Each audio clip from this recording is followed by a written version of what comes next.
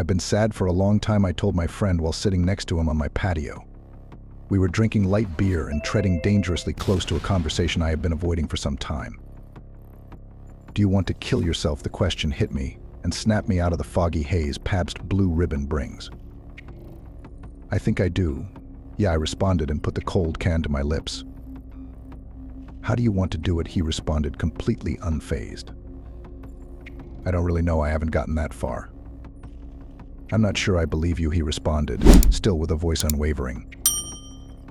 I've always thought about the feeling of falling, I said, lowering my voice. So you want to jump off something?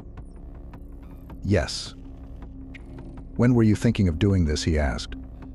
Probably after you leave, I said. Well, I guess I'm not leaving. Then he walked to the cooler and cracked open a beer. The dark was gaining on us, and a kickback night turned into an emotional one.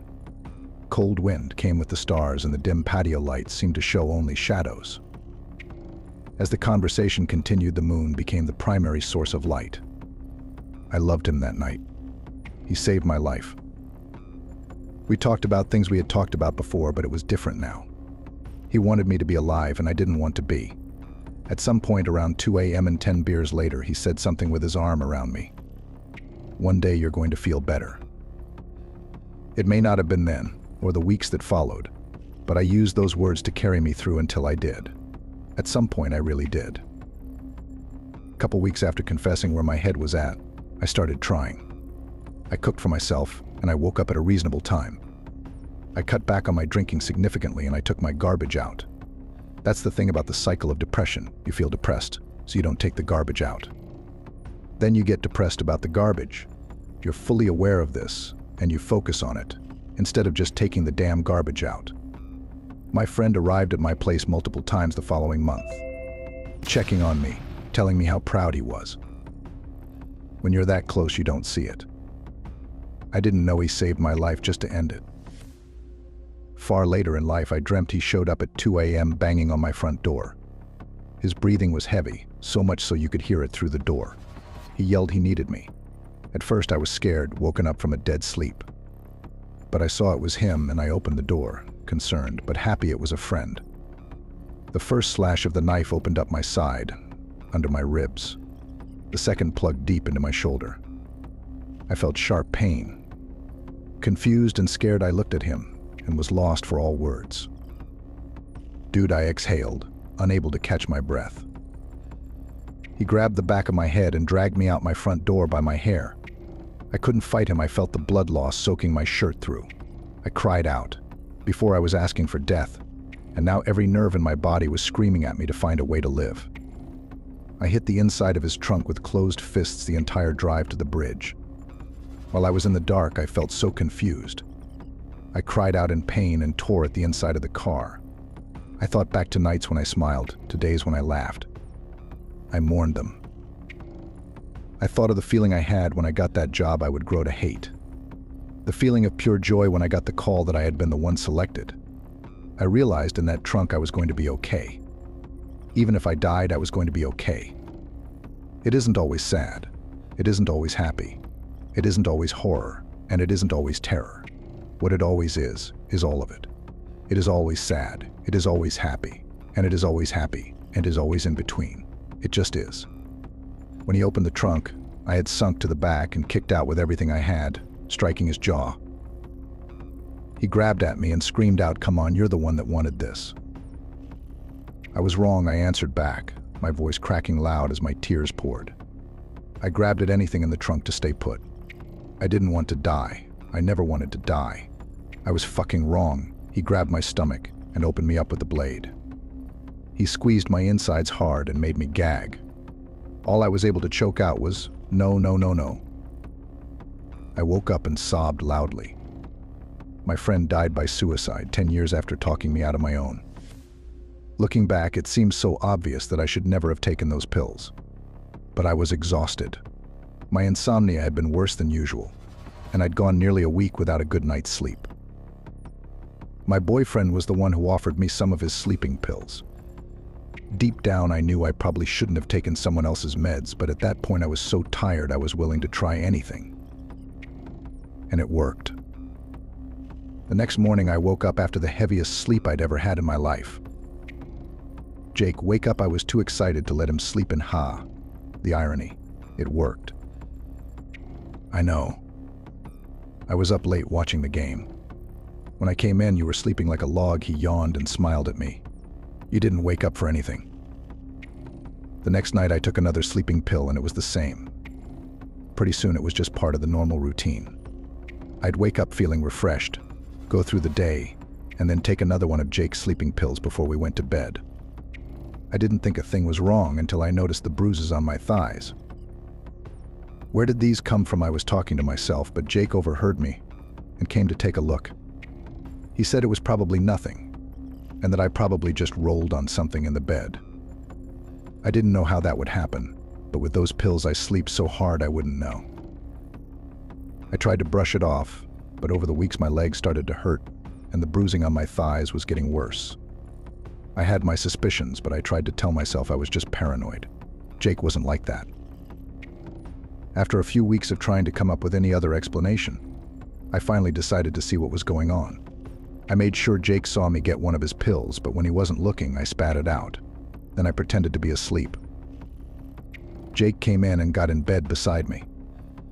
For a minute, I thought my fears were unfounded. Maybe I was just clumsy. Maybe there really was nothing to worry about, just like he said.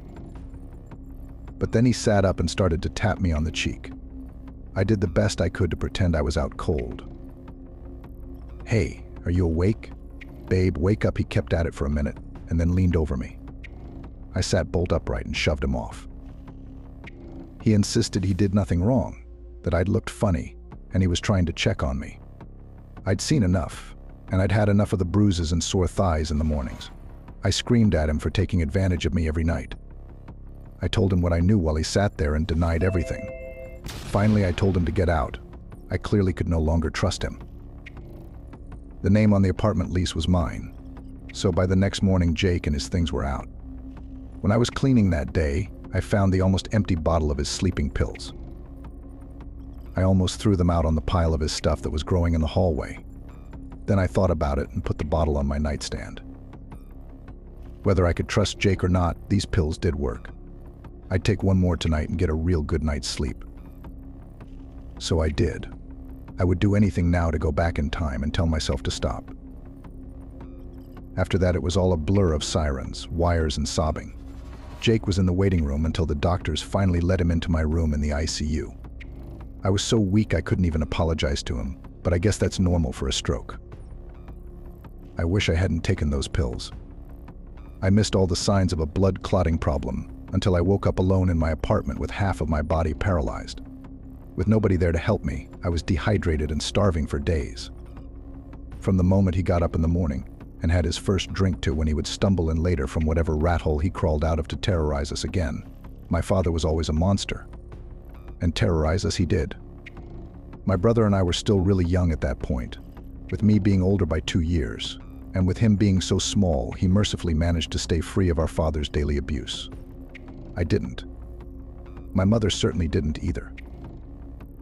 I still remember how particularly cold it was that December, looking out the window as the snow came down in thick clumps whipped by the gusting wind, and hoping with everything inside me that he would just pass out in it somewhere and disappear, smothered to eventually be forgotten forever. I heard him come in through the front door instead, throwing it open, his speech garbled and manic. I heard him smack my mother across the face, and when I came into the hallway crying, he did the same to me too. I was only 7 years old. It was Christmas Eve that night, and I lay awake less concerned with any idea of Santa Claus and what he might bring me than with the commotion going on downstairs. It lasted for about an hour, far longer than the usual easy submission he would take from her, and after that, silence. I could hear my mother cry no longer. Eventually, I managed to fall into a dreamless sleep. When I woke up, my dad was standing in the open doorway, watching me. He had a strange look in his eyes, stranger than usual. Scary. It scares me to think about it still, all this time later. He told me to come downstairs and open my presents, and I noticed that he was holding my little brother's hand, who seemed as though he had just woken up too. My heart began to race, but without thinking, I climbed out of bed in my pajamas and followed them both down. As I went, slowly behind my dad, he began to explain in this low murmur about how my mother had basically ruined Christmas and that she was still super wasted from last night. But he said that we shouldn't worry because he got us lots of presents and that he had made everything okay again. It wasn't until much later that I would learn that he had started to abuse crystal meth around that time. My brother complained that he was hungry, but Dad wouldn't let us go into the kitchen to eat, insisting that the presents just couldn't wait. So we followed him into the living room. There she sat, upright on the couch with her neck against the rest behind her so that her face looked up to the ceiling. Her face was covered with a rag which seemed to be wet with something, although I'm still unsure. I asked my dad if she was okay, and he told me that my mother was fine, and that she was just learning her lesson for being an idiot, and that we should just ignore her. Being children, we did what we were told, and had fun opening up our dollar store presents and the horrible knitted sweaters our grandma, who wasn't allowed to come over, would send for us. When we were done, Dad made us clean up the wrapping paper. Then he put our parkas and boots on over our pajamas and sent us outside into the thankfully calm snow-filled day outside, still hungry. We were still out there in the yard building our snowman when the first police car rolled up. The officer told us to get in the back, and that was the last time either of us ever saw that house, our mother, or that man ever again. He had killed her, then himself after he had sent us out to play shortly after he had called the police and told them what he'd done. I still find myself replaying that morning and the night before over and over again in my mind. So much in fact that I can run through almost every detail of it in a matter of seconds.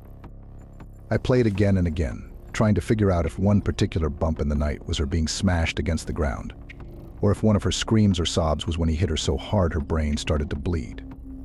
But mostly I can't help but obsess over why he didn't kill us too. Why he posed her like that, on the couch, so that we wouldn't know that she was dead just feet away from us. It hurts me so much to think that if that night had been the night I had finally been brave enough to try and sneak downstairs to the phone and call for help, that my mother might still be here, but my psychiatrist says I can't think that way. It's hard not to, though. It's hard not to blame myself for what happened. Hazel, like I have a few stories from where I used to live. This is one of them. I used to live in a rot neighborhood with my family. It was filled with junkies and wasn't overall very safe. I've lived in this neighborhood my whole life, basically until recently when I moved.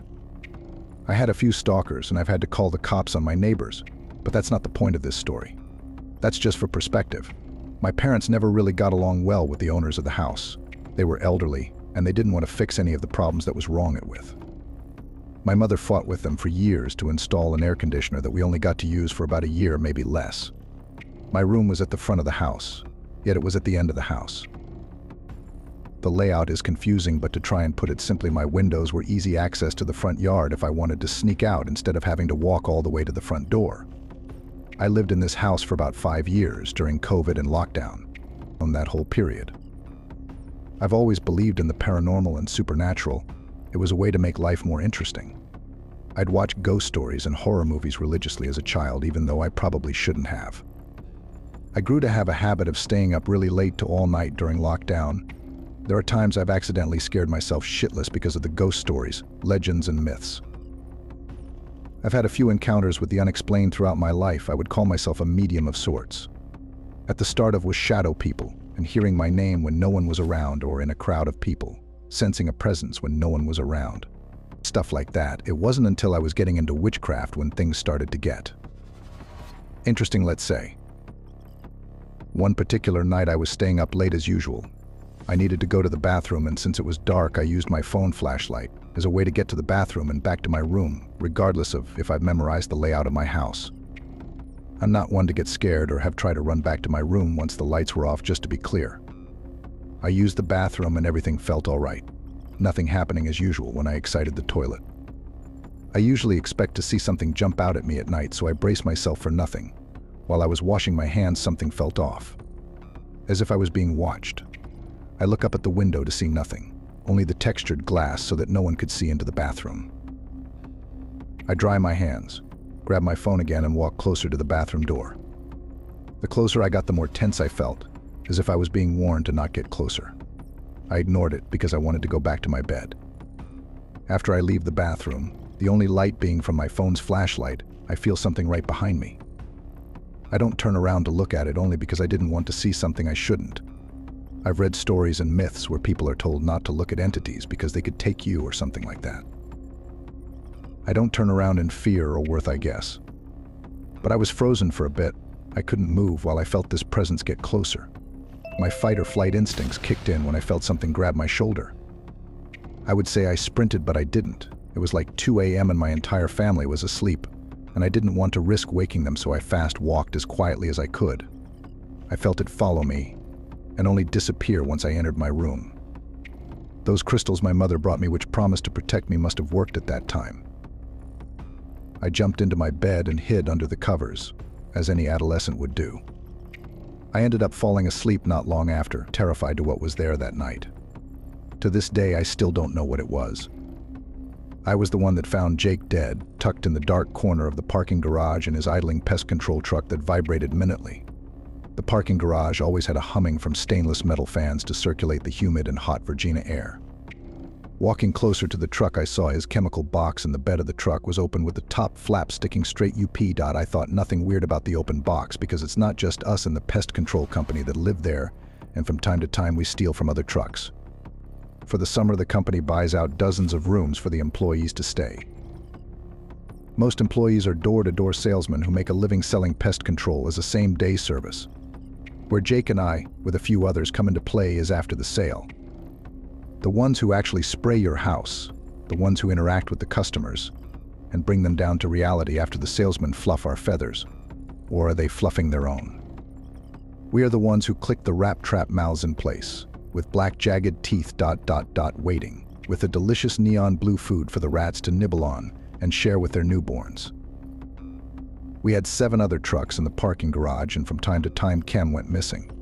Sometimes us technicians didn't want to wake up early and drive 30 minutes to the office to pick up materials. Truckers were closer, much closer. I'd be lying to you if I didn't steal a DeWeber every now and then off a truck, but I always made no trace of the thievery. I can't speak for everyone though. So when that lid was pointing up to the rusty pipes and concrete ceiling above, I wasn't surprised. Hell, I might have had a smirk on my face. With the swing of my arm, I slapped the box closed. A whiff of chemicals spewed out and hit my nose, which gave me a feeling of a stinging sneeze that never comes. I gave the window a knock to see if he would turn around. Silence. I got closer to see if he was glued to his phone and didn't hear me or didn't bother looking. I put my hands up on the window and smushed my eyebrows against my index fingers to get a better look. I saw the seat was fully reclined back, him laying there ... still as a morning lake. I knocked on the smaller back half door. Tap, tap, tap. No movement. It was too dark to see, so I dug my hand in my pocket to get my phone light out and put it flush to the back oval airplane-shaped window. That's when I saw this face, his face skin a purplish hue, and pulled taut by swelling, eyes adrift and red which were bulging out like they wanted to leave, jaw open with dark fluid sitting in his mouth, escaping on the sides.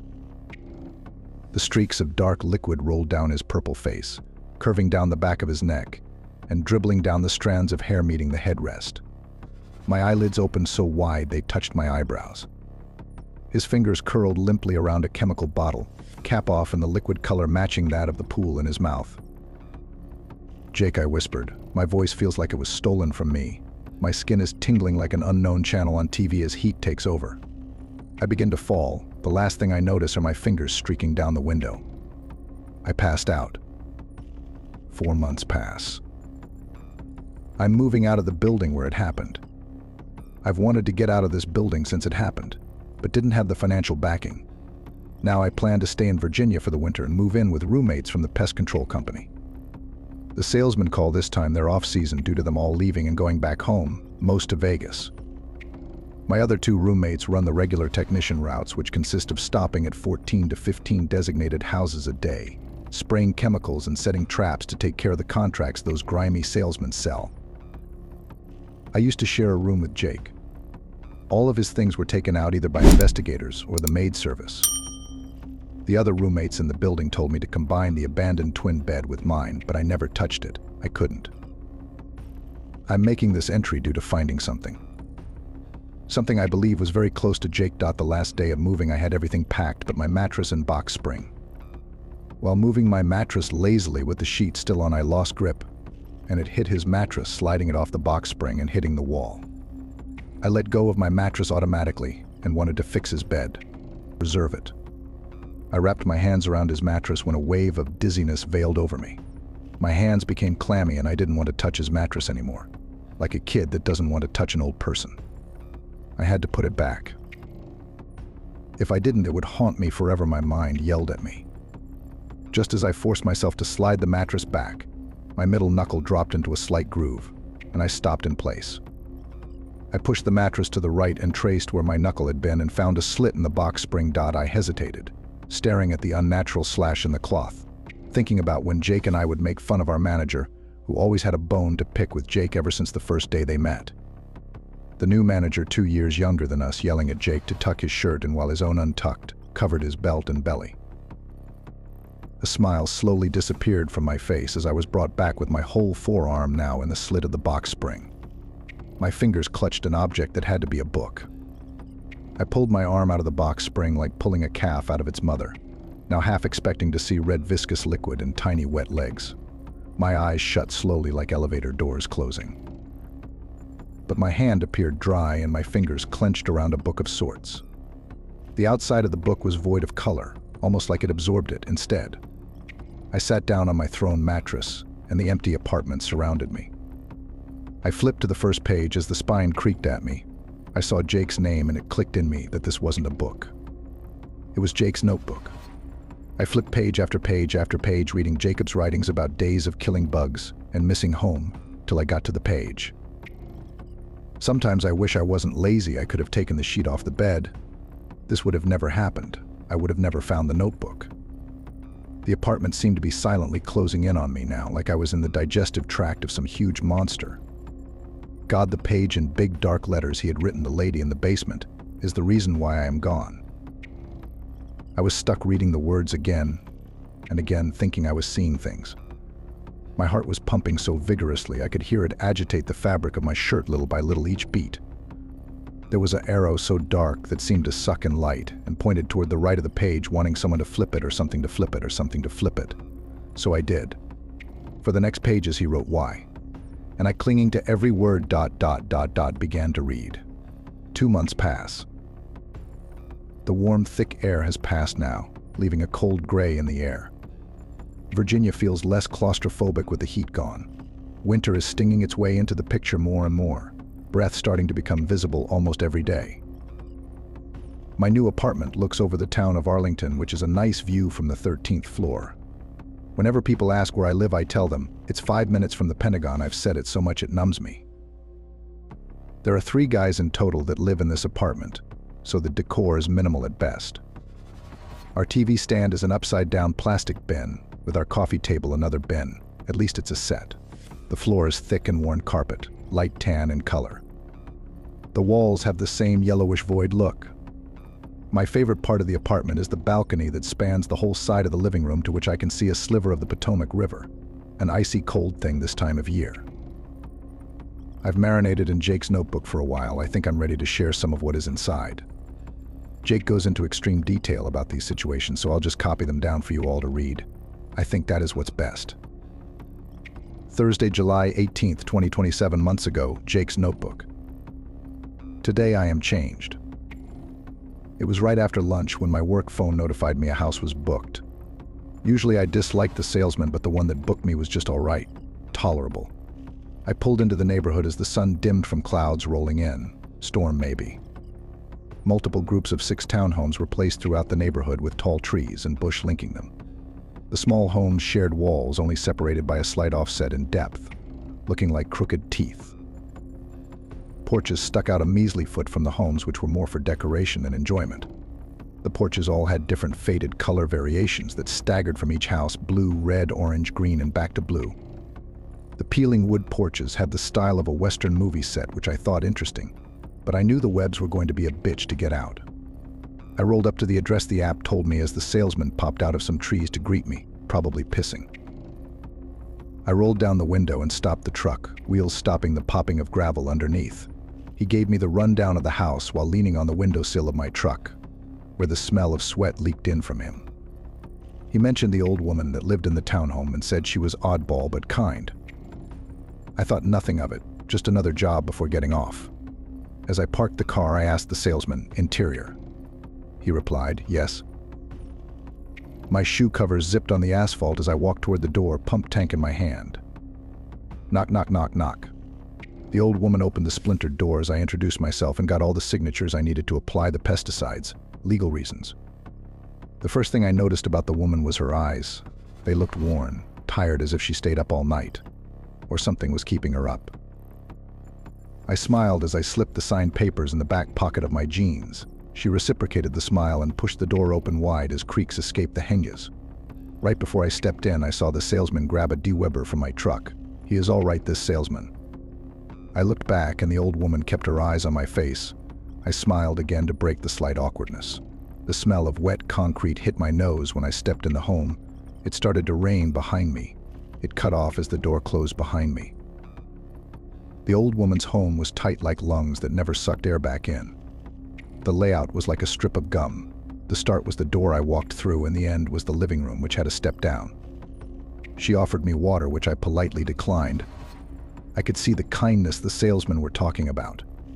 The home was filled with random knickknacks, but wasn't messy, organized chaos. I asked her the routine questions about bugs, like where she was seeing them, to which she replied, "Almost everywhere." Thank God this was a small home. I started to spray in the kitchen around the sides of the refrigerator and the baseboards, and the woman followed me almost attached to the hip, or like an obedient dog. I didn't think it weird. She kept conversation and genuinely looked fascinated about where I sprayed while listening to my little tips I replayed from the back of my mind of how to keep bugs away. We rounded the kitchen and stepped down into the living room, where carpet matched my boot covers with peppered static zaps. I sprayed the sliding back door, focusing on the bottom track where bug highways usually gravitated. Then I traced the baseboards around the living room, avoiding wires powering lamps and televisions. I heard quick stomps coming down the stairs, to which I gave a glance of curiosity to the bottom of the staircase and temporarily lifted my hand off the spray trigger. A child rounded the corner and ran to the old woman, yelling. Grandma must have woken up from a nap or something. The child then looked up at me and asked who I was, and she explained in young terms, "He is here to make the bugs go away." I smiled at that to reaffirm the old woman's version of me she gave. I was a version who told the bugs to go away, not kill them by the thousands. I liked that version of myself. I had finished treating the main floor and now followed the old woman and child up the stairs, her veiny hands scratching her grandson's head. I went through every room, closet, bathroom, and windowsill, spraying, with the old woman still following me everywhere I went, pointing out the hot spots, her close presence becoming normal, almost warming as she reminded me of my grandmother. The child seemed just as interested as his grandmother about how I spray, and I thought it wholesome. After this, things took a dark, sinister turn. My job was now finished. We were all on the main floor, and I began to reach for the front door and tell her we would finish the outside service now, when she for the first time broke her distance from me.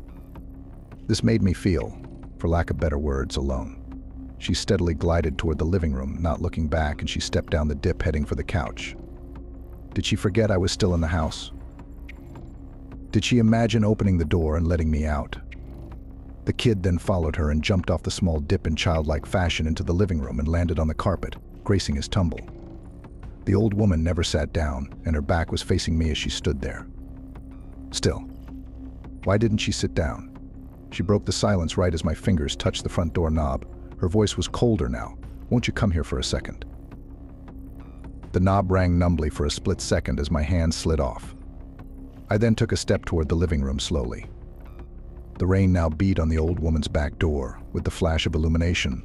Lightning struck close, then thought of the salesman with the metal DeWeber pole. That combination like brushing teeth and orange juice. The thought was erased as the tip of my boots hung off the step to the living room. I looked at the woman's face and stepped in the living room, her wiry hair now covering some of her face with a blank stare. The kid now hugging her legs, hiding his whole body except the right side of his face, the eyeball piercing me. Her hair was delayed as she snapped her head at me.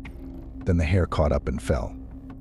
Her face then shook like when a student tries to stay awake in class. She then looked around, lost, and took a deep breath. She said, "Sorry, sometimes I get these headaches, they just take over me," as she laughed it off dryly. I told her it's fine, and I get them too. "Are you stupid, Jake?" She then raised her old saggy arm, pointing to a door. I knew what this door led to being in hundreds of townhomes with the same layout. They led to the basement. Dear, please spray the basement too, will you? Before I could answer, the kid somewhat loudly asked, "Wait, Grandma. He is going into the basement? Grandma." Why the basement? I thought of this very odd as my neck chilled to goosebumps. I stepped back up onto the wood and stopped at the tooth-white door, expecting the old lady to open it for me. She had done this the whole way through the house, opening cabinets, windows, doors, flipping on light switches for me, but here I am with the old woman standing firm in the same spot, and the kid saying the same question, starting to cry. I looked back at the door as she said, "Yes, that door. The light switch is on the left. Close the door when going down. We don't go down in the basement." My heart started to race, and my fingers and forearm twisted the knob, opening the door, replaying. "We don't go down in the basement. We don't go down in the basement. What the fuck does that mean?" I took one last look at her and saw only a part of the woman due to the kitchen wall. Sit down and grabbed something off her neck and sifting it through her hands.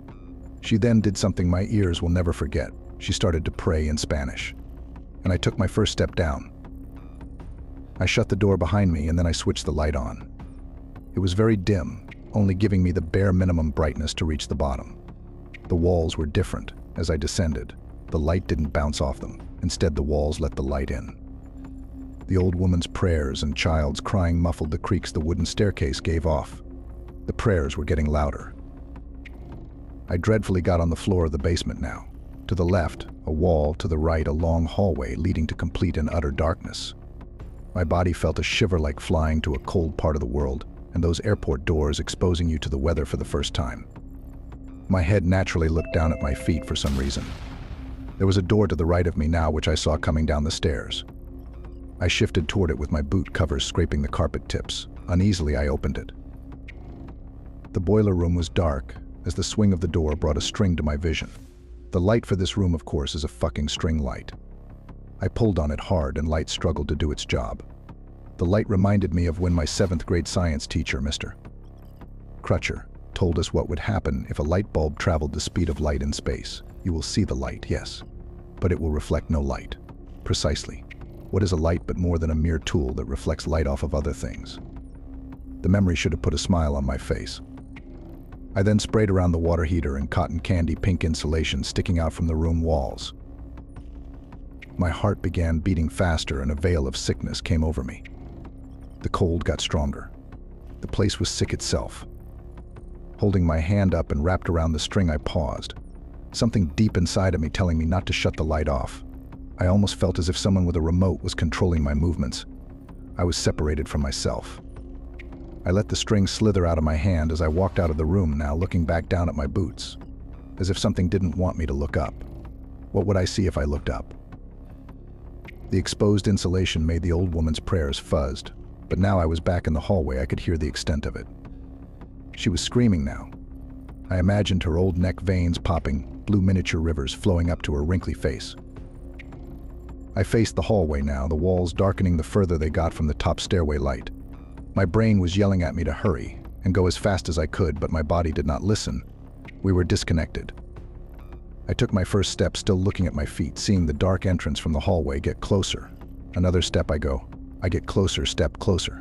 I now know the sick thing in this home is in the dark void I approach with every step. Waiting. I finally reach the end of the hallway and my body stops. The old woman's screams reach a pinnacle. The kid crying and yelling accompanies it. I am all alone. Even my brain is alone. I can do nothing.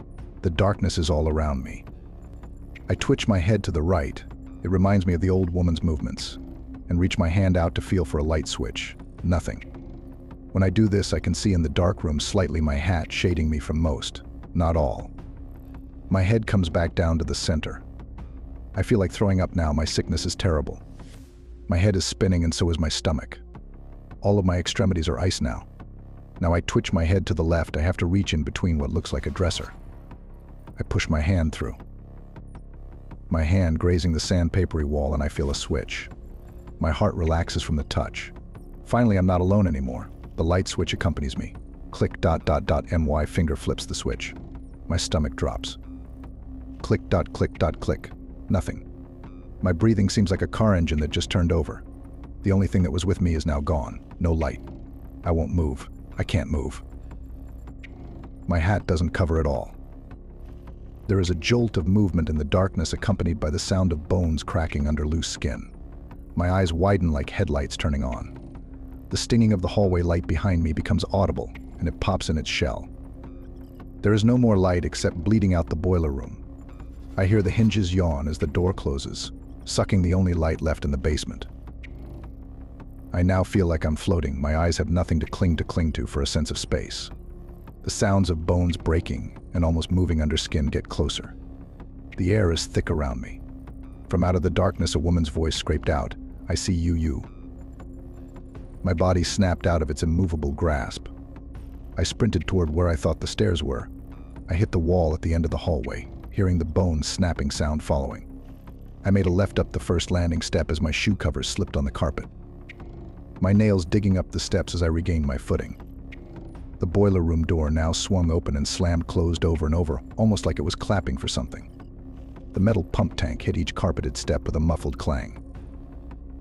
My skin was slick with sweat as my body galloped up the stairs. I saw the outline of the door come into view right as the sound behind me, to which I could only describe as elastic skin tearing away from itself, making a snapping sound. Whatever it was behind me let out a gurgled scream right before I burst through the door. Crack. The door swung open as I got ahead of it and slammed it just as fast. I held the door closed, expecting to meet a bounce or break in the wood. Nothing. I turned my head to the old woman, and she was staring at me wide-eyed, holding a rosary in her veiny hands. The kid's wet face did the same stare. The old woman's voice cracked, "You're back." I walked out of that house yelling, "I'm done," at the top of my lungs. I had nothing else to say. I was drained. The rain hit me, accompanied by the humidity, as I walked to the truck. I threw my shit in the back and hopped in the truck. I called my boss and said I got sick and I needed the rest of the day off. I sit here now in the high rise writing this. The rain is drumming against the windows. The dark clouds color everything in a shade of gray. I needed to get this out. I can't tell anyone. They wouldn't believe me. So I write like I've always done. End of entry. I closed the notebook, unable to read on to the next entry. I sat at my desk with no words to say. I need a break. I got up and poured a heavy glass of whiskey and touched my lips with the glass. Smooth, warm liquid ran down my throat. I need time to process this. I'm sure you all do too. I will upload more of Jake's entries when I have the time. Thank you all for reading. For a year, when I was 23, I lived in a haunted apartment. It was actually confirmed by the landlord that it was haunted when I was signing the lease. But I didn't actually believe her, because I didn't believe in ghosts until this turning point in my life. LOL.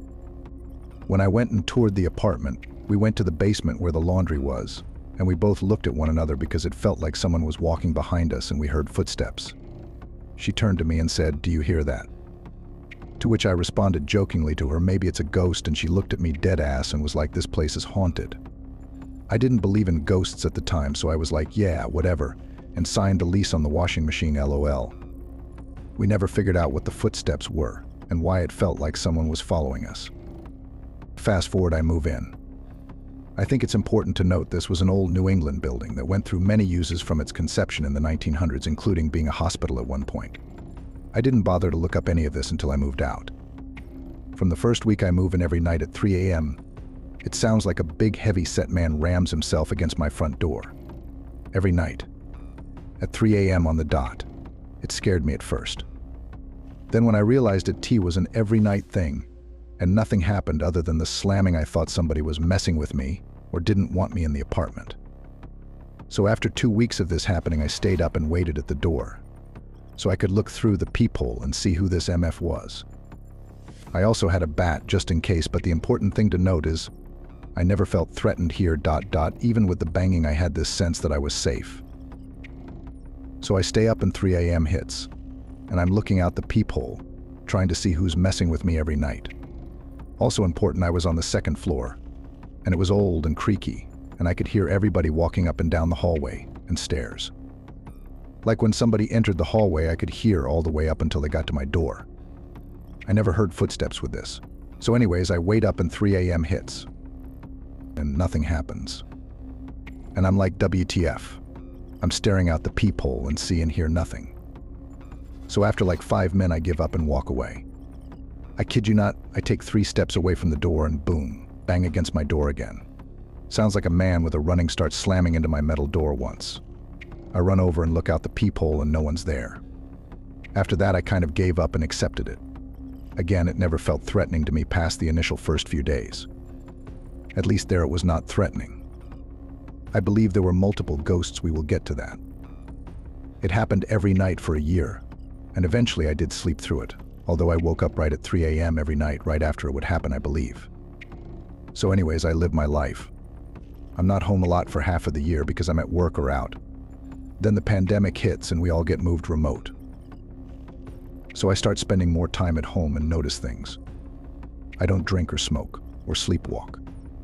Some nights I would go to bed and I would wake up and all the doors and drawers of the kitchen cabinets would be wide open. I definitely never did that, and I barely cooked at the time, so never was in the kitchen.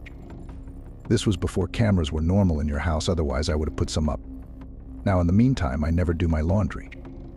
Because when I go down to the basement I feel scared. Like very scared. Not like when I'm up in my apartment and feel indifferent. I could never do my laundry because it felt so wrong to put my back to the door to load clothes, and I felt like someone was watching me and about to come up and touch my back. I honestly believe I had a vision where I looked at the door quickly and saw a sickly-looking blonde man in the doorway in overalls who was gone when I looked away. This was where I signed the lease at the beginning, remember? Not to mention you had to walk through the boiler room and empty bike room in the basement with old bikes to get to the laundry room. And I swore sometimes when I would walk through the bikes in the basement I would see old flat tires spinning ... Anyways, I barely go down there because I can't stand it and feel faint. And ended up stopping going at all and just doing my laundry at my parents' house 30 minutes away because of the feeling, but also one time I went down and everyone's wet laundry was strewn all over the floor with all the washers thrown wide open.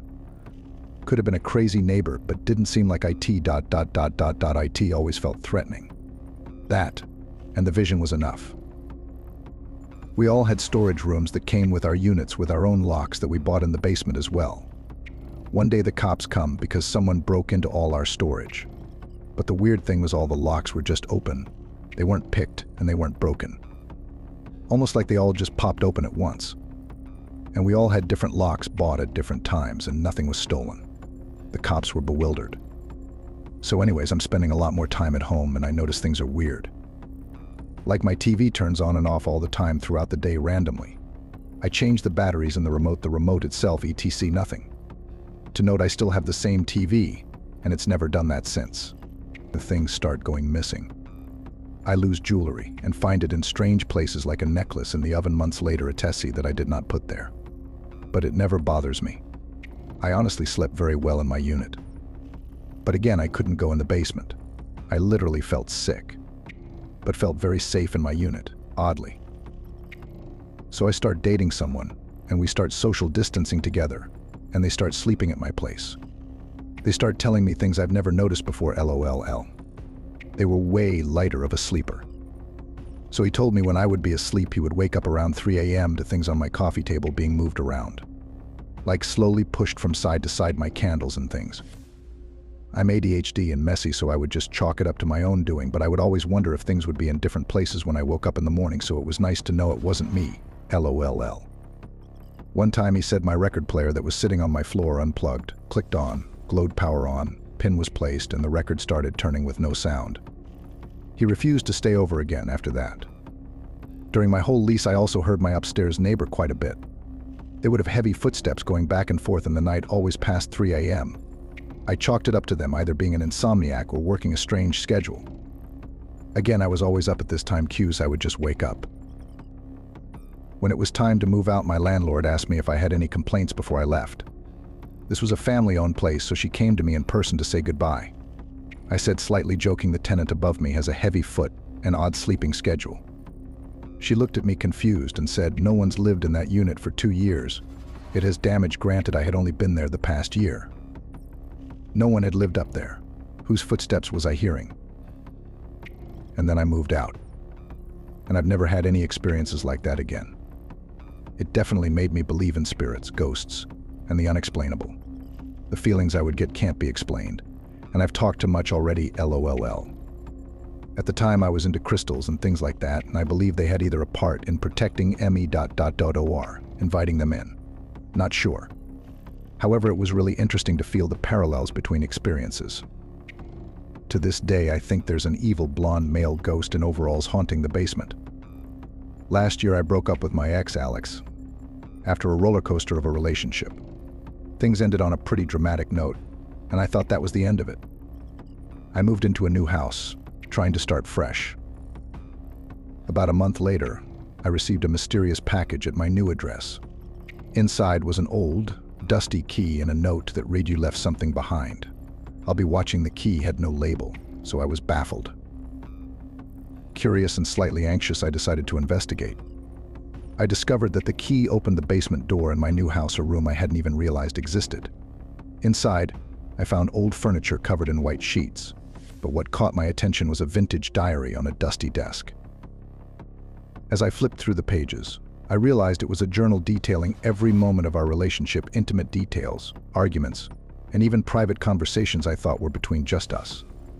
The final entry read, "The real surprise is yet to come." A week later, my phone started receiving strange, anonymous texts about the house. They included photos of me inside my home, taken from various angles. It felt like someone was stalking me, but I had no idea who or why. The final straw came when I came home to find my living room filled with candles and a large, handwritten note on the wall that said, "You can't escape me." I was terrified and called the police. Turns out Alex had somehow tracked me down and orchestrated the whole thing to make me think my new home was haunted. He wanted to scare me into coming back. The police couldn't do much, but I eventually moved again, and Alex disappeared from my life, hopefully for good. But to this day, every time I hear about someone moving into a new house, I can't help but wonder if there's a hidden diary or a mysterious key waiting for them. When I was 7 or 8 years old, my brothers and I, along with some other kids from the neighborhood, were playing hide and seek. It was my turn to seek, so I had to go inside the house to cover my eyes and count to 100. Nobody could see me in there while they were hiding, so I decided to cheat. I went upstairs and started looking out windows to see where everyone was hiding. When I got into my older brother's room to look out the window, I had just got done counting to 100, so I had to get back downstairs fast. I looked out the window really quick and then turned around to head out. Before I had taken 2 steps, the bedroom door slammed shut, which startled me more than anything. But then I felt compelled to look at the attic door that was in that room. I heard something moving in there, so I backed up as far away from the doors as I could get. That attic was already terrifying to me because of other experiences I encountered involving it. My back was now pressed against the wall farthest from the doors. I felt trapped in the room because I didn't want to go near the door that had just slammed shut by itself, which happened to be the only exit from the bedroom. I then heard a loud growl come from inside the attic. It instantly felt like my heart stopped. My chest was actually hurting. It's hard to describe that kind of feeling of sheer terror. I wanted to scream, but I was so terrified that I just couldn't. I just stood there motionless, waiting for whatever it was to get me. Fortunately, within a few seconds, my brother opened the door and started yelling at me for being in his room. I ran right past him and straight outside. I didn't tell anyone about what had happened. They wouldn't have believed me anyway. That was the first time I heard that growl in that house, but not the last. A year or so later, I was in the upstairs bathroom and heard a growl again, which terrified me and caused me to stop what I was doing and get downstairs. This time, however, I heard the growl a second time as I was quickly making my way back downstairs. It was coming from inside my parents' bedroom, so I stopped and looked in there. I saw my dad was in the bed asleep, and a feeling of relief instantly came over me, realizing that I wasn't alone up there. When the growl happened again, I knew immediately that it was my dad snoring. I felt so relieved and kind of silly for being scared in the first place. I even wondered if that's what I had heard that first time coming from the attic. But there was still no explanation for the door slamming shut by itself. Some years later, I went into the bathroom upstairs without any fear. It had been a while since I had experienced anything, so I was no longer terrified to go upstairs by myself. While I was doing my business, I heard the growl again. I was a little scared, but I knew it was probably just Dad in his bed snoring again, so I finished my business and started walking to the stairs. Just to confirm it was him, I looked into his bedroom on my way down. He wasn't there. I was alone upstairs. That feeling of sheer terror came over me instantly again, and I ran downstairs. Fortunately, we moved out of that house not long after that. "I'm coming for you, Edward AHHH. I awoke to the sounds of my screams and my alarm going off, heart pounding in my chest, hands shaking uncontrollably. "He knows my name," I said aloud, not realizing it. "How does he know my name?" No, I'm being ridiculous. I know my name, that's why he said it, cause I know my name, even in my sleep. Are you sure? Of course I'm sure. What kind of a question is that? Who the hell forgets their own damn name? How can you be sure he doesn't? How could he know my name? That's absurd. Is it any more absurd than you knowing Thomas's name? Damn, he has a point. Who has a point, sir? Are you okay? I blinked my eyes and realized I was standing outside. How the hell did I get here? How much time went by? Wasn't I just in B, sir? Oh yes, I'm fine. Sorry, just thinking aloud. Hey, have a nice day. I walked away confused. I could have sworn I was just in bed. How did so much time go by? Why is this happening? Damn you, Thomas, this is cause of you. If I never would have seen you, none of this would be happening. Is it really him, though? Oh no, not you again. I've heard enough of your nonsense. What are you talking about? I haven't said one deceitful thing to you, no. You're just filling my head with paranoia, and I don't want to hear any more from you. You're doing it again. Doing what you know what. Don't play your damn mind games with me. Just spit it out. What the hell are you talking about? I was back in my bed, but how did I get back here? And it's night now. How? What is going on? I need some air. I got out of bed, and my door is locked. I never lock my bedroom door. Where's the lock? How can it be locked from the outside? Where is the handle, for that matter? Calm down. Get a hold of yourself. You're dreaming, that's all. You'll wake up soon. One of the alarms has to go off soon. Are you sure about that, size? Yes, I'm sure. They go off every night. Ha ha ha. Now, I know you're just trying to mess with me, am I? How sure are you about that? About what? Everything. When's the last time your alarm went off? Aha, now I got you. It went off just this morning. Or yesterday. What time is it anyway? Where's my clock? You took it. You had to. Now, why do you think I would have done something like that to mess with my me? You've been trying to get inside my head all day. No, I've been trying to help you, Jerfig DF. I laid down and fell back asleep. What was that last thing he said before I laid down, though? His voice became so muffled. Who was he anyway? Come to think of it, where was he even I was talking to? Someone, but I never actually saw anyone near me. It was dark in the room, but what about earlier in the day when the sun was out? I'm losing my damn mind. I can't even remember the last time I had a good night of sleep without all the nightmares. Without the alarms waking me up throughout the night, without seeing Thomas. I woke up and no screaming, no shaking, no panic or sweating, no alarm. Where was my alarm? Where am I? This isn't my room. No, it isn't. I recognize that voice. But it can't be. Turn around. I was frozen in fear. I couldn't move. How did he find me and where did he bring me? Turn around. I slowly turned to face. It can't, but what? Who are you? Don't you recognize me? What little bit of sanity I still had left I was struggling to hold on to. I was staring at me. How is this? No, how are you possible? What do you mean? I'm you. You're me. You're me. We're the same. No, you're a murderer. A monster. What did you forget so soon? Here, let me help you remember. He lunged at me. I shut my eyes and threw my hands out in defense, but when I opened them, I was driving. What's going on? I shouted, but there was no one but me in the car. Where am I? I wanted to pull over, but it was like I was stuck on autopilot. I don't feel like I'm dreaming, more like a memory. I kept driving and saw Thomas walking down the street alone. I began to slow down. I felt like a car just hit me. No speed up, damn it, keep going. I stopped a little way away from him. There was a bat on the floor next to me. I grabbed it and exited the car. Why can't I stop this? Please, I don't want to do this. But there was nothing I could do. My thoughts were mine, but I couldn't control my body. I slowly crept up behind him. I got within an arm length of him, and he turned around. Just then I swung my bat at his head, and it connected with his temple. He fell down with such force I thought he was dead, if not from the hit, then from the fall. I picked him up, put him over my shoulder, and carried him to the car and threw him in the back seat. Why is this happening? Please, just make this stop. I was becoming hysterical now, much like Thomas was that night. Please get me out of here, please. I don't want to see anymore. Before I knew it, I was pulling up to an empty parking lot in an abandoned hotel and pulling Thomas out from the back seat and rope from my trunk. I kicked the door to a room down and tied him to a chair. Thomas awoke and We went through the nightmare I've had dozens of times before. Only this time when the lighter was struck, I was staring at Thomas. His eyes were bloodshot from crying. His face had tear stains down his cheeks. What have I done? What am I doing? Why did I do this? As I thought this to myself, it's almost as if I answered not Thomas but my own question. So you want a motive, is that it? Okir. I heard myself saying the next part not as a memory but as man seeing his evil for the first time. I'm crazy. I'm evil. Everything froze, then I could move freely again, but I just sat there staring at Thomas as he wept. Jeffrey. I blinked tears from eyes and was in a padded room. Jeffrey, are you with us? Who are you? I'm Dr. Gordon Jeffrey.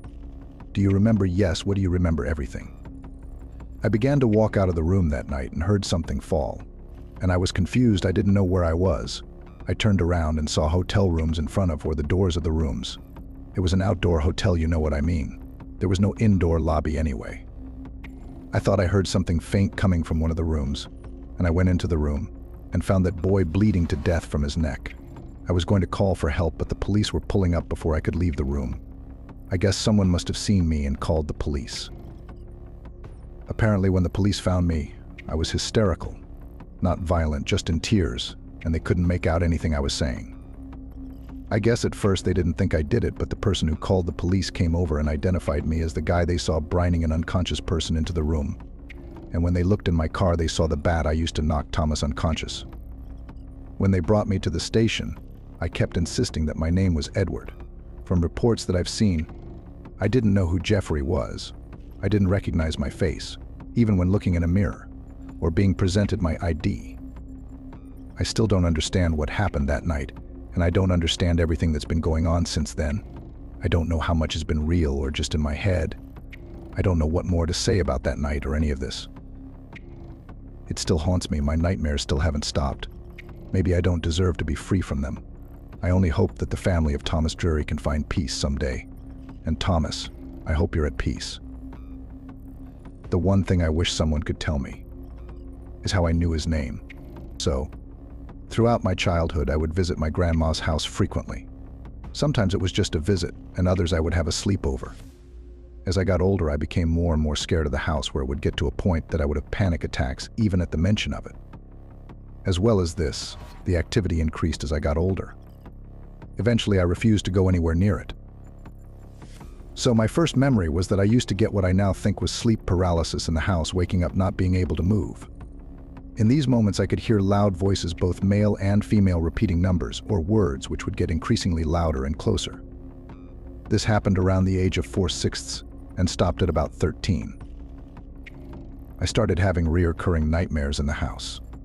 This would always be relatively the same dream and theme. It was pitch black and I was stood in the house, and someone would appear out of nowhere and chase me, trying to HRT me. This only stopped within the last 2 years. It traumatized me that much. It would always feel cold and heavy in the house. I would feel cold air and see shadows out of the corner of my eye. At nighttime, when it was really quiet and I was laid in the dark afraid to go to sleep, I could hear footsteps and mumbling and bangs downstairs or on the corridor. I would be shaking with anxiety. Objects would move on their own and lights would flicker. I tried to search up the history of the house but got nothing. There was just always a heavy feeling. The house was always freezing cold. Electricals would stop working frequently and I'd always be tired. So, yeah. Welcome to the realm of horror. On our channel, you'll find the most terrifying and chilling videos that will send shivers down your spine. From eerie tales to mysterious enigmas, we delve into the darkest corners of human imagination. Are you ready to confront the unknown? Subscribe to our channel if you dare to plunge into the world of nightmares. Dad was always kind of a weird guy. Weird and strict. I always thought this was just because he was a single parent, but even that seemed to only barely cover his odd behavior. He expected the best of me, expected my chores to be done, expected the rules to be followed, and if I didn't, there was only one punishment that would do. Dad never hit me with a belt. He never spanked me with his hand. He never took my stuff or put me in timeout. No, Dad had a different sort of punishment he used. He didn't introduce the jar until I was 6, and it was revealed with a lot of serious contemplation. I remember coming home from my first day of kindergarten and finding my dad sitting in the living room, the jar on the little end table where the magazines and rick-rack usually stood. The jar may have begun life as a pickle jar. It always smelled a little of brine, and inside were beans. These were spotted pinto beans, the kind I had used on art projects and crafts since before I could remember, and I noticed they had been filled up to the brim. All in all, there were probably about 3 bags of beans in there, and a piece of Scotch tape declared it to be my jar. "Take a seat. We need to have a very serious talk," he said, and I ended up just sitting on the floor of our living room and looking up at him. He looked very serious, more serious than I had ever seen him before, and that scared me a bit. Up until now, Dad had always been this goofy guy who played pirates and astronauts and Mario Kart with me, but now he looked like a judge ready to sentence me to death if I didn't have a pretty good defense for my crime. "You are 6 now, long past knowing right from wrong. In this family, it is customary to use the bean jar to punish children. Do you see this jar?" he asked, like there was any way I could miss it. I nodded and he smiled, seeming pleased. "The bean jar symbolizes you. It is everything you are and everything you might be. So, from now on, when you are bad or insolent, or you disobey my orders, I will not yell at you or send you to your room. I won't do anything but take a bean from the bean jar." I almost laughed. Was this a game or something? Was I supposed to be scared of a jar of beans? This had to be another one of Dad's jokes.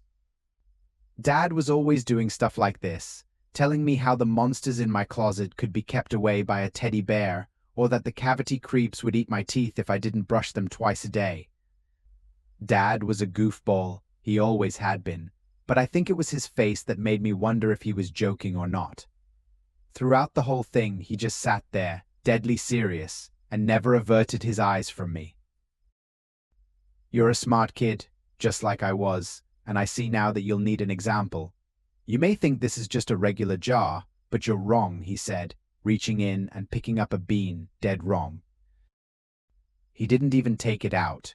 He just lifted a little, hovering it over the pile, but he didn't need to do anything else. Suddenly, miraculously, it felt like someone was touching my brain.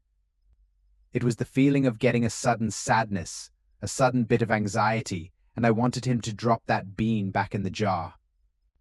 I needed to be whole. I needed all my beans, and he must have seen that on my face because he dropped it back in and I trembled as I tried to make sense of what had just happened. "I'm sorry, but you have to know what's at stake here. You're my last chance. I have to make sure that you are perfect, and the bean jar knows perfection from flaw. My own father used this method, and his father before him. The bean jar is always used until the child's 18th birthday, or until all the beans are gone." I was panting when I asked him what would happen if all the beans were gone. He looked at me without mirth, and without any sign of a joke or a goof. "You don't want to know." That's how we started with the bean jar. Dad didn't suddenly turn into an ogre or become a villain overnight. He went back to being the same guy he'd always been. We would play video games together, build with my Legos, and play pretend after school. My dad had never scared me like that before. He and I were always really close. But I remember how he would get when he had to take beans out of the jar. His face would become completely neutral, and he would walk to the jar and take out a bean before crushing it between his thumb and forefinger. The bean jar was utilized even for the most trivial of infractions. Forgot to wash my dishes? Lose a bean. Forgot to put my clothes away? Lose a bean. Stayed up too late on a school night? Lose a bean. There was no escalation either. There was never any difference between forgetting to clean up my toys or yelling at Dad because I was frustrated. It was always one bean at a time, ground to dust between his large, calloused fingers. He would look at me too with this mixture of pain and resolve once it was done, his stoicism only going so far. Those times he took a bean, however, were unbearable. It felt as if each bean were a piece of my psyche that he was turning to dust.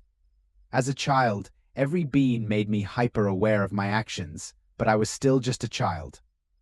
Sometimes I forgot things, sometimes I was lazy, and sometimes I thought I could sneak around and get away with not doing what I was told. I was always caught, always punished, and I always fell into a state of anxious, nervous emotions once it was done. I hated the way it felt when he crushed those beans, and I didn't want to lose another one. I didn't want to lose them so badly that I trained myself to perform the tasks expected of me without fail. 5 a.m. start the laundry. 5:20 make breakfast. 5:30 wash my dishes. 5:40 dress. 6 o'clock clean up my room. 6:30 backpack on, fully dressed, waiting by the door to leave. 3:10 get home, do homework. 4:30 clean house. 5 start dinner. 6 eat dinner when my father got home. 9 o'clock brush teeth, take a shower. 9:30 bedtime. Every day, without fail, these things were done, or I would be one bean shorter. This manifested itself as a kind of mania in me. Not only did I have to get all my chores done, but I needed to get good grades too. After a while, good wasn't good enough either. What if Dad decided that C's and B's weren't good enough? I strove for all A's, and Dad seemed happy with my efforts.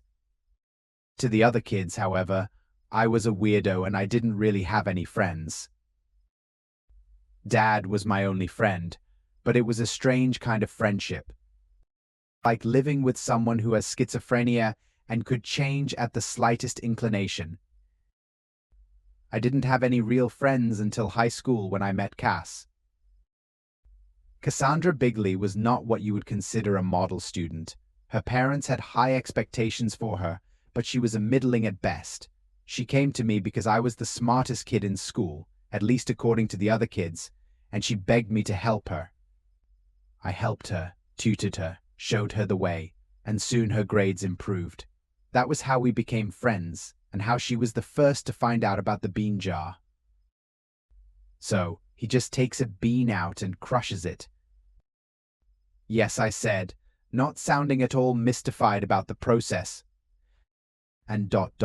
what? It means you have less beans. I thought about it. Dad had never actually told me what would happen, only that it would be terrible. When he takes out all the beans, then something awful will happen. Like what Cass asked, no dessert for a month. I don't know, but I know that when he crushes those beans, it's like a piece of my sanity is mushed. I feel crazy after he smooshes a bean. I don't like feeling that way. I don't like it at all. I started crying. I hadn't meant to. I was 16 and I never cried anymore, but Cass didn't make me feel bad about it. She just held me while I cried and eventually I stopped. It had felt good to be held. Dad hugged me, but he never really comforted me. I didn't have a mom, someone whose job seemed to be comforting me, and as Cass held me, I realized what I had been missing all these years. I had been missing a mom that I had never even known.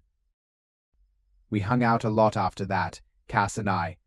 Despite our age, it never became inappropriate. She gave me something I had been missing, a friend without the threat of punishment looming over our relationship. The realization made me feel differently about my dad. He was still the lovable goofball that he had always been, but I started to see how our entire relationship hung under the shadow of that bean jar. As I pulled away, he became more sullen and more suspicious, and I saw him holding the bean jar sometimes, as if he wished to smash them. If I wasn't misbehaving, though, he couldn't.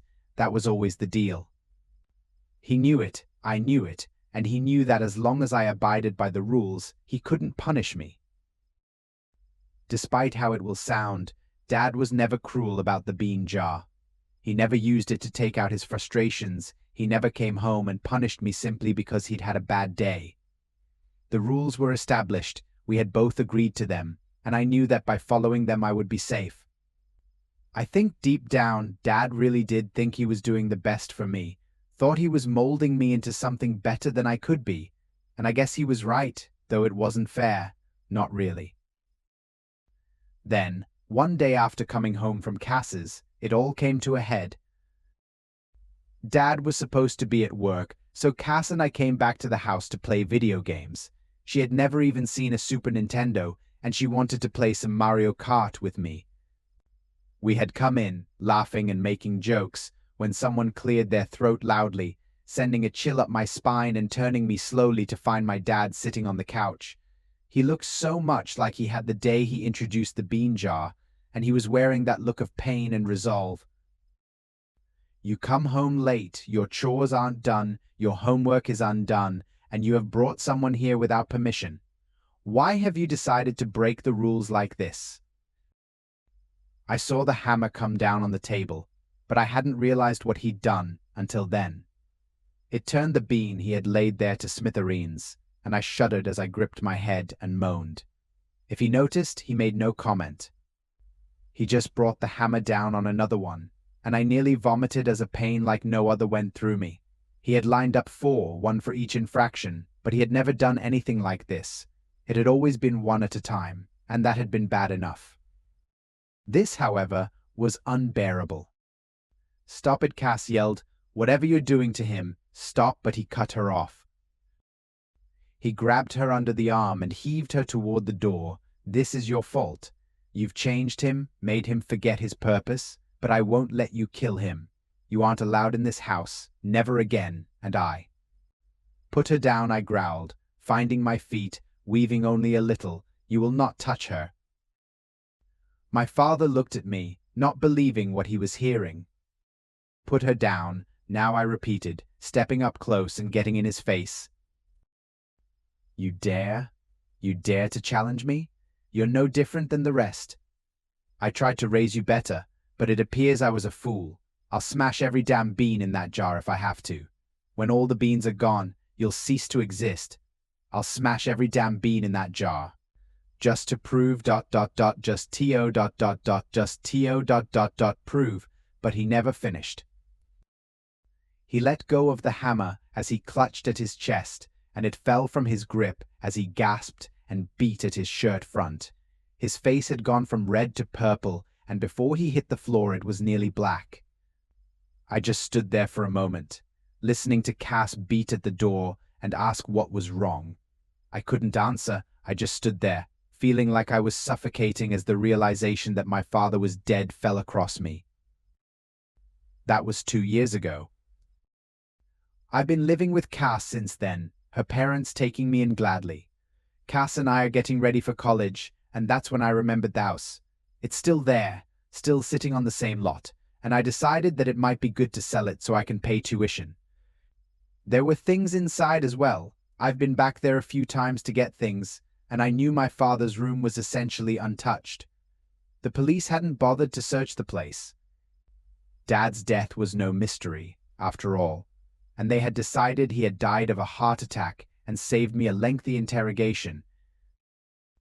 I started cleaning it out as summer began, selling what I could and donating what I couldn't.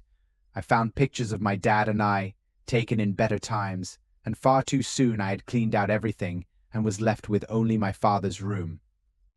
I paused at the door, almost feeling like a burglar when I thought of going in there, but finally decided this was my house now and this room was as good as mine. The room was Spartan, a bed and a dresser and a closet, but it was what I found inside it that took me by surprise. 5 jars, each of them bearing a different name. Jacob, Mark, Sylvester, Katie, and James. They were empty, the lids gone, and the taped-on names made them look exactly like mine. What the hell was this? Who were these people? I didn't know any of them, and no one but Dad and I had ever lived in the house. It had always been the 2 of us, always just. No, that couldn't be true, because my mother had once lived with us. There in the back was a 6th jar, the glass broken but the tape intact. Maggie. When the beans are gone, I heard Dad's voice echo in my head, then you cease to exist. Had the names on those jars been real people? Had I lived with them and simply didn't remember them? How could you remember people who never existed? I sat there for a long time, trying to make sense of it all, and finally decided to write Al this before it grew unclear. Apparently Dad wasn't as crazy as I might have thought, and maybe I should have been more respectful of the bean jar. It sits on the shelf in my dorm room now. I took it from the house before I sold it, and I guard it jealously. I don't know if it still works the same now that Dad is dead, but I'm not taking any chances. Okay, so this happened 2 nights ago. I awoke suddenly and saw it was 3:00 a.m. The house was super quiet, and I was by myself since my hubs was at work. I rubbed my eyes, convincing myself it was just another restless night, but as I settled back into bed, a strange feeling washed over me. And it wasn't because I binge-watched Ghost Encounters LOL. I looked around the dimly lit room. Then I heard a soft whisper, barely audible ... but distinct enough to send chills down my spine. I sat up, straining to listen. It seemed to be coming from the hallway, and I began sweating profusely. My peas were soaked.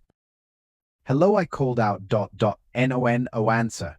I tried to convince myself it was just my imagination, but curiosity tugged at me since I was alone. I put my legs over the side of the bed and stood up, but still under the comforter. As I crept down the hallway, the whisper grew clearer, and I noticed a light down the hall toward the living room. My heart raced, and I literally thought I was going to have a heart attack. I had to breathe because my mouth was turning into cotton mouth. I turned the corner. In the darkness of the corner by the lamp stood a dark shadow figure. Sweat began dripping off my arm, down my back. Even my hair was wet. I could barely breathe, frozen in place. The whispers were barely noticeable, but it seemed to say, "Help me." I was so scared I was frozen and drenched in sweat. It suddenly moved toward my nanny's old mirror hanging on the wall. My heart pounded in my chest, and I stumbled back, falling backwards into the hallway onto the floor. My comforter stuck and intertwined between my legs, my arms unable to move and my knees numb. I crawled back to my room so fast I have bruises all over my knees and shins. I don't think I ever moved that fast. I jumped back into my bed under the covers, and unable to get the courage to change out of my wet clothing, I stayed under the covers until daylight and called out of work because of the lost sleep. I don't know what to do. This is the first paranormal encounter at my house, and I had to share this one. We just moved into this house 1 month ago. Any suggestions? I'm literally terrified to the core. I'm also going to see about putting up some cameras. I am 21 years old and moved to Maine from the Keys when I was 5 years old and lived in the same old farmhouse since. I believe it is haunted, but also that I could just be insane. Am I insane? It was a big jump, to say the least. Not only were we 30 minutes from the ocean, which was much different from living on the shore, but the house was extremely old, too. Maine is a very cute state. Anyone who has seen it knows that it has a very quaint, peaceful awe to it. Much of its land, including its buildings, are old and or historic. Life feels very slow and calm here, hence why it is called Vacationland. But residents of Maine know its nature to be somewhat different. Maine, as well as all of New England for that matter, has a very strange feeling to it. As if someone is watching from the woods. Because it looks cute and quaint, it almost feels scarier because it does not visually pose any immediate threat, but it's alluring, cold, and eerie at many times. I remember arriving to the house for the very first time. It was beautiful on the outside, tucked into large, bushy trees and pine with a river behind it. The property was huge, filled with rolling hills and trails that followed through tall pine. It was summer when we moved, and I remember believing the place was magical and that it might have had fairies. Mom and I walked around exploring the property while Dad started taking things inside. The river was beautiful and wrapped around 3/4 of the property's line. The woods were dense with clear trails, surrounded by pine, birch, maple, honeysuckle, goldenrod, Queen Anne's twisting ferns, and other wildflowers. My mother noticed a less visible trail that went across a small runoff from the river. We jumped over and climbed up a steep hill to see beyond it a waterfall and a very old stone foundation. I asked what it was, and she told me it must be a mill. At the time, I did not know what a mill was. She explained that our house, and that this was somewhat common for Maine. We trekked down to it, and it was beautiful. We discovered many things buried in the water and surrounding woods, pottery shards, bottles, and 2 coins. We later brought them to our town's historical society, and they told us that the original property was built in 1779 with a mill. The original property, other than the barn that still stands, was lost in a fire, and the family moved. In 1891, A new house was built connecting to the barn, which is the home we live in now. It was a really cool discovery and is what got me into studying history, which is now my major in college. Then we went inside. It felt nowhere near as magical as outside.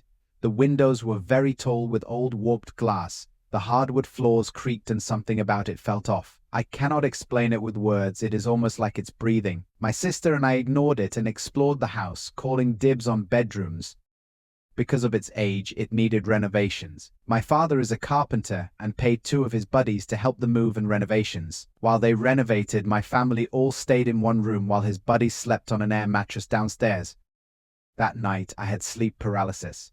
For context, I had never had trouble sleeping before and had never had sleep paralysis. That night was my very first experience with it. I dreamt that there were spiders crawling over me and that I could not move. There was also a hand inside my mattress reaching up and trying to pull me in. I woke up in a terror. My parents wrote it off as stress caused by the move.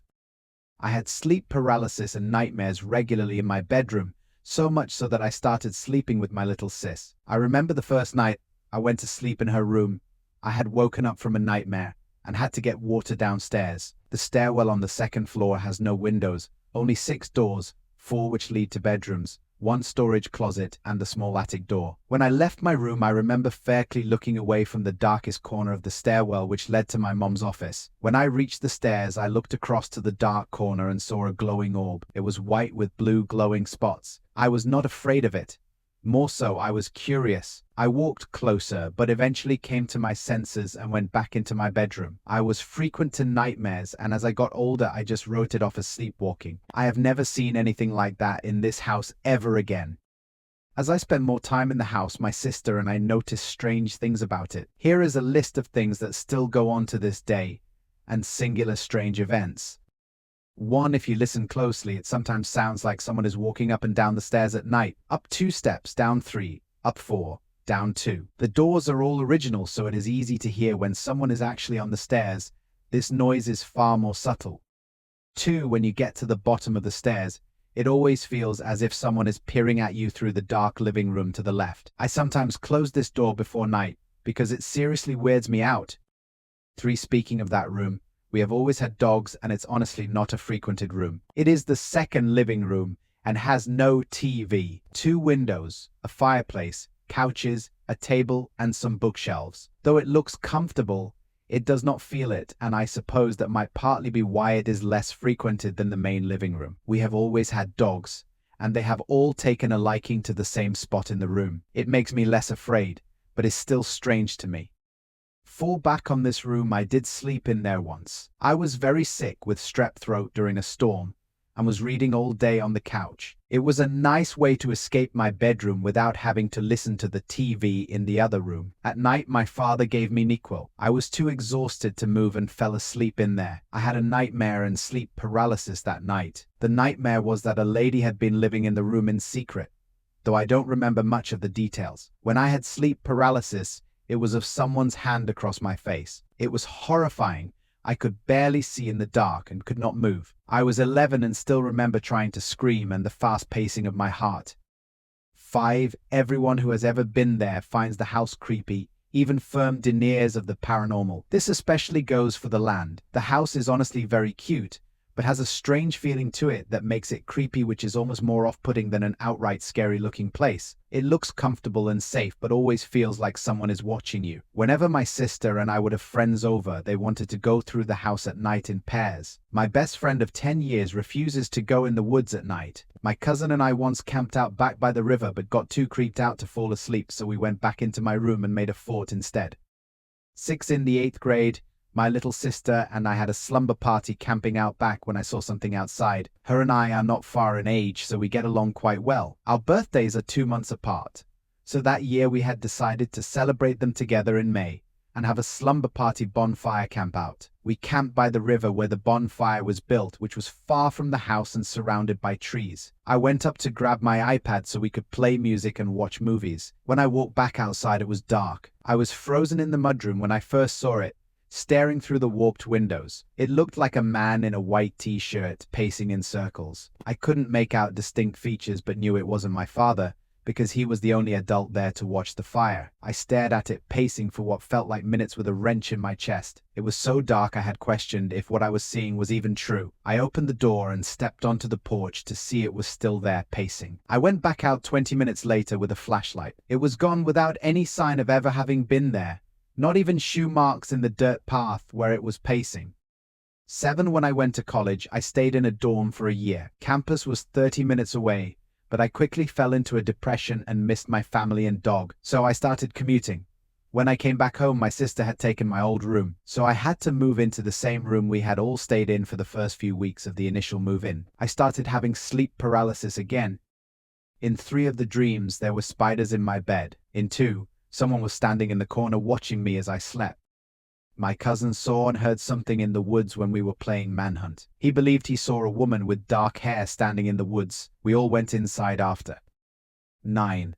I recently had my cousin over. I hadn't seen her in years due to her moving further down east. We had some wine and talked about all the times we had found the place to be creepy. As we were slightly creeped out, I told her about the dream when I was sick, and she went dead silent and got pale. I asked what was wrong, and she confessed to having a very similar dream when she was a kid. I don't know if she is lying, but her reactions seemed genuine, and she was never the type to lie. 10.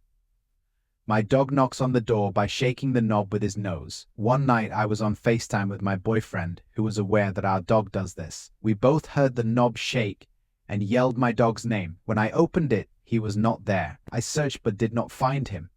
It was strange to say the least. My boyfriend has never heard anything else on the phone other than a voice after he'd fallen asleep that exclaimed. He said it sounded like a man, but was quiet, and he assumed it was my father outside in the hall. It could have been, but my dad does not laugh like that. 11. Sometimes it sounds like someone is pacing downstairs. The stairs are very loud and creaky and can be heard through all the doors upstairs. It sounds like stomping. It can be heard upstairs in the attic too, but I've only heard it once or twice ever. Rarely I have noticed I never heard anyone go down or upstairs, but that I hear pacing at night. That is all I can think of right now. I have lived here for a very long time, so I've gotten used to a lot of it. Sorry. Am I insane, and is it all coincidental placebo, or might it actually be haunted? Following the loss of my husband to complications with a brain tumor, I found myself becoming what I viewed as a worse father. I was too deep in my grief to attend to the grief and needs of my daughters. I thought it best to take a weekend to myself to tackle my own problems so I can be more present. So I called my older brother Oscar and his wife Lillian and nearly begged them to watch the girls for a few days. They obviously were happy to. They picked them up later that day, and I got to my process of healing, getting very drunk and staying in bed mostly. When Monday came, I got my shit together as best I could and waited for my brother to drop them off. I was prepared to help them work through whatever they needed. As the hours ticked by without them showing, I began to worry. I called my brother's phone probably 50 times. His stupid voicemail message became the soundtrack to my panic. "You've reached Oscar Fordeet. Leave a message after the 4 beep." Played out into the echoing walls of my house as I paced the halls. When the sun went down and I began to dial the police, a knock on my front door made me nearly jump out of skin. It was Lily. She looked very distraught. What I'm sure was mirrored thought she had upon seeing me. "Dean?" She looked me up and down. "He didn't show up, did he? We filed a missing persons report for Oscar and the girls before the night was over. They weren't found." I obviously could not accept that the police stopped looking after a few months, so I began searching on my own, often but not always with Lily's help. In a few weeks I had combed the woods around the school the girls attended and Oscar's house, leaving no stone unturned. By this point, the people in my town that I had known my whole life had moved on with their lives and stopped dropping by to check on me, so I spent most days alone. One night as I sat awake on my bed, far too late to be awake, something struck my mind that baffled me as to why I hadn't thought of it already: my brother's last worksite. He did freelance construction and was assembling a modular home out in the woods. The police had briefly looked over the place, but what about the woods surrounding it? Against my better judgment, I began to get dressed and look for my car keys. I should have waited until morning, but I was so determined to find anything, even a mild clue as to where they had went. I called Lily and asked her for the address, and she groggily gave it to me, and I was on the way. When I arrived, I used the flashlight on my phone to get a look around. Part of the modular was collapsed at the back, but I wasn't concerned with that. The police had probably checked that out already. I was more concerned with the woods. I made my way to the tree line. I could see from a distance there was a steep drop-off just beyond it. As I got closer, I could feel my ankle roll on top of loose dirt, and I fell forward and down the drop-off. I don't remember a lot after that. I remember unbearable pain. I remember waking up in the hospital the next day with Lily at my side. I had hit my back just right during the fall to paralyze myself from the waist down, but I honestly didn't care, not like I had much to live for anymore anyway. Instead, my mind stayed focused on that loose dirt. I couldn't explain why I was so fixated on it. It just felt important. With the new limitations of my wheelchair, I could hardly make it past my front yard, let alone to the site, not on my town's dirt roads. After a week or two of pestering, I finally convinced Lily to go search the area. It was raining hard that day, of course it was. All the ground would be soft and muddy. Just as I expected, she came back with nothing. I thanked her anyway, and it continued to eat away at me for days, which became weeks, then months and years. By the 3-year mark, I was basically just doing what was required to survive. I would eat, I would sit for hours, then sleep to start over. Lily had all but stopped talking to me by this point. My fixation was stunting her grieving process, so I respected her boundaries and lost her number. I had boosted myself out of chair and into bed same as any other night. Just as I had began to dream, I heard a soft sobbing beside my bed. I opened my eyes to see a silhouette, hunched over, crying into its hands. I quickly flicked on my bedside lamp, and the figure shot its head up as it was bathed in the light. Its mouth hung open, and its eyes open wide, as if staring into the eyes of God.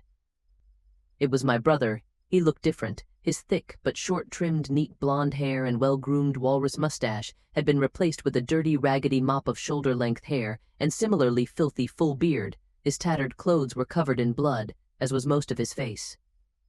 "Oscar," I muttered. I'm so sorry." His voice was rough and rashly, as if those were the first words he'd spoken in a long time.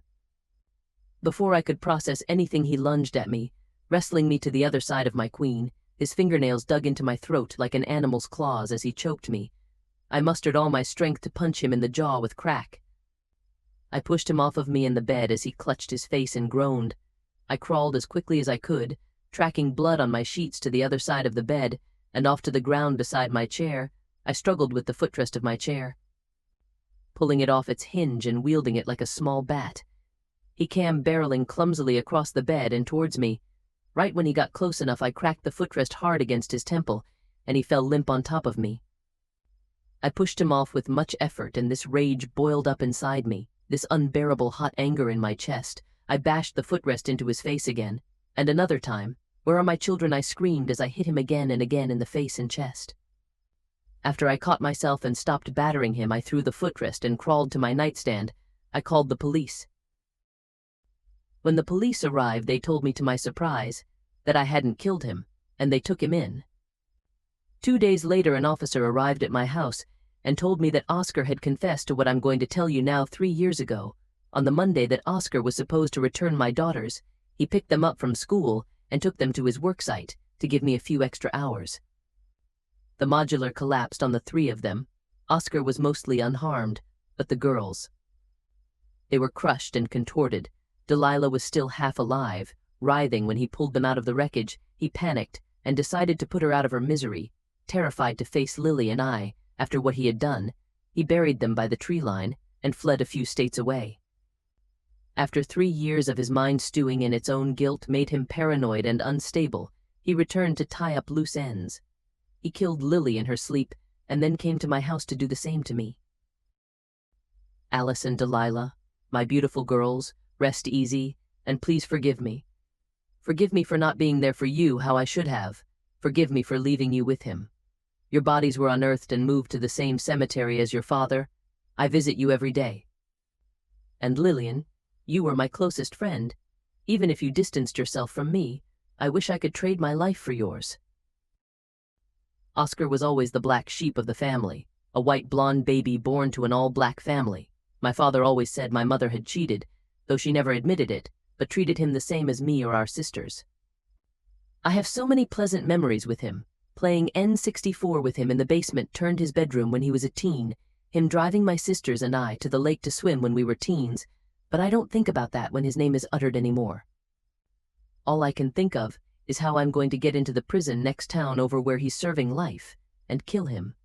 This year was one of the coldest and harshest winters in Audrey's town, and there was talk about investigating old traditions to help everyone survive until spring.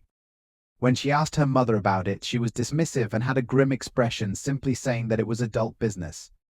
Audrey may not be an adult, but she is old enough not to be treated like a child anymore, so she decided to ask her grandfather instead, who told her a story.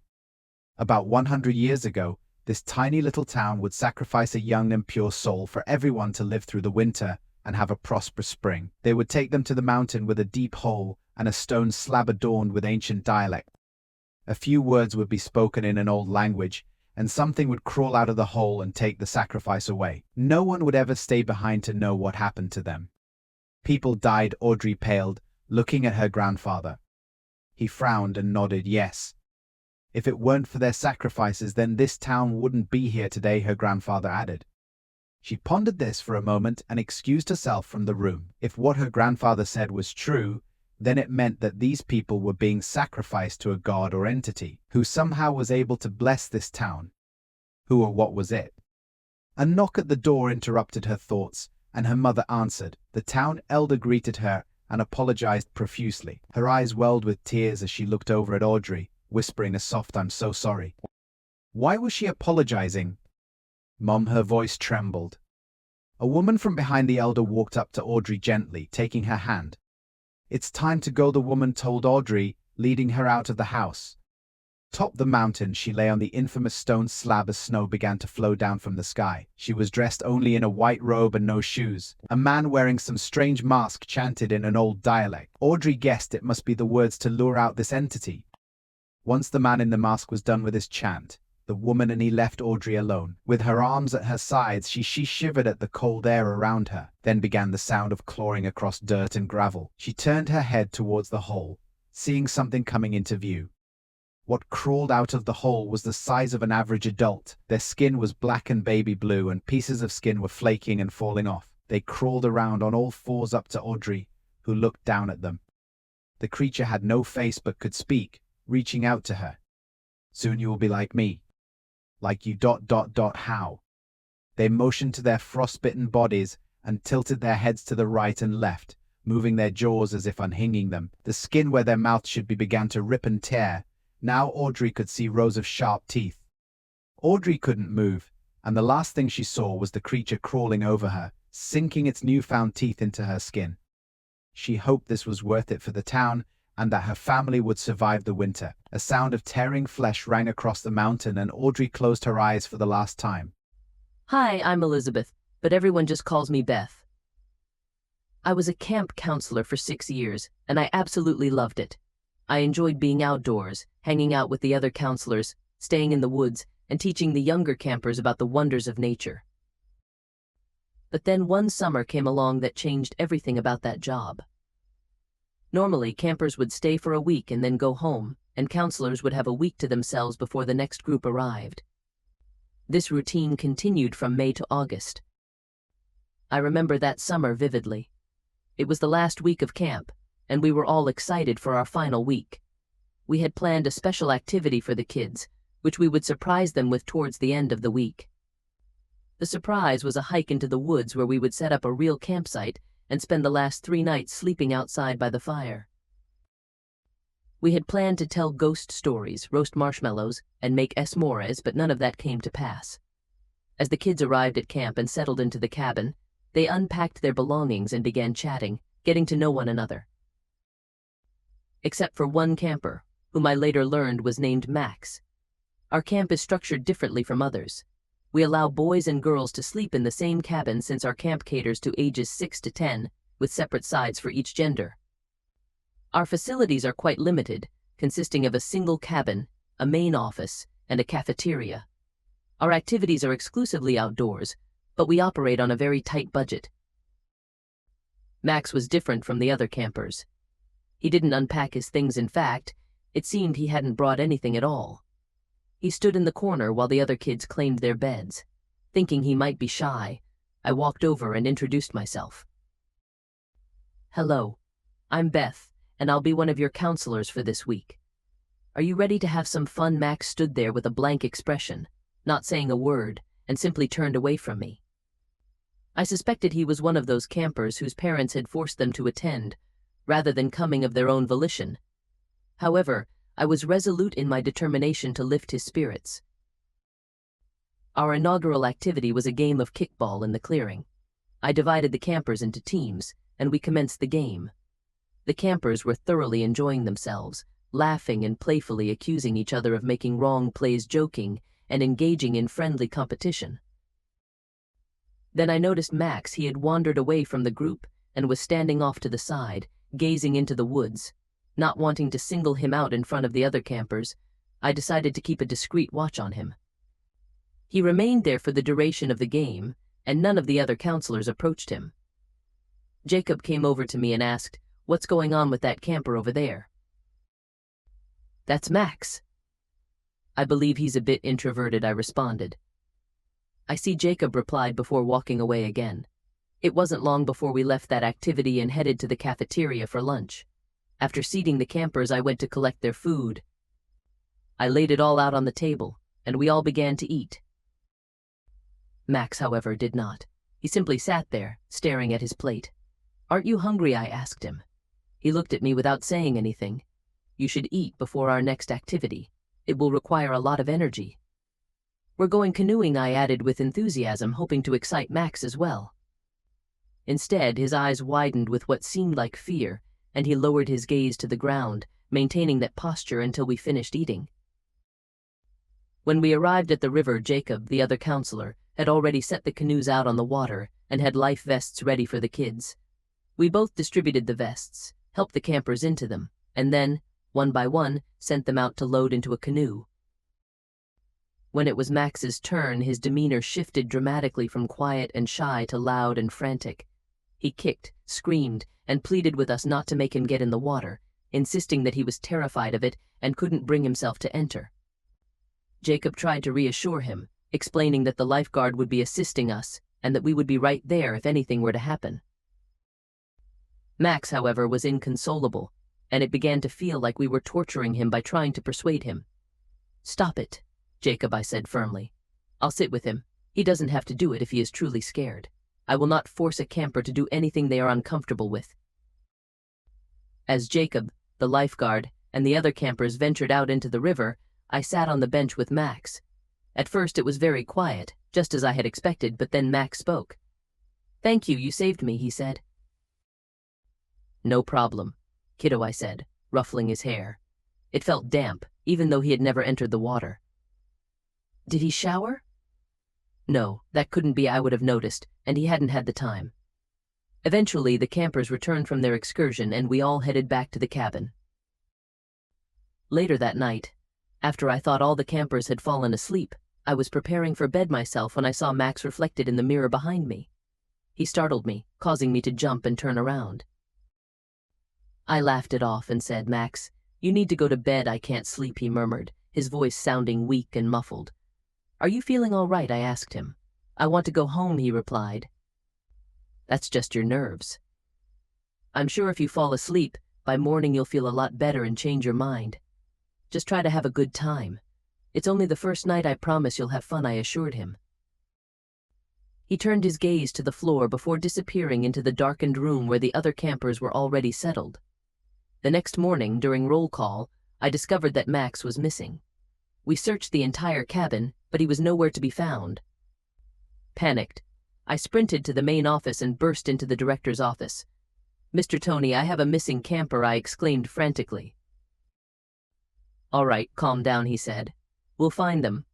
What's their name so I can pull up their information, contact their parents, and notify the authorities? His name is Max Sumner," I replied.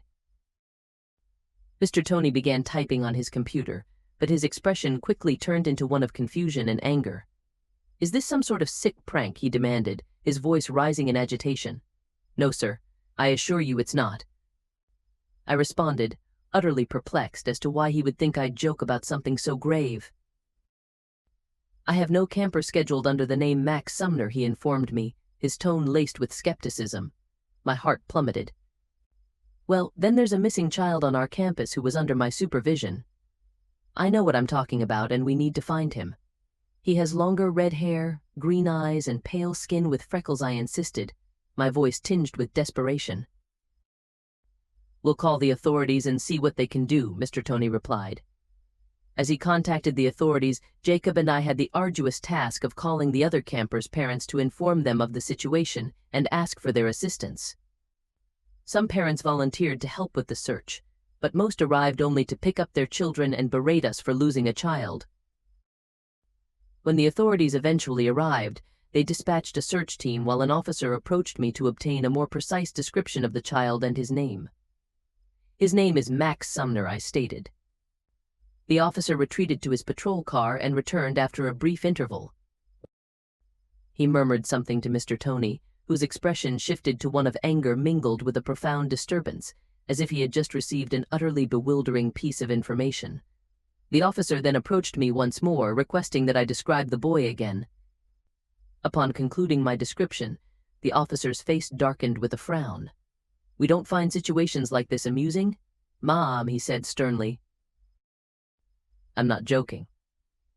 "Why does everyone think I'm joking?" I asked, my voice tinged with frustration and confusion. "Because Max Sumner was an 8-year-old boy who drowned in the river 4 years ago," the officer replied. My heart skipped a beat, and I felt a wave of dizziness wash over me. The world seemed to spin around me. It was the same river where we had taken the campers canoeing. It dawned on me, then I recalled his story being broadcast on the news. His photograph, why hadn't I recognized him sooner? The officer seemed poised to arrest me, but Jacob interjected, affirming that he had also seen Max. The officer recorded both Jacob's and my accounts before departing with the search team. Mr. Tony summoned us to his office to discuss the incident. He furiously accused us of orchestrating a cruel prank about a matter so grave and heartbreaking. Despite our fervent assertions of honesty, the confrontation escalated into a heated argument, ultimately leading to my resignation. I now work as a game warden, allowing me to still enjoy the beauty of nature without the concern of encountering any more spectral children, I hope. It remains astonishing that they were on the verge of arresting me, believing it to be some twisted joke. What's up? A rather long story, but I try to keep it short. Still, I need to give some context so that you understand everything. I am from Germany, so my English isn't the best, but I try. I work as an operator and shift manager in an incineration plant for chemical waste. 2 years ago, I changed my company because at my previous company there was an incident in which me and my crew nearly died, and the management pretty much said to me, "You nearly died, so let's try to avoid it in the future." And they didn't come up with a new safety concept. Assholes. Back to the story. I changed my workplace and now I operate an incineration plant. Again, but this one is much smaller. Pretty cool here with a good work environment. The plant is part of an industry complex in a forest, and around the incineration plant is only woods, except one of the production departments is our direct neighbor. A few months into the job, some of my co-workers told me that sometimes weird things happen in our department. What they meant is that sometimes you can hear footsteps near you or see a shadowy figure around a corner. Sounds interesting, right? Well, they had a pretty logical explanation for this. We not only use the incineration plant for chemical waste in form of liquids like solvent, but we also burn away the toxic fumes that our other departments produce. So our direct neighbor has one production line in their basement, and the fumes this line produces are being transported via underground pipes through our basement into the plant to burn away. These fumes are not super dangerous, but at a high concentration they can cause hallucinations. But the pipes are pretty old, I think around 50 years, and they have seen better days. But because of the economic crisis in the last years, the management decided to pause repairing projects, for example, old leaking pipes like in our basements. So if you had the AC shut off for a longer period of time inside the basement, these fumes would concentrate, and when you work there you might get hallucinations. They said that most of the weird stuff was probably caused by this. So now really back to my experience. A month ago I had night shift and my co-worker for the night was sick, so I was alone. 99% of the night shifts nothing happens, and you just make 2 inspection tours through the plant to get some data and see if there are issues. So I didn't thought much about being alone. Even when it was my first time alone in this company, I was even happy because I planned to watch a movie. So I am here at the night shift and make my first inspection tour. Nothing unusual until I need to get some data from the basement. I go downstairs and walk to the sensors for the data. Suddenly I hear a creaking sound from behind me and footsteps walking down the metal stairs. I turn around but don't see a thing, of course. But I am a bit curious. Why? These stairs are sturdy as fuck. One of my coworkers is pretty obese, still super nice guy 3. And when he walked down the stairs, they didn't make the same loud noise I heard just now. So whatever it was that made this sounds needed to be 370 pounds. I come to the conclusion that this must be hallucinations made by this fume, so I decide to continue my tour and then turn on the AC for later. During this tour, I also see a shadowy figure at one corner, but I still thought nah, just the fumes. As I return to the control room, I turn on the AC in the basement to get rid of any fumes. 4 hours later, I make my second and final inspection tour before everything normal. Then comes the basement. I still shake a bit while remembering this. I walk down again, AC turned on, remember, so usually no fumes, and as I walk down I can hear footsteps again directly behind me. I turn around but nothing to see. I then continue to go to the sensors and suddenly I hear footsteps again, but this time not walking but running. I turn around in a flash and I can see a shadow just in time as it goes around the corner. I am a bit shaken, but hurriedly collect the data and want to go back up and just leave the basement alone for tonight. As I walk upstairs again, I hear this charging footsteps again, but this time from 2 directions, one from behind and one from upstairs. I have enough and charge upstairs myself. As I reach the top of the stairs, I slightly turn around and only see a massive shadow halfway up the stairs. I run back to the control room and shut the door. Then I remember I had the AC turned on. That means there shouldn't be any fume concentration high enough to cause this kind of hallucinations. I shake, this time for real. I stand up and ponder if I should check the AC downstairs or wait it out. As I stand before the door to leave the control room, I hear footsteps behind the door, quiet footsteps, but definitely footsteps. I make my decision to not be a hero and just wait for the next shift. Later the next shift comes and I tell them about my night shift. They laugh it off and tell me that probably the AC was shitty again. I laugh with them and agree, even though I don't completely agree with the argument of a broken AC. The next 2 days I have weekend and I forget about it. Then the next Monday I arrive for my early shift and I chat a bit with the guys from the night shift. My experience comes up again and I begin to laugh like a few days ago, but my co-workers didn't. I ask them why. Well. As it turned out, the AC was completely fine, but what made my experience really scary was something else. Our neighboring department, which produces these fumes, wasn't running because of a lack of customers this year. They didn't have all the lines active for the year, and at my night shift they had all production lines turned off. That means they could never produce these fumes, which means whatever I saw, there wasn't hallucinations caused by the fumes, but something else. Whatever I saw and heard in that basement was real. No hallucinations like many experienced all the time. No, I just had experienced something that scared everyone. My co-workers are now also cautious of the basement, and the manager of the incineration plant reported this to the higher ups. They started an investigation 2 weeks ago, but till now didn't find a logical cause how these noises and shadows were created, and neither found a solution. They now plan to repair these pipes ASAP, and in the next week we will install cameras and sensors to find out what happens in the basement. This is my story of contact with life after death. I am a 45-year-old woman in Victoria, Australia. I was driving through Cranbourne on my way to Devon Meadows, probably between 4 and 5 a.m. sometime in winter 2005. The morning was a very foggy one. I was on the South Gippsland Highway and I could barely see. Then I spotted a cyclist some way in front of me. I slammed on the brakes, but my car didn't look like it was going to stop in time. As I drew closer, it started appearing to me like the cyclist was going backwards. Then it became evident that he was transparent. He ended up sitting on my bonnet by the time my car came to a stop. It looked like he was made out of a kind of golden light. He stretched his hand towards me through my intact windshield. He seemed to want me to take it, and I did. It felt spongy and strange, like nothing else I've touched. After a moment, he vanished. This seemed to invite other ghosts in. I was haunted for the rest of the morning. I saw a disembodied torso appear in a window, terrifying me, and also a ghost man with a ghost dog on a veranda. The ghost man was an older one who wore a white undershirt-type singlet. I believe the ghost dog was mostly white with some black patches. They have been seen by at least one other person that I know of. I searched TAC records and reached out to Cranbourne locals via Facebook, looking to find out as much as I can. I finally traced the cyclist encounter to an accident which occurred at about 5 a.m. on July 2, 1990. The victim was 25, due to turn 26 in August. His name was Jason. He was riding his bike to work, having lost his license at Coles Warehouse in Hampton Park very early in the morning, was hit from behind by a red Ford, though some locals seemed to think it was a truck, and killed.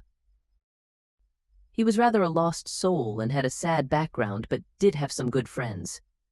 He spent a lot of time on his own despite this. When I met him, I felt like he wanted my comfort and maybe my help.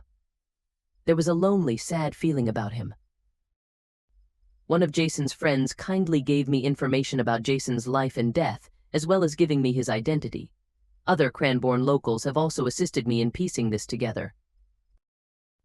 It is the only cyclist fatality that ever occurred in all of Casey at that time of day, according to TAC records. The records were not accurate with respect to Jason's age, though. I know that because I've seen a photo of his grave, which I've since visited. His friend also told me that TAC just use initial estimates from the accident scenes to record the age of victims. I've been told that others have seen my ghost cyclist as a rider in a fog who then vanished. I believe he probably reached out to me because we had certain commonalities, on top of my being there on a foggy winter early morning, much like the one he died on. Also, I was 26 when I met him, nearly the same age he was at death. We were about 15 years apart in age, and it may even have been the 15-year anniversary of his death when I met him. I felt like smashing people's windows last night, and I don't know why I felt like that. I just wanted to smash windows, and I guess I have serious social issues. I grew up in a rough area, and now I want to burn the whole village down. I saw a group of poshly built houses, and I thought to myself, yep, I'm smashing those windows, and I guess I am not a big fan of the rich. So I got my bat out and I wore my hoodie and I was ready to smash some windows. I've done it before, and it's hilarious how cowardly people can be. When I smashed the first window, it wasn't random crack lines or glass breaking onto the floor. When I smashed the first window, it revealed to me a map. It was the map of the area, and it had arrows of where I should go. This was highly strange, and I smashed another house window, and instead of random crack lines, I got another map with arrows telling me where to go. I wondered where it was leading me, and I decided to follow it. I took a picture of it, but when the arrows ran out, I knew I had to smash another window. So I smashed another window and another map was drawn out of the cracks. It was incredible to see, and the arrows led me further down the area, and the houses got more older and prettier. I then started going crazy and just started smashing more windows. The cracks formed more maps of other treasures and bones that weren't meant to be discovered. I couldn't find a map that would lead me further down this area. Then as I smashed another window, the area of the map came about. It led me down the area of a figure, and the cracks lines actually made a figure. This figure had all sorts of swords nailing him to the ground. The figure spoke out to me and said, "The window smasher has found me. Did you like my maps that I made the cracks to make an..." I had no idea what it was. It could talk and it had wings, and it was begging me to free it by pulling out the swords. I just walked away and I could hear it begging me to come back. Now and then I like to smash a window, and I enjoy seeing the crack lines drawing me a map to where this creature is. It all happened about 13 years ago. I was about 14 years old, and I will always remember that late evening. A bit of context first. We are 8 siblings, 4 girls, 4 boys raised only by Mom. Dad walked out on us a few years prior to the event I am about to tell. We grew up quite modest. Mom was the only breadwinner. We didn't have a lot, and we were living in a rental that was just a bathroom, a small hallway, a living room that doubled as a bedroom for the girls and Mom, and a kitchen that also doubled as bedroom for the boys. Anyway, we were a content Christian family. It was the 31st of October, and we were only 7 at home. My oldest sister was out and Mom was at work. Me being the second one, I was in charge. It was about 7 p.m. and we were all in the living room minding our business. Some of us were playing with some toys I was painting. A few were watching TV, and it was quite peaceful, just waiting for Mom to come home. Suddenly my younger brother said, "Hey guys, do you hear that?" We turned the TV volume down and listened. From across the hallway that were connecting the 2 main rooms, we could all clearly hear a repetitive high-pitched banging. It was just as like someone was repeatedly hitting a spoon on a cup. We all stood frozen. It went on for a few minutes and then we stopped, all bundled up together.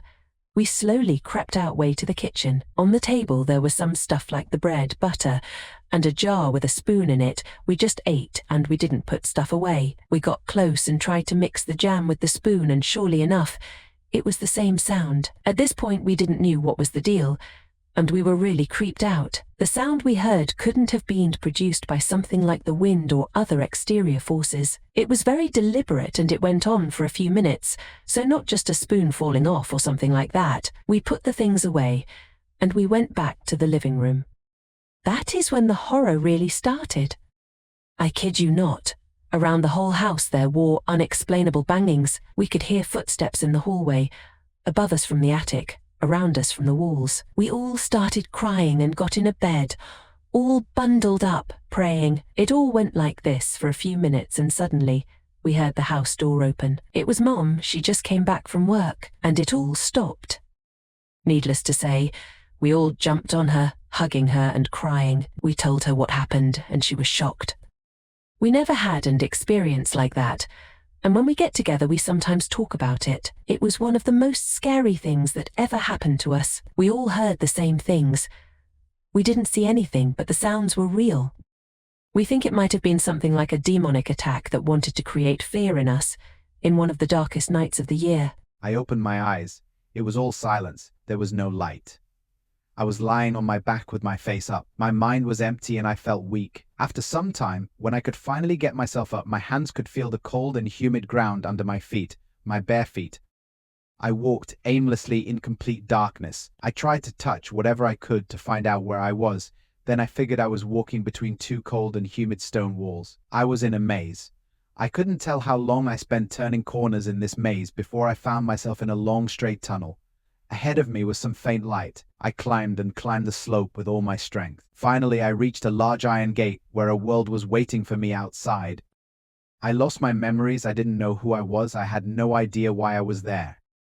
I pushed through the heavy gate to find myself somewhere in the middle of a forest. I was wearing nothing but a white one-piece dress. The scent of the flowers, the songs of the birds, and the colors of nature all made me calm. Before I realized again I was hungry, thirsty and exhausted. I couldn't remember how long I walked before I was by the river. I drank from it. I also took off my dress and plunged into it to bathe with great pleasure. I continued my journey alongside the river, where I found fruit trees which I picked from to satisfy my hunger. My next hope was to find civilizations by following the river. It was near dark when I reached the village, still barefooted. It was a small farming village with less than 20 houses. The handful of farmlands were drafted with no signs of cattle. Although the village was very quiet, I was delighted to see some houses with their lights on. I approached one and knocked on the door. Knock, knock. No answer. Hello, is anyone home? I shouted. No answer again. I tried on all of those with lights on. The same happened. Something is not right. Out of curiosity and worriness, I peeked into them and found there was nobody inside the houses despite their lights. I took my tour around the village and came to a conclusion. I was alone in the village. One of the houses with lights on had its door unlocked, so I pushed through the door and entered. It was a typical old village house. Everything inside, from furniture to houseware, were old and worn out. The light above the dining table was on. The water in the jug was half full. The people should have left only recently. In the kitchen, I tried to find food in the cupboard and the fridge. No luck. I entered the living room. The first thing that drew my attention was a poster on the wall. It was a poster of a faceless man, dressed in military uniform. I turned on the black-white TV of the highest technology in the house to find out where on earth I was. The TV had running images but no sound. I tuned through the channels, and the only reception I could get was this faceless man giving a speech on stage. Men, women wearing the same military uniform were clapping their hands and praising him. There were no telephone and newspapers. I thought it would be nice to find at least some new clothes and a pair of shoes. In the two bedrooms, I found a few unisex white dresses identical to the one I was wearing. There were also a few pairs of identical sandals in different sizes, so I took the pair which fit me best. I couldn't find any photo of the family. Telling from the sizes of their dresses, I guessed they were parents with a young child. The night got darker, and I chose the principal bedroom to spend my night. Outside the windows, the sky was clear and the stars were shining bright. There were so many questions in my head. Why did all the villagers disappear? Why were some of the lights still on when they left home? Who was the faceless man and his army? Why did everyone wear the same? Amidst these puzzles with an exhausted body, it didn't take me long to fall into deep sleep. The next morning I set off early to continue my journey to the truth. I resumed my route alongside the river, as well as my natural diet. After walking countless distances, I saw a military camp up on a small hill not far away from me. I knew it was dangerous. I knew it wasn't the place for me. However, all I wanted was to find out the truth. So I climbed up the hill quietly until I was in front of the defensive fence. I hid in the bushes and observed. The camp was erected upon an abandoned school, situated at the edge of a village of size similar to the one I visited. The school was 2-story high, and there stood 10 large military tents next to it. There was a huge playground at the front. A dozen of military vehicles were present, with a couple of them surveillancing. I couldn't believe what I saw on the playground. The militants were abusing people in the same white dress as me in the most sinful ways. They were physically tortured with all sorts of tools, and the male militants did the most unspeakable acts to the women in white dresses. Besides the laughter of the militants, I could only hear cries and screams by the abused. I asked myself, how could humans do such things to each other? Suddenly, someone tapped on my shoulder from behind. I nearly screamed and I could barely control myself. I turned around and it was a man in a green dress. He was in his 30s, wore a long beard and carried a large hammer on his back. He said to me, "Girl, it's not safe here. Come with me." Quietly, I followed him going downhill. Through many uneasy and hidden trails, we were at a wall of large and strange rocks. I looked back and found we were already far away from the camp. The man said, "Here we are. Mind your head." When you get in, he rolled one of the rocks aside and a narrow passage appeared. After I crawled inside, he rolled the rock back to its original position and followed. It was dark inside. The irregular passage through the cracks was downsloping, and rocks became more and more slippery as we progressed. With his instructions throughout, we finally reached the cave. It was a large underground cast cave, where strangely formed stalactites were hanging from its ceiling. Water was dripping from their tips to create a beautiful harmony. A green subterranean river was flowing through, with faint daylight shining from the cracks on the ceiling.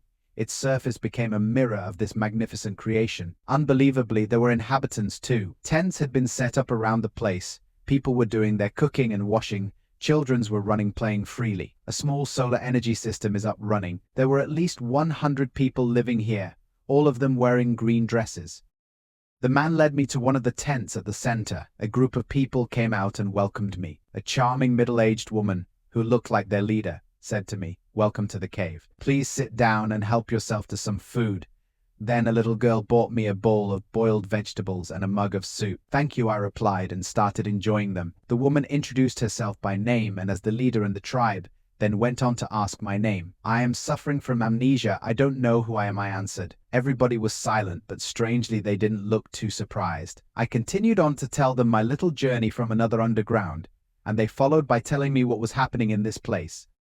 "We are on an island which is part of an archipelago consisting of 8 islands. Governed by a single ruler, we used to live self-sufficiently in peace with our fishing and farming activities. 7 years ago, a military coup took place in our neighboring country, where the army chief seized control of their government. He is a dictator, and he runs the country with authoritarianism. Due to the preceding civil war and their ignorance in the economy, their resources were depleting. One day 5 years ago, they invaded our archipelago for our resources. With our limited weapons, we lost our battle and were since occupied by them, explained to me by the leader. "Oh, that's terrible," I said. An old man, who was sitting next to the leader, said, "I used to own a restaurant next to the town hall, but they took over all local businesses and confiscated all our personal wealth. Now everyone owns nothing but very basic stuff to live poorly. They made us their slaves for catch from the sea and crops from the farms. All the catch and crops have to be handed to them, and they redistribute only a little to us just to keep us alive and continue to produce. If any of us disobey,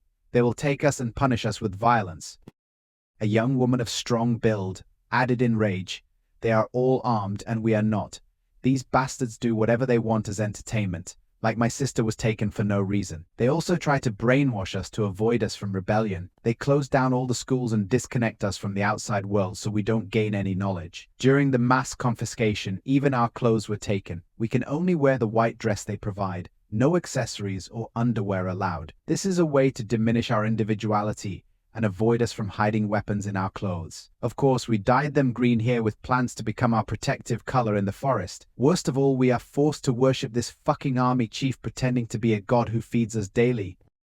The man who took me here said, 2 weeks ago, a team wearing masks started visiting villages by phrase and sprayed unknown chemicals on us. People started to be amnesiac, which worked as part of their plan. I said, "Gosh, that's the reason why I have lost my memories." The man replied, "Yes, very likely. And it caused a few mass escapes in the villages too. You were probably one of the luckier ones who made it, like we did some time ago." There exist more similar tribes in the archipelago now, I asked curiously. "How do you know all these things happening outside?" The man replied with a smile. "We fishermen use shortwave radios at work. The tribes now use these secret frequencies to communicate with each other," the leader said with great determination. "This bonding amongst us will be the foundation to our revolution." So my mother is a very level-headed, rational person and has never had a belief in ghosts or the paranormal. She is not the kind of person to make a story like this up, so it has always deeply disturbed me, because I wholeheartedly believe it happened exactly as she says. So when she was 17, still living in her parents' old house in Virginia, she was reading a book in her room on a school night. She said she remembers finishing the chapter of the book she was reading, thinking that was a good chapter, then closing the book and putting it on her nightstand. The lamp by her bed was still on, and just as she was about to reach over to turn it off to get ready to sleep, there was a sheet of darkness that she describes as being thrown over her, almost like someone threw a blanket, but nothing was there physically.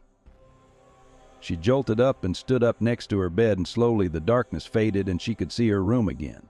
But as she could slowly see more, she realized there were 3 figures in the room with her. One was next to the door, the other in the far left corner of the room, and the third sitting in a chair that was on the other side of the bed in the corner. They didn't speak, but my mom knew that they were there to take her away with them. It was almost telepathic the way she describes it, in that she knew why they were there and what their intentions were. She was frozen for a minute, but then decided to try to run out of her room, which she did. Out the door, down the stairs, and into the living room, which was a straight shot from the bottom of the stairs. She was screaming at this point for her dad, and as she turned around, she saw the 3 figures floating down the steps towards her. Just before the one in the front made it to the bottom, she heard her dad coming, and all of the figures vanished like smoke. Her dad was understandably disturbed, and my mom never slept in that room again until she moved out of the house. Anytime I've asked her to describe what these figures looked like to get more detail, many times over the years she tells me the same thing. That they had a human form, but no details in the face or skin. They were translucent and foggy. My grandpa was an odd guy. He was clearly wealthy, but no one was ever sure how. He lived frugally in a small house on 1/4 of an acre with a sensible car and nothing too fancy in the house. If you'd driven past it, you would have assumed some old-timer on a pension was just moldering away his golden years there, and you would have been right in some ways. Where he showed his wealth was in his generosity. Grandpa liked to give. He gave the best Christmas presents, had the best candy for Halloween, donated to charities, and liked to see people happy.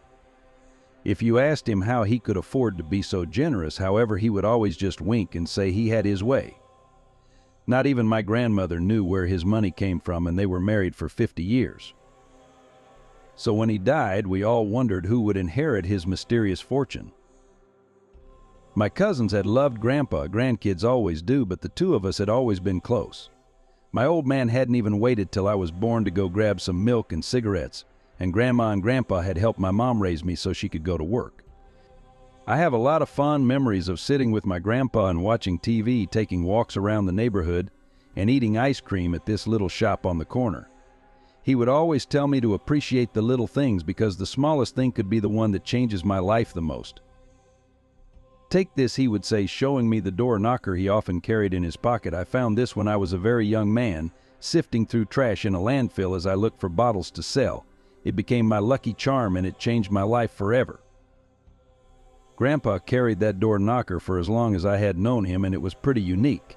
It was a brass hand holding an apple, and it was all meticulously crafted in exhausting detail. The fingers had individual nails, the apple had a stem and leaves, and even the knuckles had wrinkles on them, had been carefully worked. I couldn't believe as a young child that Grandpa had just pulled this out of a dump, but he carried it everywhere, and I suppose it did bring him luck. The funeral was beautiful, everyone there having nothing but kind words for Grandpa and his family. After the service, my 3 cousins and I were asked to come to a will reading at the lawyer's office, and Grandpa had been as generous in death as he was in life. My cousins had received a trust fund for each of them, the amount payable on their 30th birthday with a small living expense each month. Grandpa hadn't left a trust for me, but he had left me his little house, which I was pretty glad for. Mom had recently married, and though I liked Mike a lot, it had seemed a little weird to have her adult son living in the house she was trying to make a new life in. Grandpa's old house was the perfect size for me, a college student with no real prospects of marriage in the near future. It was close enough to campus that I thought it would be ideal, but the lawyer had one more thing to give me.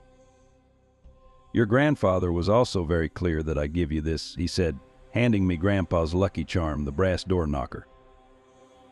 I thanked him, thinking I might hang it somewhere in the house in Grandpa's memory. It seemed only fitting to make a little memorial wall out of it. After all, Grandpa had loved the thing, and it had been his only constant possession for years. So I moved in that day, taking my things and wishing my mom and stepdad goodbye as I, too, embarked on a new life. Over the next few days, I changed the house around a little. I hung my flat screen on the wall, I moved Grandpa's favorite chair around, I added my books to his bookshelf, and I donated his clothes and some of his other things to one of his favorite charities in town. I think Gramps would like the thought that his stuff would help people in need, and they were very thankful. A few of them offered condolences, having read about his death in the paper. Grandpa bought a lot of his stuff from Goodwill and Habitat for Humanity, but he also donated a lot, so he was well known to them. It was Friday, about 4 days after the funeral, when I noticed the knocker on the counter and remembered my plans to hang it and make a memorial wall. I didn't have anything else planned for that day, so it seemed like a fine pursuit. I hung the knocker in the living room, putting it above a little shelf where I put some candles and a picture of Granddad. I put his wallet up there too, something else he was never without, and I added a tin of Altoids, a pocket watch I had seen him wear, and a few other pictures of him. The door knocker was the centerpiece, and it all looked very nice when I got done. As I finished, I stepped back and admired it, thinking that Grandpa would have liked it too. That night was the first time I heard the knocking. I was lying in bed doing some doom scrolling before I went to sleep when suddenly I heard a loud thump from the living room. I took out my earbud and listened, wondering if something had fallen over or maybe someone was at the door, but I didn't hear anything. I shrugged, thinking it had been my imagination, but just before I could slip the earbud back in, I heard it again. 3 long booms from the living room, and then silence. I got up, wondering who would be knocking on my door at this time of night. I went to the front door and looked out the peephole. I opened the door to see if someone was joking around, but there was no one there. The front porch was empty, and Grandpa didn't have bushes or anything to hide behind. The kid or whoever would have to be the freaking Flash to make it off the porch without being seen, and I closed the door and started to go back to bed. I had come to the hallway that led there when I heard it again. 3 long booms and then silence. I turned back, looking at the door, but there was nothing. The knocking hadn't come from the door, I would have been able to tell. No, it had come from the living room. I glanced around, looking for someone at a window or maybe the rattle of a woodpecker on the eaves, but there was nothing. I decided to just go to bed and try to make sense of it later, but that wasn't the last time I heard it. I heard the knocking a couple of times over the weekend, but I could never quite nail down where it was coming from. It was always either 1, 2, or 3 knocks followed by a 10-second pause and then the same number of knocks before it stopped. By Monday, I was pulling my hair out, wondering if it was the pipes or something in the walls, and then finally I caught it. I had found a wedding picture of my grandparents sitting in a desk drawer, something Grandpa had probably put away so he wouldn't miss her, and decided it would look better on the shelf with his other memories. I was adding the wedding picture beside one of Gramps accepting an award for philanthropy when the knocker on the wall suddenly rattled and thumped. I jumped back, not sure what to make of it, but it thumped once, twice, 3 times, and was quiet for about 10 seconds. I had just thought it might be a fluke or something when it did it again. Thump, thump, thump, and then silence. I took it off the wall and looked for some kind of motor or something, but it was just a normal brass knocker. It happened 2 more times that day, and I was extremely curious as to what made it do it, and why. I started going through Grandpa's desk hoping for some explanation, and that's when I found the letter. It was in the middle of a ledger book, addressed to me, and it wasn't even sealed, which was unlike Gramps. It was just a single page of notebook paper, and I was glad to see Grandpa's cramped handwriting speaking to me from the page.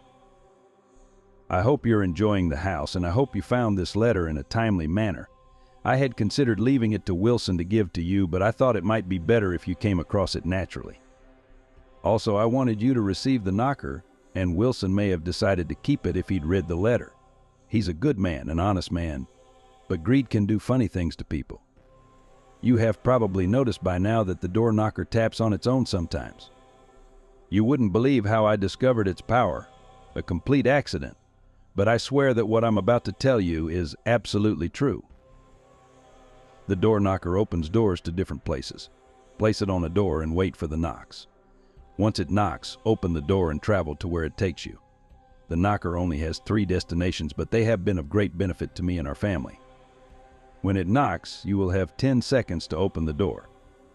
The second set of knocks is the doorway closing, so it won't work if you catch it on the second set. 1 knock opens onto the treasury, a room of treasures. Coins, gems, gold, all piled to the ceiling. If anything guards it, it has never bothered me, but I am always careful not to take too much. 2 knocks opens onto the library, a room stuffed with bookshelves. You can spend hours, days even, in this place, and time won't pass outside the door. I have learned so many things here, things lost to time, and read about things that have yet to happen. 3 knocks opens onto a void, a darkness that I dare not enter. Anything you put in here will be gone, anything. There is no ground inside it, though, so don't walk in. I am ashamed to say that it's where I've been putting my trash, but it's also where I hid your dog, the one I said ran away when you were very young. He died suddenly, just lay over and died, and I put him in before you woke up from your nap. I'm sorry I never told you, but you were so young when it happened that I didn't think you would mourn him for long. The knocks are never consistent, but each knock seems to come at least once a day. The 3 knocks usually come in the evening or early afternoon. 1 knock is usually in the morning or before noon, and the 2 knocks comes when it will. While you are inside, don't let the door close. I was stuck in the library for a long time once and was fortunate that your uncle came along and opened the door. Time doesn't affect people the same way inside the door as it does here, so spend as much time as you want there. If you get hurt, however, you will still be injured, so be careful. You and I have always been close, and I know you and your cousins have speculated for years about my mysterious fortune. The knocker is yours to do with what you will, but always remember that money breeds difficulty, which is why I have always kept it a secret. Good luck. I love you, kiddo. I read through the note a few times, trying to make sense of it. There was no way. Grandpa had always been sharp, not real problems mentally, but this sounded like the mad ramblings of a lunatic. The knocker, however, had moved on its own, that much was true. It occurred to me that there was a way to test the rest of it, so I decided to do just that. I took the knocker off the wall where I had hung it and attached it to the closet door in the living room. It looked a little silly there, a door knocker on a door that opened onto a closet with 2 coats and a bunch of board games in it, but I wanted to be sure. It was silly, the kind of thing you read about in fairy tales, but I wanted to be sure. I had a while to wait, but it finally happened just as I was thinking of going to bed. It was around 10:30 and I was reaching for the remote to turn the TV off when I heard it. 2 loud knocks, seconds apart, on the closet door. I popped up, remembering I had 10 seconds to get there, and threw the door open. I expected to find the same closet that he had been there earlier. I expected this to be a joke from my grandfather. What I didn't expect to find the great library he had talked about on the other side. It was huge, a library to rival any I had ever seen, and the windows shone with perfect sunlight as I stood in shock. The shelves were tall, taller than the roof of the house I stood in, and they had long, trestled ladders with wheels to slide along the floor. I could see a grand staircase, and I felt sure there would be levels above the next as well. I could learn anything in there, I could learn everything in there, but I remembered what Grandpa had said about not getting closed inside and looked for something to prop the door open with. I saw an end table and pulled it over to put in the way, stepping inside and marveling at the space. I spent hours perusing books. There were books on languages, on history, on science, on anything I would want to know. I only explored the first floor that night, but there was enough here to keep me reading for days, maybe months. I was studying architecture at college, and there was a whole section of books I could use to study any period, any style, and anything else I wanted. This place was like the library they talked about in Alexandria, the library in the Harry Potter books, and some kind of wizard's private collection from a fantasy novel all rolled into one. Time may have moved differently here, but it didn't stop me from getting tired. I had been excited when I came in, but after a couple of hours of looking at books, I was yawning and rubbing my eyes. I decided to come back another time and let the door close as I pushed the end table out of the way. It was true, I couldn't believe it, but I had seen it myself. Grandpa had a magic door knocker. I spent the next few days testing each knock pattern, and Grandpa's observations had been spot on.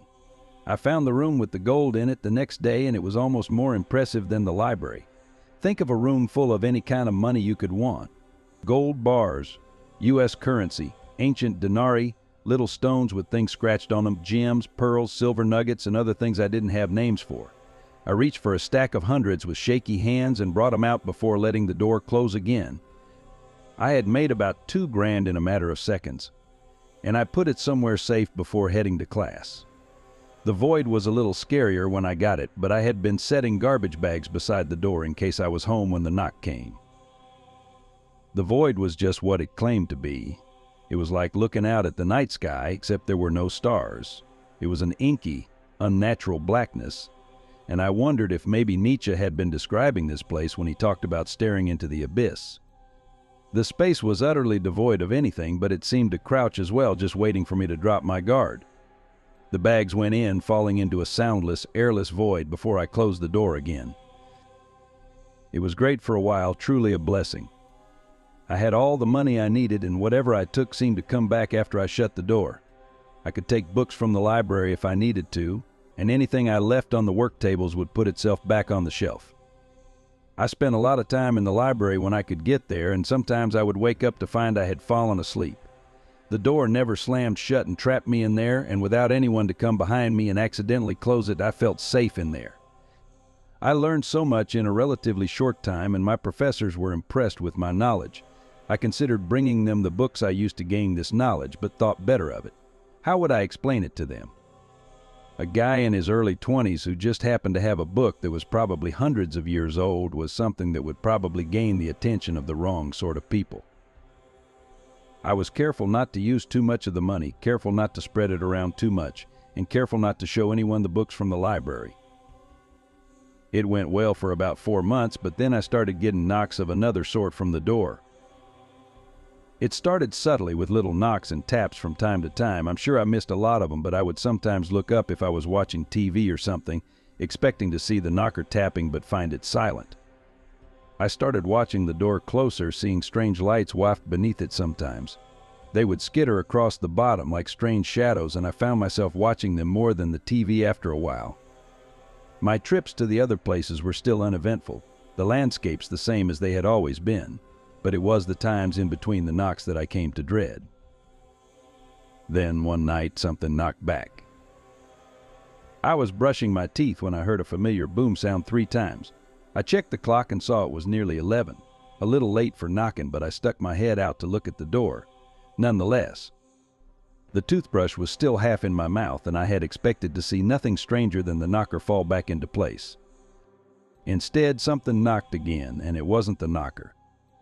I came slowly out of the bathroom, watching as strange lights came flashing from between the cracks in the door.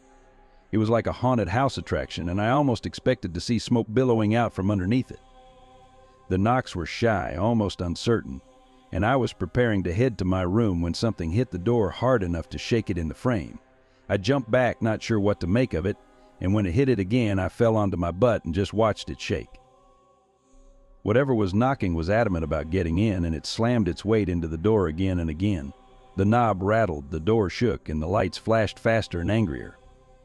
My teeth were chattering. This had never happened before, and I was terrified that whatever it was might get through. It slammed into it again, the old wooden door cracking in the frame, and when it struck this time I saw something break through the surface and come grabbing blindly from within. It was an arm, a long purple arm covered in scales. It thrashed around, trying to find something to grab, and the sounds from within were like bats and birds turned up to 1,000. It shivered right on the edge of hearing, and I expected my ears to start bleeding. It was looking for the knob, and I wasn't sure what would happen if it found it. Instead, it bumped into the knocker. It fell off the door. It was only held on by a couple of screws, and as it clattered onto the floor, the most hellish sound of all ripped from the hole before being cut off as suddenly as it had begun. The lights, the noise, and the banging all stopped with a suddenness that made me dizzy. I stood up, looking at the broken door, and walked slowly into the living room to see the extent of the damage. Something was bumping, but I thought maybe the arm had knocked something over. I wanted to make sure the knocker was okay, but as I came around Grandpa's old chair, I saw what was making all the noise. It was the arm that had come through the door. It was leaking black fluid all over the hardwood and flopping around like a fish. It didn't flop for long, but now I'm left with a problem. The portal only seems to open when the knocker is up, but unless it's up, I can't open it. I wonder if this is why my grandpa kept it with him so often. Did he perhaps have a visitor one night when he least expected it? For now, I'm keeping the knocker in my bedside table, but even as I lay here writing this, I can hear it bump against the wood every now and again. The money will eventually run out. That or my curiosity to learn will get the better of me and I'll hang the knocker again, but I think for now I'll let it sit. No need to invite trouble if I don't have to. My inheritance had some strange rules. This happened circa 98. I was about 13. We lived next to a fenced and heavily wooded area behind one of our local limcas. Being that we lived in a large city, there was a ton of crime, and a few bodies had been found in these woods over the years that were unalive people. We had an extremely religious Christian neighbor that my dad was close with, as they were both single parents. She told my dad that there was a demon that lived in these woods as a result of negative energy from all the violence those woods had seen. I wasn't allowed to go back there, but I still would. Never at night, though, and the few times I did, I would hear footsteps behind me or feel complete dread the whole way home, as I only used them as a shortcut to walk home sometimes from friends' houses. I know this sounds silly, but even in a lit-up city, those woods were so dark. I get that woods are supposed to be dark, and what a stupid thing to say, but this was a different kind of darkness. I don't know how to describe it except for saying they just felt evil. Anyhow, 1998, 13 years old. I did not have the easiest upbringing. My dad was in a constant state of anxiety. We were poor, my dad always owed money to somebody, and my brother and I were pretty much neglected, as all teens in the 90s seemed to have been. I love my dad very much, but there was always some kind of negativity or hardship in his life, which in turn was reflected onto my brother and me because we lived with him. My mom moved out of state when I was 10. There was literally no solace, and I lived a stone's throw away from these woods. It first started with the reoccurring nightmares. A blackness would seep out of the woods like fog. I could never get away fast enough. It would envelop me and drag me into the woods. I had this dream every night for months. My dad was convinced we were under attack, whereas I thought that it was just him and the neighbor freaking me out with their theories. One night we were sitting in the driveway in my dad's beat-up old Volvo. We were having an argument. I don't even remember what it was about now, but we were going back and forth just being nasty to one another, and I'll never forget it. My dad said every time we do this, we just feed this thing that lives out in the woods. I laughed at him. I remember saying something to belittle him, just can't remember word for word, but it was something that pretty much made fun of him and the thing in the woods. At that very minute, something started beating on the trunk of the car. It felt like two fists coming down on the trunk, over and over. We both screamed. It got harder and louder. At that moment, I threw my arms around my dad, and I said, "I love you, I'm sorry," and he said the same. Almost like a chant it became, and as we said the words to one another, the blows to the trunk became softer and lesser, until they disappeared altogether, and we were both in tears. Later, when he inspected the car, there were dents that looked like fists on the back of his trunk. I know the car was already beaten up to hell, but those were not there before. My dad has since passed away, but even if he were alive, he would never talk about this. The few times I tried to bring it up over the years, he shut the conversation down just as fast as it was mentioned. We moved shortly after that. I still believe in my heart and soul that those woods have evil living in them, and I live 3 miles away from them now. Sometimes I feel curious enough to try to go back and record to catch something, but then again I'm so terrified to even think about walking into those woods at night. TL Doctor, I'm pretty sure my family was targeted by a demon for about a year. This happened yesterday and it still follows me. My story began when I came from a long trip and I decided to play Fortnite Battle Royale. It was 7 p.m. and my parents were exhausted from the trip. Good, I was sleeping the whole trip back in the car anyways. I load up a few games and played. After an hour I decided to play last 2 games. I load up the match and went to Mount Olympus and took the loot. I killed a few people until I killed someone with weird symbols. I think it's impossible to type them on anything. Never saw them though. It started spectating me. I thought nothing of it. It's normal, maybe they hit play again. I thought to myself, it was 20 people remaining and it still spectated me. I found it odd, nobody spectates that long. I won the game, but it still spectated me. I boot up my last game and from the start something spectated me. I thought it's a bug. Oh, I wish now it was anyways. I lost in top 5. I went to lobby and I got friend request from the symbols. I freaked out and blocked it. It was a big mistake. Then it texted me through FN chat. The message followed, you lost that match, and unfriended me. How rude. Friends don't do that. My heart stopped. I turned the PC so fast and went to bed and wished it would disappear. Today I got message followed by turning your PC won't stop me, Nathan. It knew my name.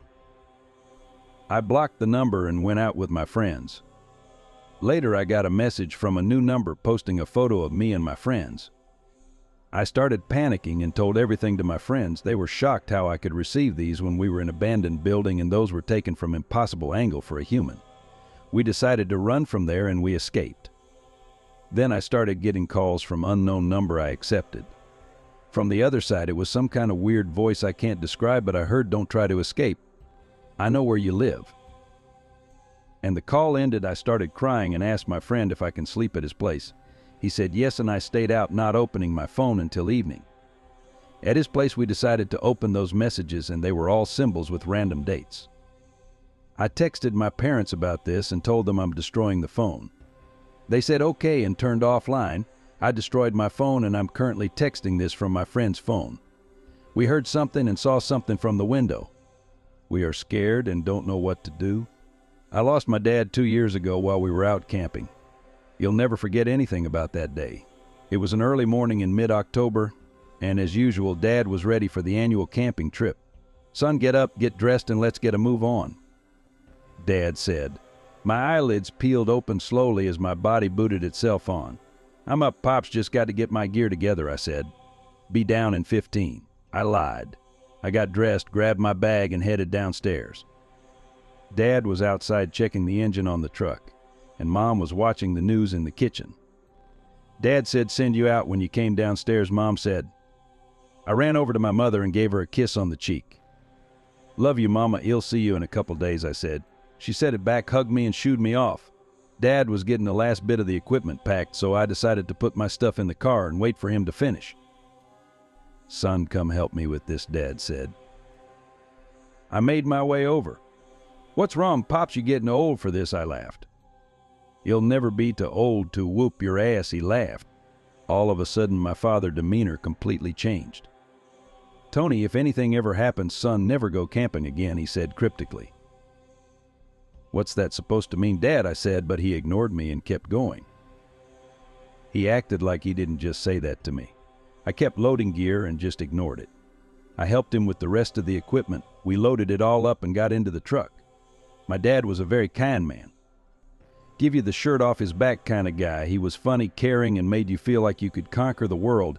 He was also quiet and standoffish at times, which I figured was his military service bleeding out. He never really talked about it, but Mom would always say Dad came home after the war ended, but his mind is still at war. Some nights he would wake screaming and I'd hear Mom promising it was all okay, and he's okay. But for the most part, he was an amazing man who treated his family like royalty. So, kiddo, are you ready for this year's camping trip? Dad asked. Of course I am, Pops, I said, lying straight through my teeth. but I couldn't let him know that because it would crush him. I'm 16 now and I have a girlfriend. This is getting to be kid stuff to me, but I love my dad and I know what this means to him. You sure you're not upset you have to leave your little girlie back home, he joked. I brushed off the comment and sighed. He laughed and continued to drive out to the campsite. It took us about 4 hours to get out there. It's out in the middle of nowhere, California, nothing but high trees and higher mountains. Our campsite was situated right on the side of a cliff. I began to pull the camping stuff out of the truck. I noticed my dad pacing and muttering under mid-breath.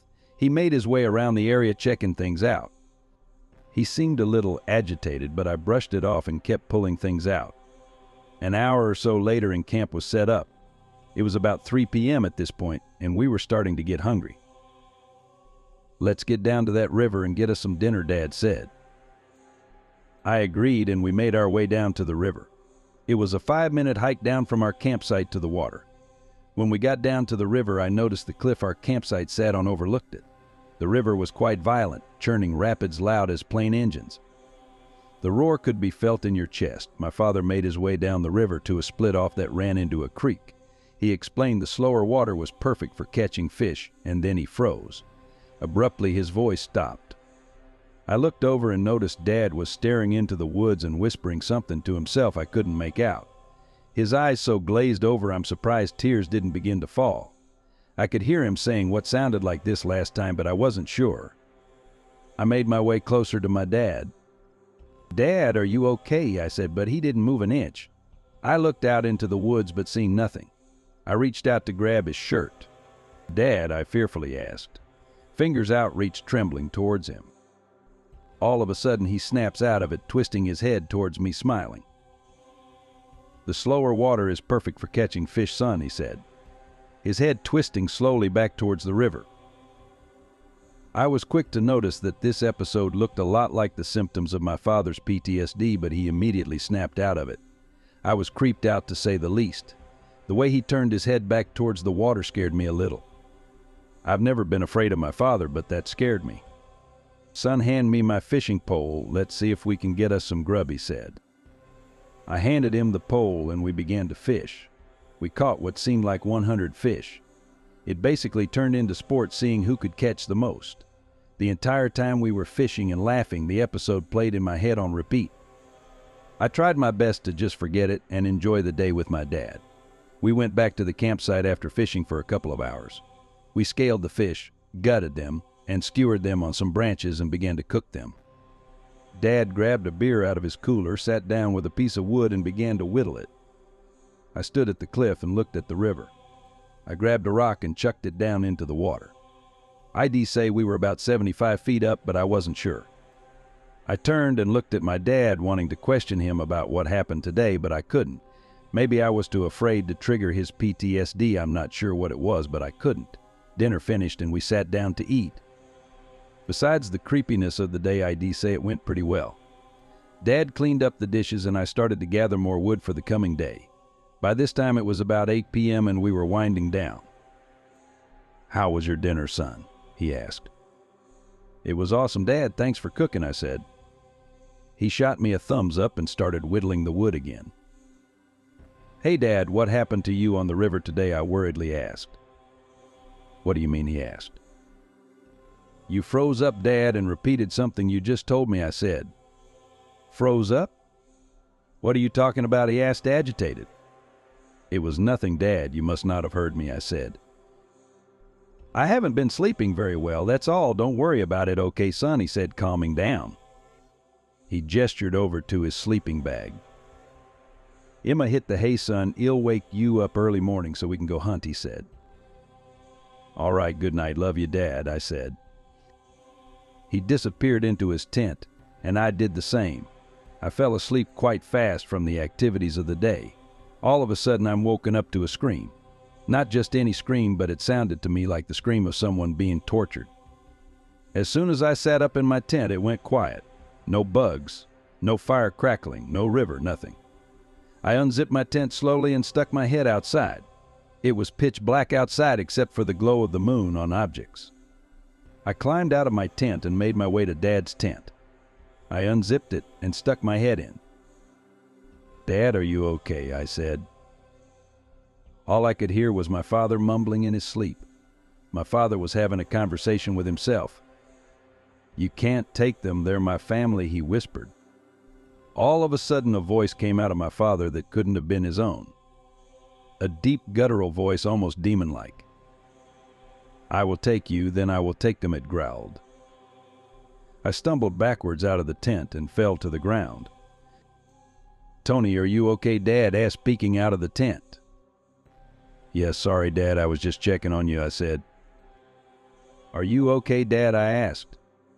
He shook his head yes and told me to go back to bed. The rest of the night was calm. I laid in bed for an hour or so playing what I just heard over and over again in my head. I'm not sure what to chalk it up to, but I was almost certain that wasn't PTSD. The following day it was pretty normal. We hiked around some, fished some more, and gathered wood for the night. He didn't say much all day and seemed irritated. All in all, another good day.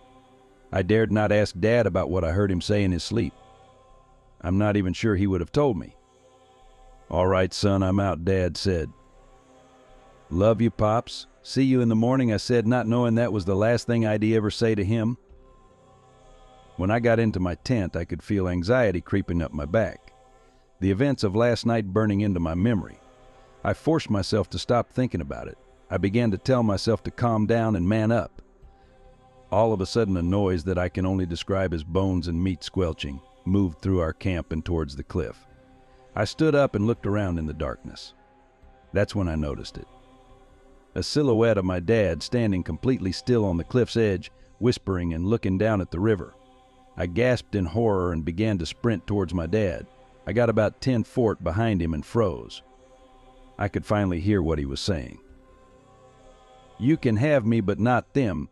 This is the last time you hurt me," he said, whispering.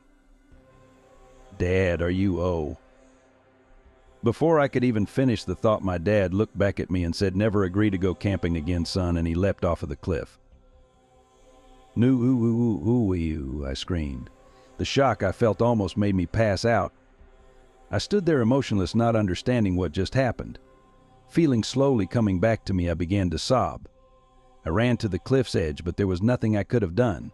Staring into the darkness, listening to the roar of the river below, reality began to set in. I need to get help right now. I grabbed the keys and hopped into the truck and drove all the way home to get help. I drove home in shock. I could swear I kept seeing my dad in the back of the truck. The entire 4-hour drive was a blur. I got home and rushed to my mother and explained to her what happened. She collapsed and began to sob. We called the authorities and they went out to search.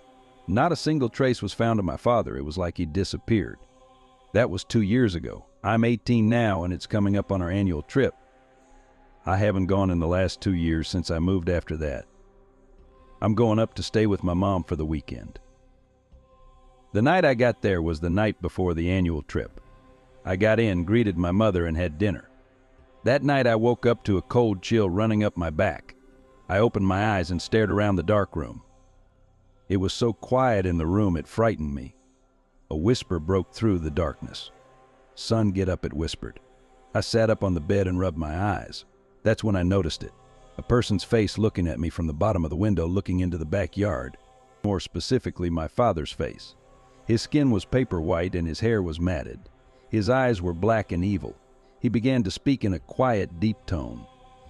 "Son, are you ready to go camping?" he said, raising a head and tapping on the window with his long, sharp fingernails. Tap, tap, tap, his fingernails rhythmically tapping the window pane. "I've missed you all this time, son. Why did you leave me?" he cried. He began to open his mouth wider than anything I've ever seen, his cheeks tearing straight to his ears and his jaw hinging open. I jumped out of bed and flipped back to look at the window. I stared in absolute horror, frozen by what I was looking at. I didn't say anything. I couldn't say anything. I backed away slowly and his eyes followed me. I flipped the light on and it's gone. I run from my room straight into my mom's. "Mom, are you awake?" I asked, frightened. "Yes, I'm awake, son. What's wrong?" she asked. "Mom, we need to leave right now. Something is outside in it." Just then my mom cuts me off. "He can't get you, son, if you don't agree to go camping," she said as she rolled back over and went right back to sleep. Mom, what the hell is that supposed to mean? I yelled, but she ignored me. Confusion and anger had set in at this point. What was going on? This is crazy, I thought to myself. Did I really just see my dead dad staring at me through the window? I decided to step outside and see for myself. I'm not going to be able to ever sleep again if I don't figure this out. I walked around the house to where my window was, and nothing was there. Just the woods behind our house and nothing more. "Won't you go camping with me, son?" a voice called from the woods. "Won't you please?" I stopped moving and slowly turned to look at the woods where the voice came from. "I'm going to get you just like I got your dad," it yelled in a piercing screech. Just then, a bright white figure, completely naked on all fours, scuttles out of the woods towards me and begins to scream horrible screams. I fall backwards on my ass and close my eyes, waiting for the inevitable end. The screams getting louder and louder until they're almost right on top of me. I feel long fingers wrap around both of my ankles, fingernails digging into my calves. This is it, I thought to myself. The thing that killed my dad is going to kill me, then my mom. As soon as the thought entered my head, all I could hear were my dad's last words. "Never agree to go camping again, son." I snapped out of it. "I'm not going camping with you," I screamed at the top of my lungs, my hands covering my eyes.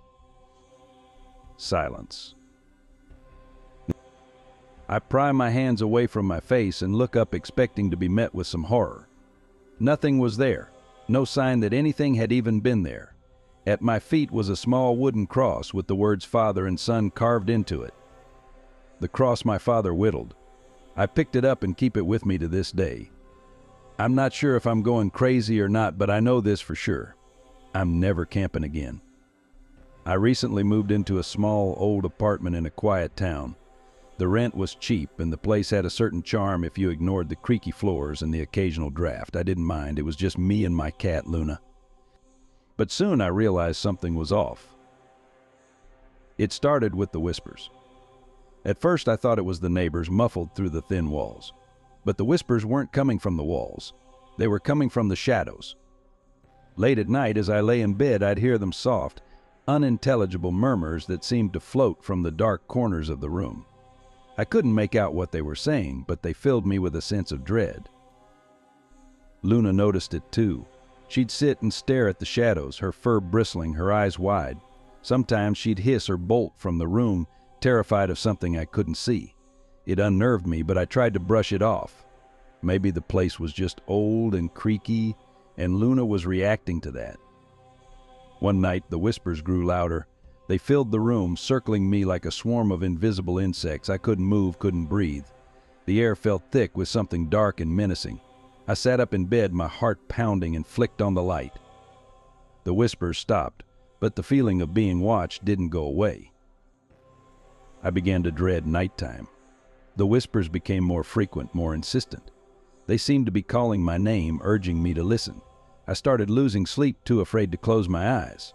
Every time I did, I felt like something was standing over me, waiting for the moment I drifted off.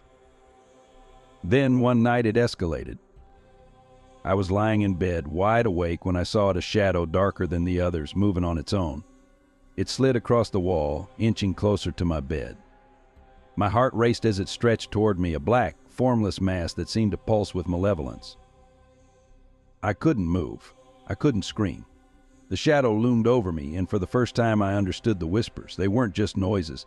They were voices, countless, tortured voices, all begging for help, warning me to leave. But it was too late. The shadow engulfed me, wrapping around me like a suffocating blanket. I felt cold, so cold, and the whispers became screams echoing in my head until I thought I would go mad. And then, just as suddenly as it started, it stopped. I woke up the next morning, drenched in sweat, gasping for air. The apartment was silent, but I knew I wasn't alone. The shadows were still there, lurking, watching, waiting. I packed my things that day and moved out, leaving the apartment behind. But the whispers, they followed me. No matter where I go, I can still hear them, growing louder every night. And now I'm afraid that one day the shadows will find me again. Let me start by putting heavy emphasis on the fact that my mother is an eccentric person. At least that's probably the nicest way to put it. Even from a young age, I could tell my mom was a little off compared to others, but it never amounted to anything overly serious or dangerous. Just ... weird stuff. For example, occasionally I would catch her staring blankly into the television screen without blinking for minutes at a time. Another time I witnessed her pull my discarded dinner from the trash and reheat it. That one really bothers me thinking back on it as an adult. After my grandpa passed away, my mom and I reconnected more than we had in previous years. I'm 30 now, so when my mom asked me to move back in with her, I was completely opposed for obvious reasons. She's a convincing person and brilliant when it comes to getting what she wants. She used undeniable logic against me, and before I knew it, I was living with her again. Within a couple weeks of living with her again, the eyebrow-raising antics started. It began with just barely questionable stuff. Sometimes she would get up in the middle of the night and use my bathroom instead of hers. Some nights I'd find her staring off into the TV like she did when I was little. Weird stuff, but nothing unheard of. The questionable stuff quickly escalated into completely abnormal stuff. One night I stayed up until about 4 a.m. binging one of my shows. Before going to sleep, I went to the back porch to smoke a cigarette. I watched my mom walk out of the woods and back into the house without even acknowledging I was there. When I asked her about it in the morning, and she had somehow convinced me that I was the crazy one and that she slept soundly all night. I've known people who sleepwalk, and that wasn't sleepwalking. Her eyes were open. People don't walk around in the woods sleepwalking with their eyes fully open. Going to the kitchen to make a cup of coffee one morning, I caught her digging around in the litter box with her bare hands. When I asked her what she was doing, she replied with a simple "gotta clean the box," completely avoiding anything regarding how she was doing it.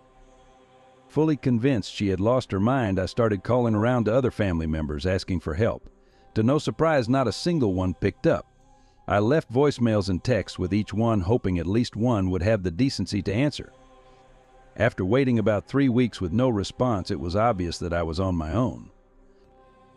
I did some research on sleepwalkers. I learned that it's normal for them to not react to things and people. They're also known for saying things and doing things that just don't make sense. Everything is coming together now, and I feel like a huge weight has been lifted off my shoulders. Talking to my mom about sleepwalking didn't go as I thought it would. I asked her if she had any memories of waking up in weird places, doing strange stuff, etc. as a kid, and she swore up and down that she'd never done anything of the sort. I have a plan for the next few weeks. I'll stay up late and put together as much evidence as possible and show her. I don't know if she truly doesn't know or if she's just too embarrassed to admit any of it, but I'm determined at this point. Got the evidence ... Well, sort of. I haven't slept yet, so apologies if I ramble. I heard her slam the back door, and of course I went after her and immediately began recording with my phone. I ended up following her a good distance into the woods until she decided to take off at full speed into the dark, and I had to chase after her. I wasn't really focused on recording anymore and was much more concerned about her getting hurt running around in the dark. I looked for her for hours in the woods, and when I did find her, I wished that I hadn't, as awful as that may sound. She was in a full gallop back and forth on all fours like it was totally natural. I'd be lying to you if I said that I didn't take off running back to the house the moment I saw her like that. Not even a few seconds after I made it back inside, something crashed against the outside of the door.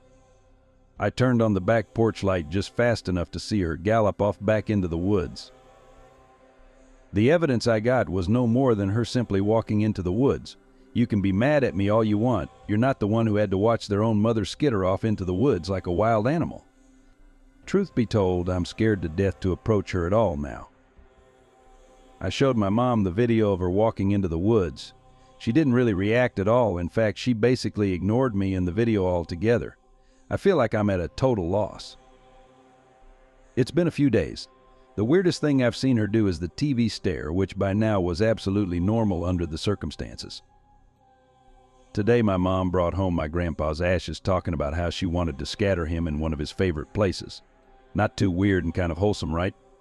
The thing is, my grandpa was a total recluse and he didn't have a favorite anything. On another note, as soon as she brought him home, she stuck the jar of ashes in the attic immediately. I put that off for a while, thinking she probably just didn't want the ashes of her father sitting out in the house like an ornament. The thought seemed plausible enough to me, at least. I was talking to my mom about something regarding Grandpa. I don't recall what exactly, and she responded by laughing and saying word for word, "He's fine. He's in the attic with the rest of the family." Too much happened after that to explain all of it. In short, I left and contacted the authorities. I don't know exactly what they found in the attic, but they won't disclose the information. My imagination wanders endlessly after a detective told me during questioning, "You don't want to know what they found." I do, and I don't. My mom's missing. It's already been months since. If I had to be brutally honest, I just don't know how to feel about any of it. This all kind of broke me, and I've done my best to move on with my life since. Sorry it's long. I need to know what I saw this morning. Today was a relatively normal day for me. I parked my car before 10 a.m. in a full underground parking lot and then went to meet my friend at a coffee shop. I was going to walk back outside through the entrance exit for cars, but I found the stairway to upstairs and decided to take the stairs instead. I have had experiences with ghosts before, and I've had experiences with homeless people that weren't entirely mentally present. The defining factor was how my body reacts between the two. With my more frightening spiritual experiences, my body goes cold, all my hairs stand, and I suddenly feel intense fear and a gut instinct that screams at me to run before I can think anything. My reaction to the latter have been some nervousness, mainly calm. If someone has caught me off guard, I'll flinch, but I recover quickly. Growing up downtown and working in a hospital where I see all types of people, I can quickly gauge or estimate what kind of state person is in front of me. As soon as I enter the stairway door, immediately on the stairs next to me, I see someone hunched over on the stairs, knees and hands on the steps. Honestly, I thought it may have been a homeless person or maybe a mentally ill person, perhaps having a moment, so I almost turned around to leave, but I stopped and looked a second longer. She seemed normal. It was a woman wearing a white summer dress. It was clean, and she had dark hair that was long and covered her face. I thought, okay, she seemed like an ordinary lady who may have fell on the steps, but she wasn't trying to get up. She just stayed in that position. It looked like she was moving to get up, but she wasn't actually getting up, just kind of swaying very slightly back and forth. Knees and hands on the steps, like a crawl stance. Personally, to me, that is a very uncomfortable position, and I truly believe any normal person would at least roll over to sit and take a moment or lie on the steps if you want to process your fall like that. Everything was somewhat normal until I asked her, "Are you all right?" And suddenly, in that exact moment, this cold, intense shock of fear struck through my whole body, telling me to run. She responded in the most eerie, grotesque hiss. Yes, she slowly turned her head but kept it facing down. Hell no, I turned around, bolted through those doors, and I sprinted outside to that coffee shop. Nothing, and I mean nothing, has sent me like that. I believe in ghosts, but I also believe in reasonable and realistic explanations. Number one, yes, she may have been under drugs, but that instinct in my body has never sent me like that. I've come across all types of strange people, and she did not feel like a person. I could be generalizing, but that white dress was clean. Two, I truly believe any human would at least look up at me and tell me I'm fine, or even just yell at me to go away or whatever. That was not a normal human reaction. She barely moved her face, but even through her hair I could not see a face. And her voice wasn't like she was sick or a smoker. Her voice was like that freaking Grudge, Oklahoma. Three, if someone can talk to me about this, I want to know what TFI saw this morning. I truly trust my gut instincts, and these do not kick in unless it's something that's not human. I called my mom right after, almost in tears, and am not easily that scared. My grandmother lives in a pre-war apartment building in New York City. Built in 1918, the apartment has 10-feet ceilings with hardwood floors throughout, the exception being intricate tile work in the bathroom and kitchen. The apartment is a classic New York setup where when you open the front door, you walk into a long hallway with the various rooms on either side and a bathroom facing the front door. This apartment is incredibly haunted and has had many sightings from several family members and even guests since my grandma moved in 1987. I'm going to share a few of my experiences in this house. I could fill a book with all my encounters just in New York City alone, but these are the ones that impacted me most. My oldest one was from when I was around 4 years old. It's my oldest memory, but it clung to me for years. My mom and I were, at the time, sleeping in the bedroom closest to the front door. My grandmother and uncle slept in the bedroom closest to the bathroom. I was woken up in the middle of the night to what appeared to be a little boy looking at me. I opened my mouth to scream, but he'd made a shake gesture, pointer finger over the lips, and ran out of the room. Terrified, I'd ran to my mom's bed and tried waking her, but she had yelled at me for waking her and told me to go away. Still scared, I braced the dark and ran across the long, dark hallway to the room my grandma and uncle were in. I crawled into my grandma's bed and told her I saw a boy I didn't know in the house and that I was scared. She'd said I was dreaming and let me lay in bed with her, but then had gotten up to use the bathroom. I begged her to let me go with her, and she agreed so long as I faced away. She goes to the bathroom, leaves the door open, and I sit on the floor facing the front door in darkness as she uses the toilet. Emerging from the living room and into the hallway, I see the boy again, a purplish, almost light wandering around. He faces me, then runs away to another room, the room I'd be sleeping in. I started to cry as my grandma finishes up and tells me to calm down and go to sleep. Back in the room, laying in bed, Grandma wraps her arms around me. But it was so hard to feel safe because I could see him in the corner watching me. In the morning, he was gone. I'd never seen him again, but multiple children in the family have seen him in the night. The second experience, also in childhood and in that room by the front door, I'd begun having an issue in the middle of the night. I'd be in bed asleep, but woken up with a sense of dread.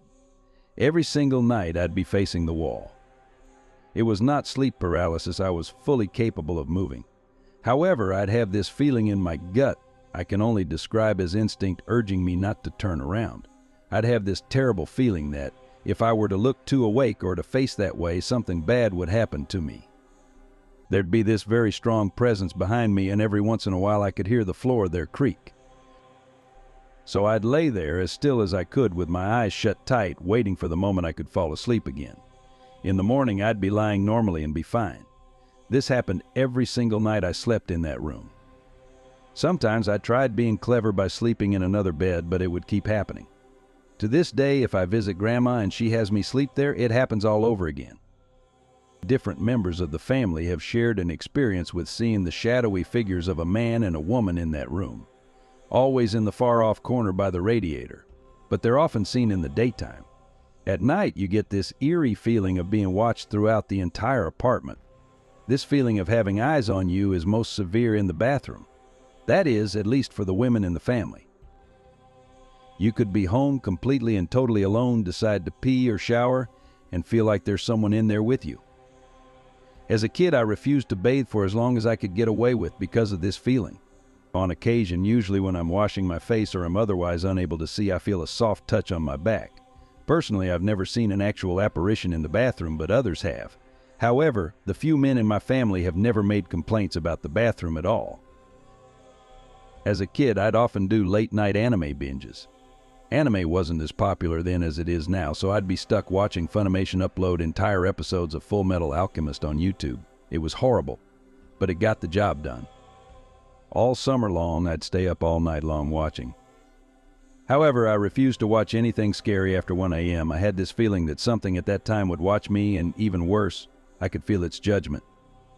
If I got the feeling it didn't like what I was watching, I'd change it because the pressure in the room would become too immense. It would scare me. Part of the reason I'd watch for too long was because by the time I would realize how late it would be super dark. And the hallway has had so many apparitions and would have such a strong presence I'd be too scared to walk to my bed. So I would simply endure it and head to bed whenever the sun creeped up.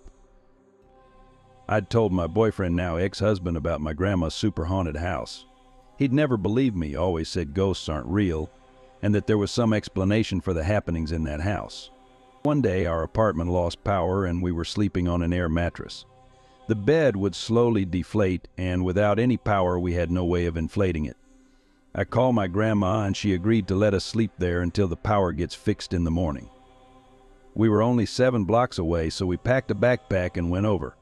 My grandma's room is now the room closest to the front door.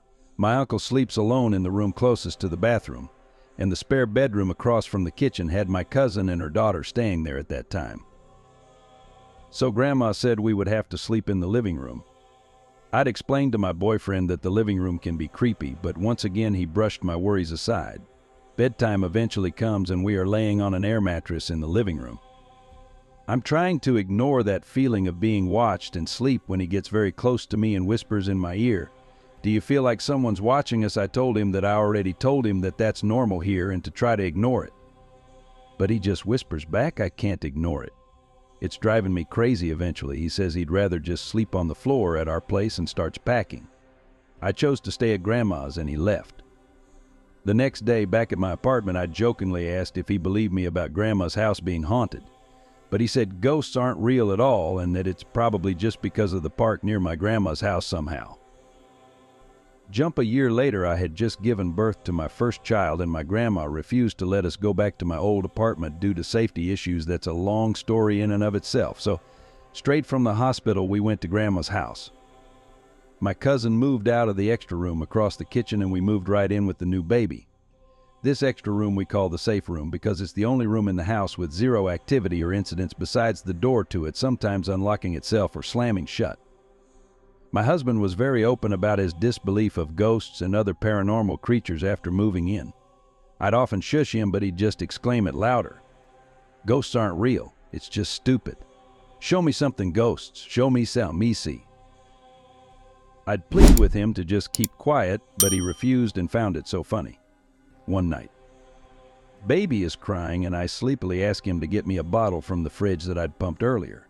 He gets up and drags himself across the hall to the kitchen without even bothering to turn on the hall or kitchen light on the way.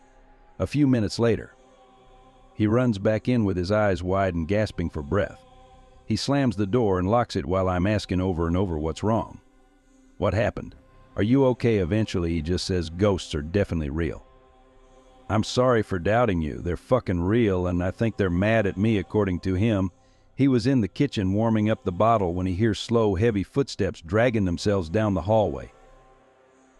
At first he ignored it and said he believed it was my uncle. That was until the footsteps stopped at the doorway to the kitchen. Still thinking it was my uncle maybe wanting something, he turned around from the stove and was met with a tall, wide figure standing in the doorway. He said it looked like a shadow and would have touched the ceiling if it wasn't hunched over. It faced him and stood between the room the baby and I were in and the kitchen. He described the presence as threatening. Quickly, he turned on the kitchen light and ran into the room when it disappeared. He now fully believes in ghosts and has said he has nightmares about that night sometimes. Again, I have many more stories about that house. I also have more from just my time living in New York City in general. I was in a call with my friends. Zach and Harris were in there with me, playing around with filters and talking about our school. "Guys, let me show you something in this game," said Harris. As he shared his screen, Zach said, "Who is that? Do I see 4 panels or am I tripping?" he said. I literally checked and there are only 3 people in the call. Me, Zach, and Harris. I said, "That's strange. Probably just a glitch," said Harris. Zach has left the call due to his sister acing for help on something. Meanwhile, I'm still there watching. "Hey, you should go send me a friend request," I said. As I told Harris to type my username, nothing popped up except for one account. This one account used to be my account that would pop up. But this time it's different. Its name wasn't Lutherville. It was Luther's Coming For You. The account had the same display name as the username, but he was kind of disturbed. Harris left the call due to needing to help with his younger brother. But one thing for sure was that I felt strange. Why was the username like as if I was coming after them? Who is he? His character seemed strange too, was a blocky guy with black skin and a scary-looking face. I had been terrified of this due to me having hallucinations ever since a few days ago. The next day, me and Zach went to school. Only this time, Harris wasn't there. Irvin? Present. Diane? Present. Harris? Absent. That's strange. Since he was the class leader, he usually comes to school every day. Both of us felt scared for him as what happened last night. "Bro, I swear he said he's coming to school," said Zach. "Simon, sometimes people feel sick or whatever reason," said myself, knowing that I said that just to calm myself down. As time went by, it was time to go home. Both of us tried calling Harris. "Is he online?" I asked. Zach replied by saying, "Yeah, but for some reason he isn't replying to my texts or answering my calls." Those words sent chills down my spine, knowing that something is wrong with Harris. Zach called the group chat, hoping both of us will answer. Except I'm the only one who did. We talked about Harris since it's weird that he didn't come to school today. But during that, Zach's dad and my grandpa was watching the news. A 13-year-old teenager named Harris Halmer has gone missing. We don't know for sure, but we will be investigating the case. My grandpa recognized his face and told me, "Isn't that your friend?" "He's missing?" "I swear he was still online a few minutes ago," I said with a concerned look at my face. I was shocked, so I told Zach to look up the news. He shared his screen. And there was him. Once again, the weird extra person. "Bro, do you see that extra panel?" "There's only 2 people here," I said. What the Zach said as he leaves the call due to his fear being too much. The next day, I arrived to school, waiting for Zach to arrive, hoping he's okay. He wasn't. I knew something was wrong. So after school, I filed a police report. Both of my friends have been going missing. I don't know why, but the last thing that they did before going missing was being in a video call, I told the police. "All right, we will investigate, but before that, I'll ask you some questions. Come with me," said the police. I've never been in the police station due to this before. I was scared. This cannot be a coincidence. Something is wrong, I thought to myself. "What's the name of your friends what went missing?" he asked. Zach Watterson and Harris Halmer," I said nervously. "Oh, so you're Harris's friend. Okay, what do you think is the reason that they went missing?" I was scared. The last thing they did was share their screen on a video call. Yes, it may sound strange, but there was this extra person that we couldn't see. Before Harris shared his screen, there were 4 panels instead of 3. Before Zach went missing, there were 3 panels instead of 2. I explained to the police. "Okay, so leave it up to the police and we'll investigate," said the police. I felt relieved, hoping that I would see my friends soon, especially after everything that happened. It felt like it all happened in a few seconds. I cannot lose another friend. I need to talk to my other ones while waiting for them. As I walk back home, I see my bully like I always do. He gave me a weird look, as if he was making fun of me. Irvin stopped looking at me like that, I told him. He saw that his mom was pulling up, so he rushed inside. I went back into my home, wondering where they could have went. What did I do to deserve this? I miss both of them. I went back to sleep since it was the night. It was hard for me since there was this feeling that I'd be next. I wake up the next morning. Not in some basement, but thankfully my room. I needed to go to the toilet, so I went there. While I was there, I heard some car with someone knocking. Thankfully, I was finished at the right time. I go downstairs to the main door, and I opened it.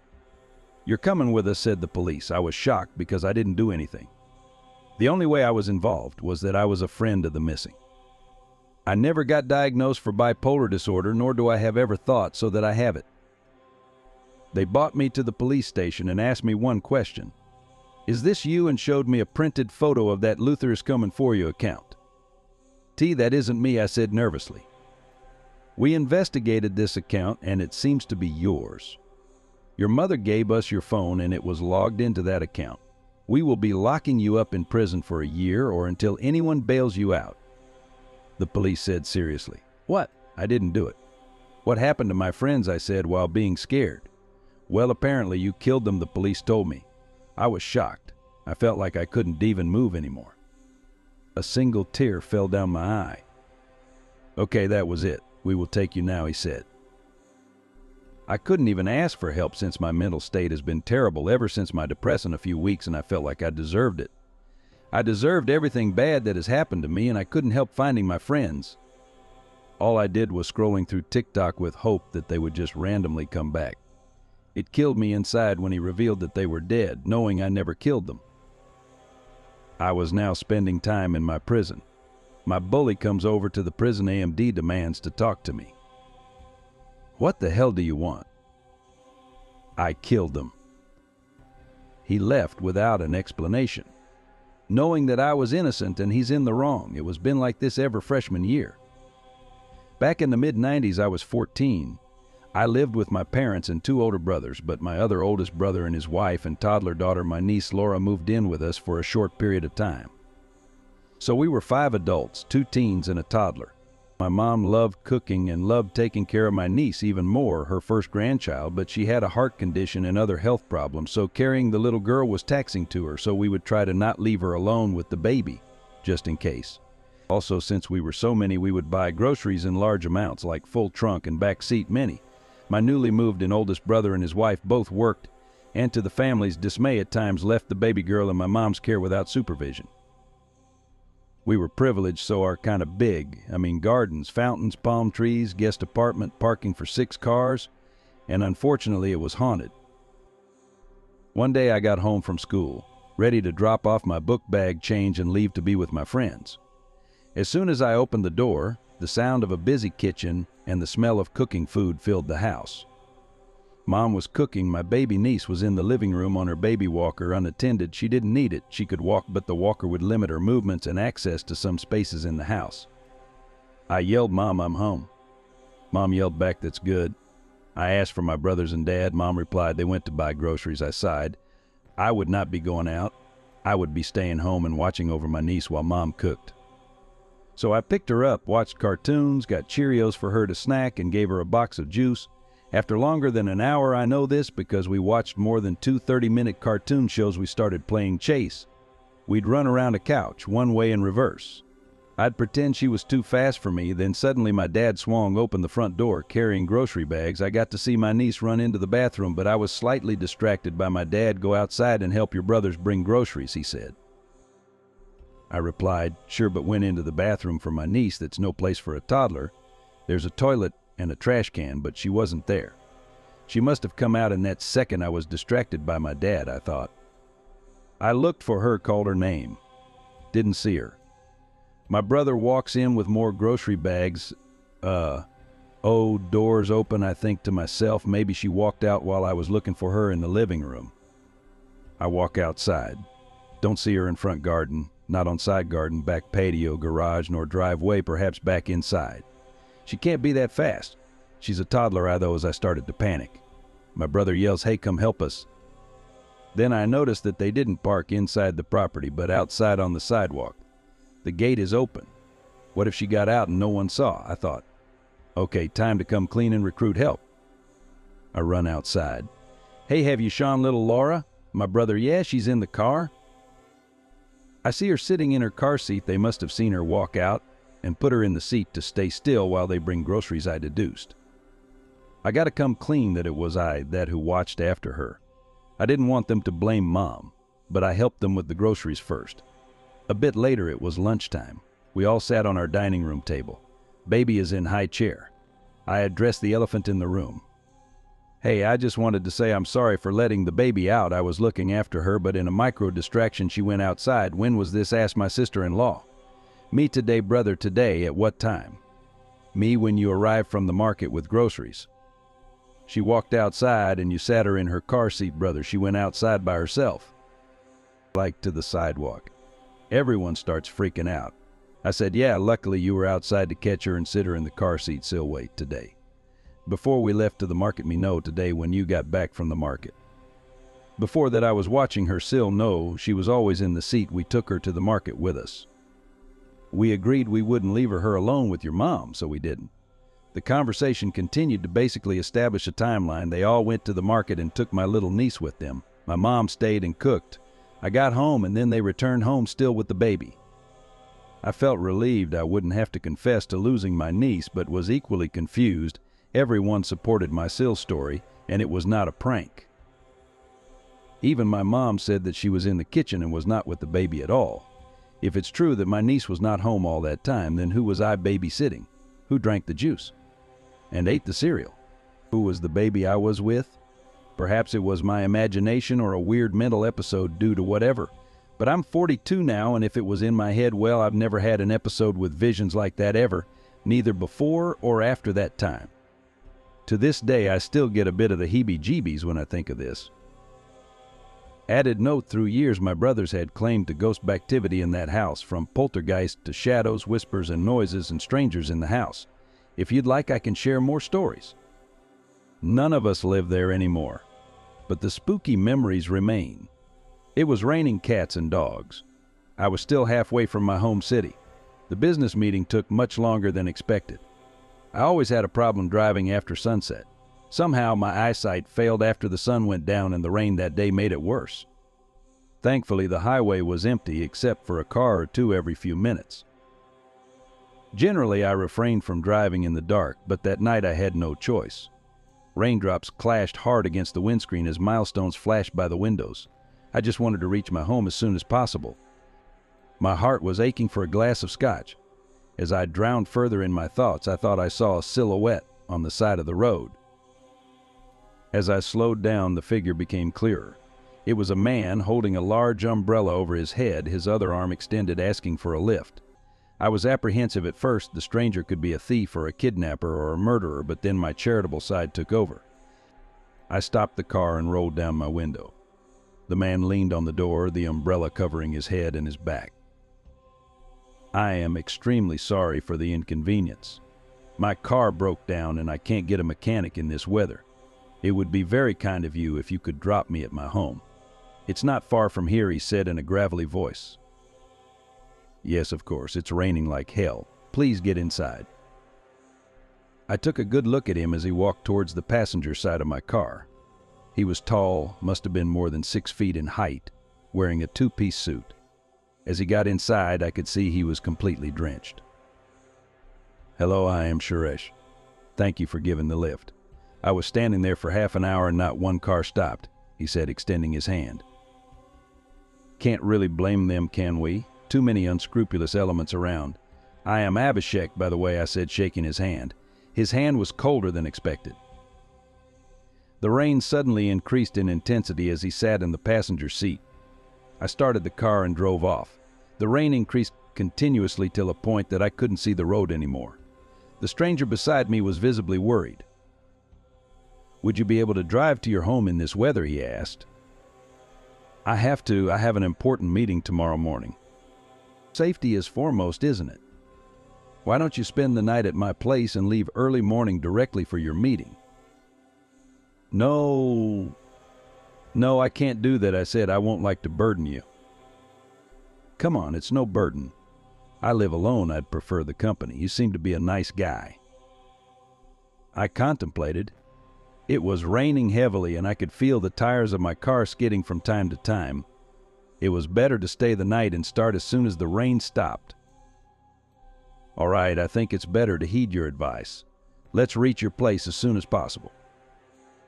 The following journey was uneventful. Trees on the sides of the road passed on like a blur. The downpour drowned the sound of the car engine. Around 20 minutes later, Suresh asked me to take a right onto a smaller road.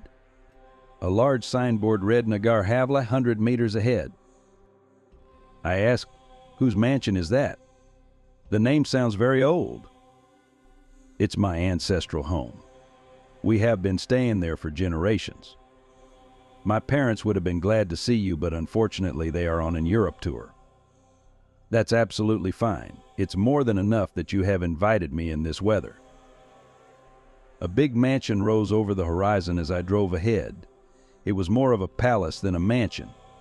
Golden domes rose into the sky, reminiscent of an era of kings and queens. The rest of the palace was adorned in white, oozing a massive status symbol.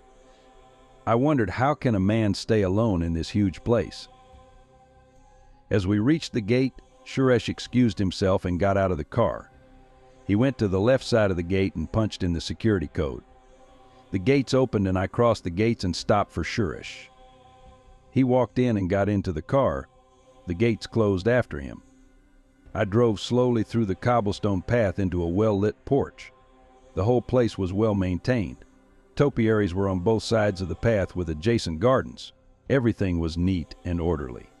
I envied Suresh's life.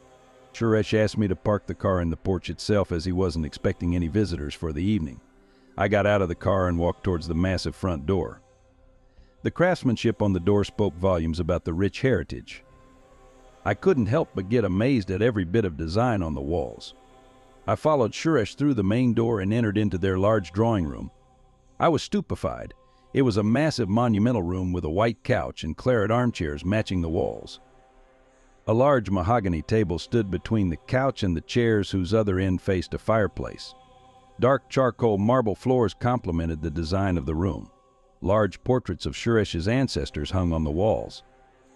At the other end of the room, a large staircase led to the first floor.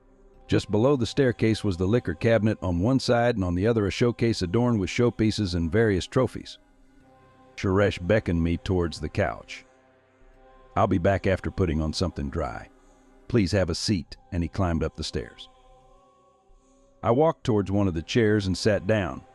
I was busy checking emails on my phone when Suresh came down, dressed in pajamas and a nightgown. "Would you like some scotch?" I was delighted to hear those words. Yes, I'd love some. He took out 2 glasses from the liquor cabinet and a half-filled glass bottle.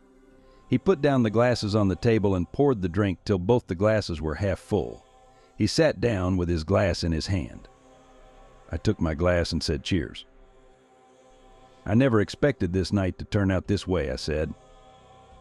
"Me neither, but I am glad to have the company. Staying alone in this big house is quite boring." "Yes, I can understand." "So where do you work?" "I own a small marketing company. We handle publicity and marketing for various consumer goods." "Wow, that's great. What were you doing here tonight?" "I was attending a meeting with a new client. I didn't expect it to take so long. To make matters worse, it started raining." "I can see.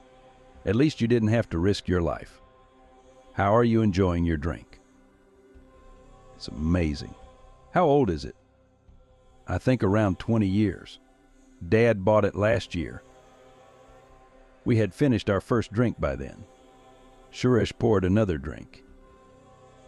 I was intrigued about the past of Suresh's home, so I asked him about it. "This house is about 100 years old. My great-grandfather was very young when he started building this house. It was finally finished when my grandfather was a teenager. Your house seems to have a rich heritage. Was your great-grandfather a zamindar or something?" "Yes, he was, and unlike most zamindars of that time, he was kind-hearted. Though there was one incident because of which he was murdered in the end." "What? He was murdered? By whom? And why?"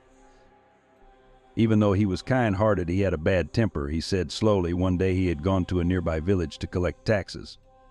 There, he found out that one of the villagers was stealing grains from others and was selling them on the black market. He lost it completely. He ordered that man to be brought in front of him and had him beaten to death." "Okay, that's gruesome. What happened after that?" "The incident didn't sit well with the accomplices of the dead thief. They were hardcore criminals. One night, my great-grandfather was alone in the mansion. Everyone else had gone to a fair in the largest village in this area, the city you had your meeting today. Seeing the opportunity, those people attacked the mansion. They robbed as much as they could and murdered my great-grandfather when he tried to resist them. When everybody came back, nobody could find his dead body. Blood was everywhere, strewn about objects told the whole story. His body hasn't been found till date." "That's horrific. How did your family deal with it after that?" "My grandfather was old enough by that time. He held the helm of the affairs. In time, he also tracked down the assailants' whereabouts, but they were already dead. Rumors said that all of them died under mysterious circumstances."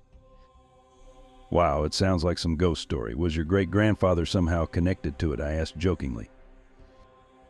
Suresh's face was serious now. "We don't joke about these things here. We have felt an unknown presence from time to time. I am not comfortable talking about it."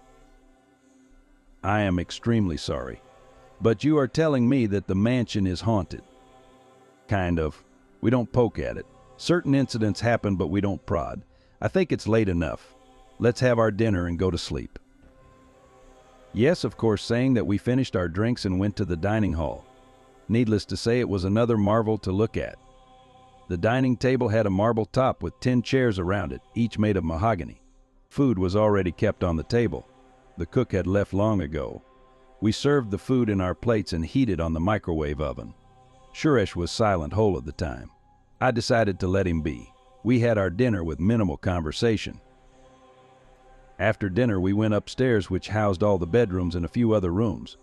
The bedrooms were adjacent to each other along a carpeted passage. Suresh showed me to the guest bedroom, which was at the end of the passage. Facing the room was a study. Suresh's room was 2 doors down along the same passage. The guest room was lavish with a 4-poster king-size bed at the center. The whole floor was covered with a thick carpet. The bed was accompanied by 2 side tables with table lamps on top of them. Just beside the door was an almirah, and on the other side an attached bathroom. A large French window faced the door, covered with handmade curtains. I was too tired to move anymore.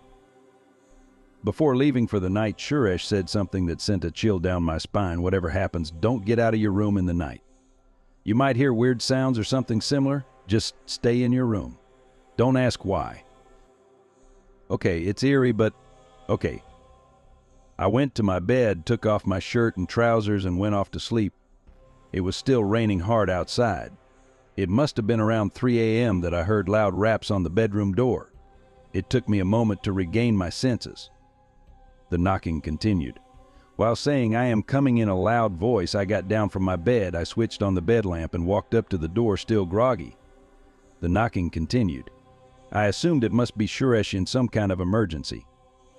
I opened the door and there was nobody. Something cold brushed past my face and suddenly I was freezing. I closed the door in a hurry and sat down on the floor. I was trembling with cold and fear. Suddenly the door started banging loudly. I crawled back to the foot of the bed. I could feel hairs on my neck standing up. A cold sweat broke across my face. The banging stopped all of a sudden. I was hoping for Suresh to come my rescue, but he was nowhere to be seen. I decided to go to his room. I had completely forgotten what he had said before going to sleep. I stepped out of my room slowly. I looked at both sides of the door. A strange darkness shrouded the passage. I switched on the flashlight of my cell phone and tiptoed to Suresh's room. His door was wide open. I was taken aback. He was supposed to be in his room. I went inside. His bed was empty, blankets strewn aside as if he had just left his bed. I checked his washroom, which again was empty. Branches of a tree were banging against his bedroom window, creating a ghostly atmosphere. I strode out of the room and went downstairs. The sight shocked me. The main door was ajar. The whole house was covered in the same darkness. I went outside. Rain stormed like mad, accompanied by lightning every now and then. I stood in the porch for a while trying to find Suresh, but he was nowhere to be seen. I was worried if something happened to him. I went to my car and opened its trunk. I took out the tire iron, closed the trunk, and went beyond the porch towards the main gate. Another lightning cracked, followed by thunder. Everything was illuminated for a fraction of a second. I saw a dark figure near the gate. It must be Suresh. I ran ahead, but by the time I reached the gate, the figure was gone. Another lightning, I saw the figure walk towards the garden. I ran behind it. Another lightning, the figure disappeared, but I saw Suresh in his nightgown, completely drenched, standing with a shovel in his hand near a freshly dug ditch. "Suresh, what are you doing here in the rain?" "Abhishek, do you know who my great-grandfather really was? He was a bloodthirsty monster. He killed people for fun. The kind-hearted nature was just a facade. He even killed his son's wife, my own grandmother, when she was pregnant for the 2nd time." "What the hell are you talking about?" "Yes, that's my great-grandfather, and guess what? His blood runs in my veins. You shouldn't have given me the lift," and he stepped forward to strike me with the shovel. I couldn't step back in time, and the shovel passed through me. I smiled at him. All blood was drained from his face. He stepped back in shock. I was still smiling at him. He stuttered, what the hell are you?" "You don't need to know anymore," and I hit his head with my tire iron. His skull cracked with a loud sound, and he fell in the ditch he dug up. Rain had slowed down by then. It was time for sunrise, and that meant my time was almost up. My name is Tom Larson, and what I'm about to share with you is not for the faint of heart. It's a tale of horror, of madness, and of a relentless descent into darkness that began with something as simple as a missing finger. It all started one seemingly ordinary morning. I woke up in my small apartment in downtown Seattle, stretching and yawning as I tried to shake off the remnants of sleep. As my hand grazed my face, I felt a sharp pang of pain. Groggily, I looked down and saw that my pinky finger was missing, completely gone, as if it had never been there. Blood oozed from the clean stump where my finger should have been. Panic set in instantly. I scrambled out of bed, my heart racing, and rushed to the bathroom. There was no blood on the sheets, no sign of a struggle, nothing to indicate what had happened. How could this be? I stared at my hand in the mirror, trying to make sense of it. It wasn't just a cut, the entire finger was missing.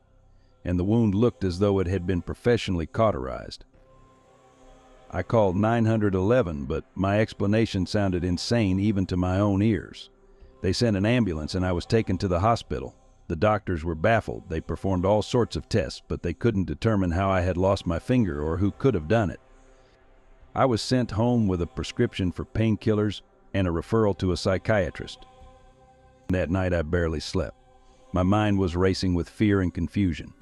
When I did manage to drift off, my dreams were filled with shadows and whispers, an ever-present sense of dread.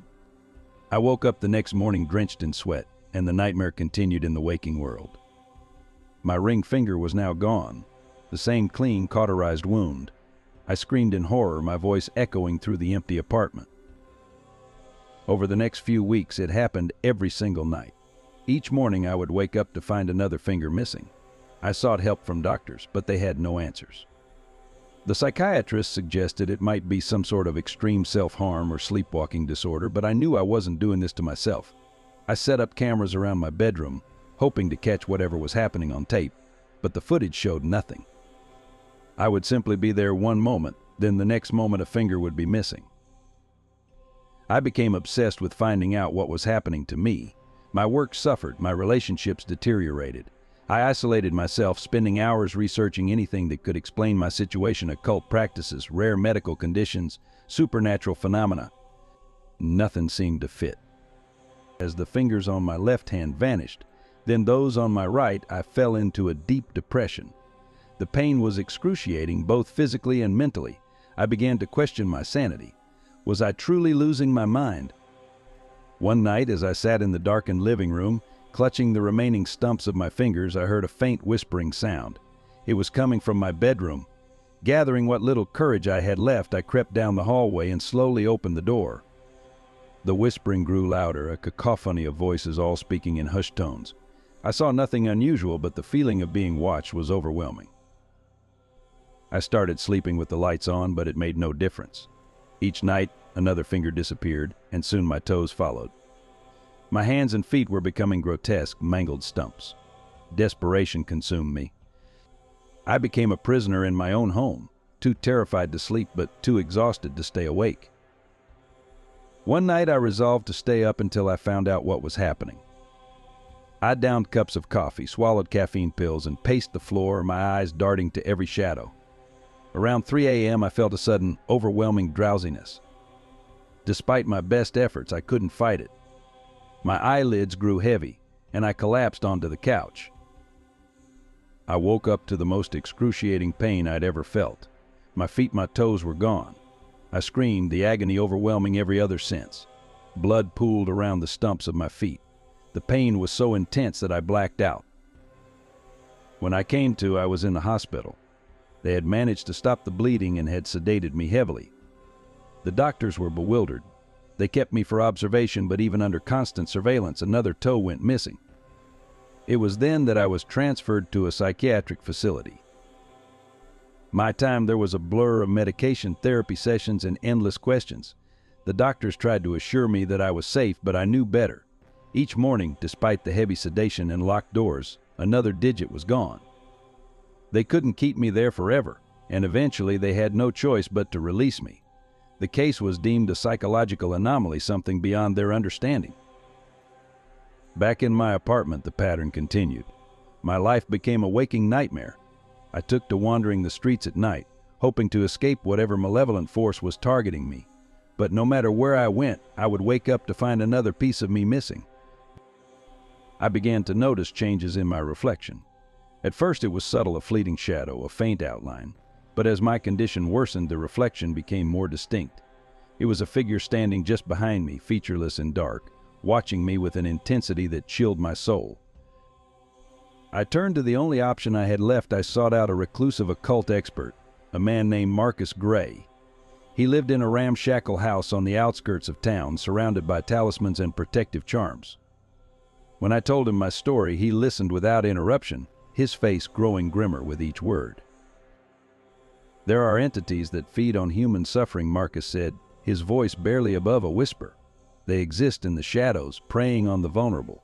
You've been marked by one of these entities." Why may I ask?" my voice breaking. Once marked, it's almost impossible to escape. It feeds on your fear, your pain. The more you struggle, the stronger it becomes. Desperation clawed at me. Is there any way to stop it? Marcus sighed heavily.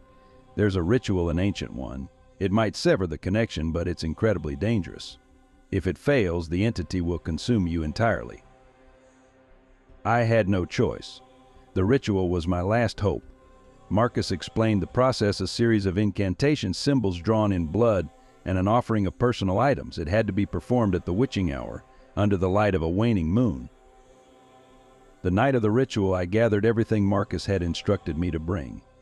He prepared the space, drawing intricate symbols on the floor and lighting black candles. The air was thick with tension, and the shadows seemed to dance with anticipation. Marcus began chanting in a language I didn't understand, his voice resonating with power. He motioned for me to step into the center of the symbols. As I did, a wave of nausea hit me, and the room spun violently. The shadows grew darker, enveloping us. Suddenly, a piercing cold filled the room, and the entity revealed itself. It was a mass of darkness, shifting and writhing with malevolent intent. I could feel its hunger, its desire to consume me. Marcus continued the incantations, his voice growing louder, more urgent. The entity shrieked, a sound that cut through my very soul. The pain was unbearable, as if every cell in my body was being torn apart. The candles flickered, and the symbols on the floor glowed with an eerie light. The entity surged towards me, and I screamed in terror.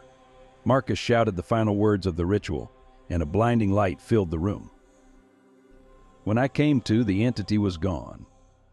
The room was silent, the air heavy with the aftermath of the struggle. Marcus lay on the floor, unconscious but alive. I checked my hands and feet. Nothing had changed. My fingers and toes were still missing, but the pain had subsided. Marcus stirred, his face pale and drawn. "It's over," he said weakly. "The connection is severed." Relief washed over me, but it was short-lived. The damage had been done. My body was permanently scarred, and the psychological trauma would never fully heal. I moved away from Seattle, trying to start over in a place where the memories wouldn't haunt me. But the scars remain, a constant reminder of the nightmare I endured. Every now and then I catch a glimpse of a shadow out of the corner of my eye, and my heart skips a beat. The fear never truly goes away. And in the dark of night, I can still hear the faint whispering, a chilling reminder that some horrors can never be fully escaped. If you ever find yourself in a situation that defies explanation, heed my warning. There are forces in this world beyond our understanding, entities that feed on our pain and fear. Once marked, you may never escape. The cost of survival is steep, and the scars, both physical and mental, will last a lifetime. This took place back in 2019 when I was 11. My grandparents live in a large Victorian-styled home on the outskirts of Portland, Oregon. The building was made in the late 1800s, so it has that classic old building look to it. Me and my family go down there occasionally from our home up near Bellingham, Washington, and in early September of that year, my family decided that they wanted to pay my grandparents a visit. I was excited to see my grandparents, but not so much to go to the house. Up until that point, nothing out of the ordinary had happened in that house. The only thing it did was creep me out, especially if I was alone. The first day we were there, nothing out of the ordinary happened. My grandparents and I did our annual game of Clue, a murder mystery board game. We enjoyed dinner, and that was basically it. But little did I know when I went to sleep that night that tomorrow would be anything but ordinary. When I got up the next day, I was excited because I was a die-hard Seahawks fan, and today was going to be their first game of the season. Outside, it was warm and muggy, so in my room, which was one of the two rooms on the third floor, I had the window open with the fan on to let all of the hot air out. Later that day, my dad came up to my room and said that he and everyone else was going to go on a walk. I acknowledged him by nodding, glued to the Seahawks game that was on my tablet screen. He then left and shut the door behind him. What happens next still terrifies me to this day. About 10 minutes later, I heard what I thought to be my mom yelling from downstairs. Somewhat annoyed, I stood up and turned the fan off next to the window to listen if my mom was actually calling me, or if my mind was playing tricks on me. Then I heard it again. My mom was definitely calling my name. I opened the door, frustrated I was missing part of the game, and yelled and annoyed, "Yeah, When there was no response, I yelled down from the third floor stairs again. "Yeah." Then my mom called back and said something like, "Want to show you this," or something like that. I couldn't really make out what she was saying. Annoyed but not wanting to ignore my mom, I hurried down the stairs onto the second floor. "Where are you?" I called, genuinely not knowing where she was. "Here," she said. It sounded like it was coming from the first floor. But something was off. Her voice sounded very muffled and weird. I played it off as me just being paranoid, so I walked down to the first floor, now getting a little scared. "Mom," I said. No reply. I searched almost every room and no one was there. That only left one room, the basement. There was no way in heck I was going down there though, so I started heading back towards the stairs when all of a sudden the basement door swung open. I yelled, spinning around. No one was there. Then I heard footsteps walking down the basement stairs. Someone was definitely there. I then heard my mom say again, here in that same weird muffled voice. I got chills down my spine. Something definitely wasn't right. I turned and ran as fast as I could up the stairs and onto the second floor. I ran across the kitchen to the narrow staircase that lead up to the third floor. Then I stopped dead in my tracks, paralyzed with fear. At the top of the staircase was a shadow-like person without a face saying in my mother's voice here. I screamed at the top of my lungs and practically threw myself down the stairs and out the front door. I then waited outside near the trees, glancing over my shoulder every 2 seconds before my family finally came back from their walk. When I told them what had happened, they didn't believe me at first. But seeing as I was crying and looking genuinely freaked out, they told me that they believed me. I don't know if they were telling the truth or they just wanted me to feel comforted, but either way there was no way I was sleeping in that building. After about 10 minutes of reasoning with them, I decided I would be more comfortable if I slept with my parents that night. This incident still haunts me to this day. I rarely ever sleep in a room alone in that house anymore. Fiona Santos is strong, protective, and selfless, all essential qualities in a parent, and strives to uphold them. She has 2 children to look after. They need her just as much as she needs them. The room is dimly lit, with a harsh fluorescent light flickering above, casting long, ominous shadows across the walls. A sturdy metal table is bolted to the floor, with 3 chairs around it, Fiona sitting in one. 2 men walk in, causing the atmosphere in the room to become tense. Mrs. Fiona Santos, one of the detectives, questioned, looking inside the folder he was holding. Straightening her dress, Fiona sat upright in her chair, looking forward and holding herself in a sophisticated manner. "Ms. Santos," she corrected, "my husband passed away 8 years ago." "Our apologies." Detective Pierce nodded to his colleague as they sat across from her. As they sat, Detective Pierce folded his hands in front of himself atop the table and rolled his shoulders. "Can you tell us again what happened to your children?" he asked, forcing a smile. "Like I told the police and your associate here, my children and I were on our way to the park when it appeared out of nowhere." Fiona paused and exhaled slowly. "It took them from me." She enunciated each word by smacking her palm onto the table. Fiona fixed her frizzy hair, then wiped her sweaty palms on her dress. "We understand your frustration. Can you recall again what they looked like?" Detective Pierce asked. How could she forget what they looked like? Closing her eyes, Fiona could still see them even now. They were 6 feet tall, their limbs unnaturally long. Their fingers were black with pointed tips. A faded, torn green dress adorned their slim frame. "Do you remember any facial features?" the detective next to Pierce asked, tapping his pen on the notepad he was writing on. "It was always changing, as if it was contorting together," Fiona replied, furrowing her brow. Detective Pierce knew what they were dealing with and stood up. "That will be all, Ms. Santos." His associate looked at him bewildered as she left the room. "Are you sure about this, Pierce? What if Miss Santos had something to do with her children's disappearances?"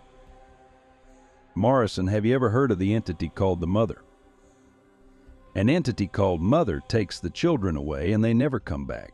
She first appeared in the 1800s when the children from a local orphanage went missing. Since then, eyewitnesses have given the same description to adults." "So what happens to the children?" Morrison paled, dreading to even ask at this point. "Her den isn't too far from here. There I am sure we will find what remains of them," replied Pierce, exiting the room with his associate close behind him. In the middle of the forest, a 6-foot-tall figure dug into the earthen soil where white and yellow bones mixed in. Mother added more to the pile, proudly gleaming at their children. A rustle nearby startled the entity, and she emitted a horrible scream, scrambling on all fours toward the sound. Pierce stepped out, holding a specially made shotgun in his hand.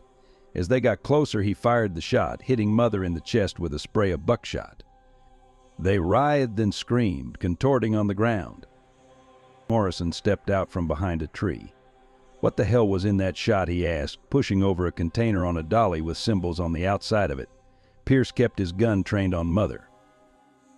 "Celtic salt, sage, and Florida water," the seasoned detective replied. Morrison blinked in surprise and began questioning how they would get the entity into the barrel when it glowed. A low chanting emitted from inside, drawing Mother inside and causing her to shriek. The lid was sealed tightly, and Pierce placed a talisman on top of it. "This will hold her right. We haven't had one break out yet. Of course, that doesn't mean it won't happen." Morrison tensed, keeping his eyes trained on the container, causing Pierce to laugh. "Let's get Mother back to base," said the seasoned detective. The detective in training gladly followed behind the other as they loaded her into the van. They got inside the truck, shutting their doors on the driver and passenger sides. "What kind of detective are you?" Morrison asked, fastening his seatbelt. "Supernatural detective, and welcome to the Mystic Eldritch Agency, or the MIA." Pierce smiled, put the car in drive, and drove down the dirt road. "The MIA, ha." Morrison leans back in the car seat. "I guess it can't be so bad." After Mother had been removed by Pierce and Morrison, the recovery team went in to see if they could retrieve MS, Santos's missing children. Both siblings were found huddled together in a small shack in the woods near Mother's nesting ground. If they had waited any longer, then the children would have been the entity's next victims. Mother has been captured and contained. The cleanup of her burial grounds has begun. The bones will be returned to their families. The case of the mother is closed. Max Burns is an amateur photographer. Though his profession is not photography, he does take photos as a hobby. On one of his days off, he received a call to take some photos of an abandoned house. The person who requested this of him was a friend named Violet Moss. She is a realtor who flips houses and resells them to make a profit. Max agreed and went to the address Violet had given him. Upon arrival, the house came into view. He had never seen something so unique. It was a cliff-anchored house. This type of home is only seen sometimes due to the frequent landslides in the area. Pulling into a makeshift parking space, he parked his car, grabbed his gear, and walked up to the door. A note was left on the door telling Max where the key was. At the bottom of the note, Violet apologized for not being there since she had to draw up the final paperwork. Retrieving the key from under a flower pot, he went inside. Shutting the door behind him, he flipped the light switch for the lights that slowly blinked to life. Setting up his gear, he began to go through each room, taking photos. It was relatively empty and seemed odd to Max since Violet always decorated, especially if she would make a sale. With the bottom floor done, he headed upstairs, cutting the lights on. Stepping into the doorway of one of the bedrooms, he snapped a photo and his camera began beeping at him. Confused, he looked at the screen flashing with the low battery symbol. He sighed, took out another battery pack and replaced it. The camera was fully charged, so why did it suddenly become drained? Shaking his head, Max continued finishing up the upstairs, then made his way back down. Walking to the kitchen counter, he opened his laptop and inserted the memory card from his camera to review and edit the photos he had taken. Looking through the images, he came across the one he had taken of the first upstairs bedroom. Inside the room, there was a figure. Static and gray, the person was about average height and thin with their head hanging down. There was no way this was a ghost. Max didn't believe in the supernatural and blamed the camera for malfunctioning due to the drained battery. So he would retake the photo. Max sent Violet an email with the photos he approved, and she quickly replied, asking him if he was still inside the house. He replied, telling her he was still inside the house finishing up. Violet, in a panic, told him to get out of there. A creak from the stairs made him turn as he took out his phone and snapped a picture with its camera. Max cursed, forgetting his flash was on, and tried to take another when footsteps thumped across the floor towards him. He dropped his phone and backed away from the island counter. What had made its way down to him? Max's phone began to ring, startling him. From where he stood, he could see Violet trying to call him. Max cursed under his breath. "Okay, Max, don't be such a baby. Ghosts are not real. Just grab your phone and answer it," he said aloud to himself, taking a deep breath before grabbing his phone and quickly answering it. Violet. "Maxie, is everything okay? I'm on my way to your location. I need you to grab your stuff and go wait in your car," she tells him, trying not to express the rising panic in her voice. "Is something wrong with the house?" Max asked, looking around and listening to his surroundings as he packed his stuff. "Just trust me and get out," she ended the call, and Max did as he was told. He put his bag over his shoulder, and his cell phone was the last thing he reached for. The lights in the room flickered before going out, ultimately leaving him in nothing but the darkness of the kitchen. When Max let out an exhale of air, he could see his breath, making him visibly shiver. Keeping his eyes on the middle of the room, he walked backward, reaching his hand behind him to open the door. Once the door was open, he stepped out, almost tripping in the process, and shut the door. Moving quickly, he went to his car, opened the door, and sat inside. Max tossed his bag into the passenger seat and took out his phone to look at his photo of the stairs. What he looked at differed from the one he had taken from the bedroom. There was a man with no head, and his body was covered with something black. It dripped onto the floor, and the axe he carried was covered in dried blood. Looking up from his phone, Max heard the house's front door open. He watched as it stayed open for a while until it slammed shut. Could the ghost not leave the house? If that was the case, Max was grateful. Violet parked next to him. They sat in her car and talked briefly about what had just happened, and Max showed her the photos. "This is just crazy." Violet paused and looked at Max. "I'm so sorry this happened to you. I knew strange things were happening, but you got them on camera." "Didn't anyone else try taking photos or recordings?" he questioned. Violet shook her head. "No, my crew was scared, so I looked into its history. Once I found out what happened, I looked for a buyer immediately. The person that I found deals with this sort of thing." "Is there a person who deals with those things in there? Did Violet find an exorcist or a medium? Hopefully that person is both." "What exactly did you find out about this place?" Max asked, putting his phone and laptop away. Violet gripped the steering wheel, looking over at him with a frown. "That man in the photo killed his family in that house. His wife had been cheating on him, and he found out." She began to explain. Violet slowly took her hands off the wheel and placed them in her lap. "He then hung himself above the stairs. When a family friend found them, he'd been hanging there so long that his head detached. His wife was practically decapitated upstairs. Thankfully, they didn't have children," she added. Max shuddered, thankful he had taken the pictures and got out of there when he did. He'd hate to think about what would have happened if he had stayed inside a little longer. "You don't have any more houses like this, do you?" Max asked nervously. Violet shook her head. "No, but if I do, I'll warn you first." "I'd appreciate that." He sighs, leaning his head back against the seat and closing his eyes.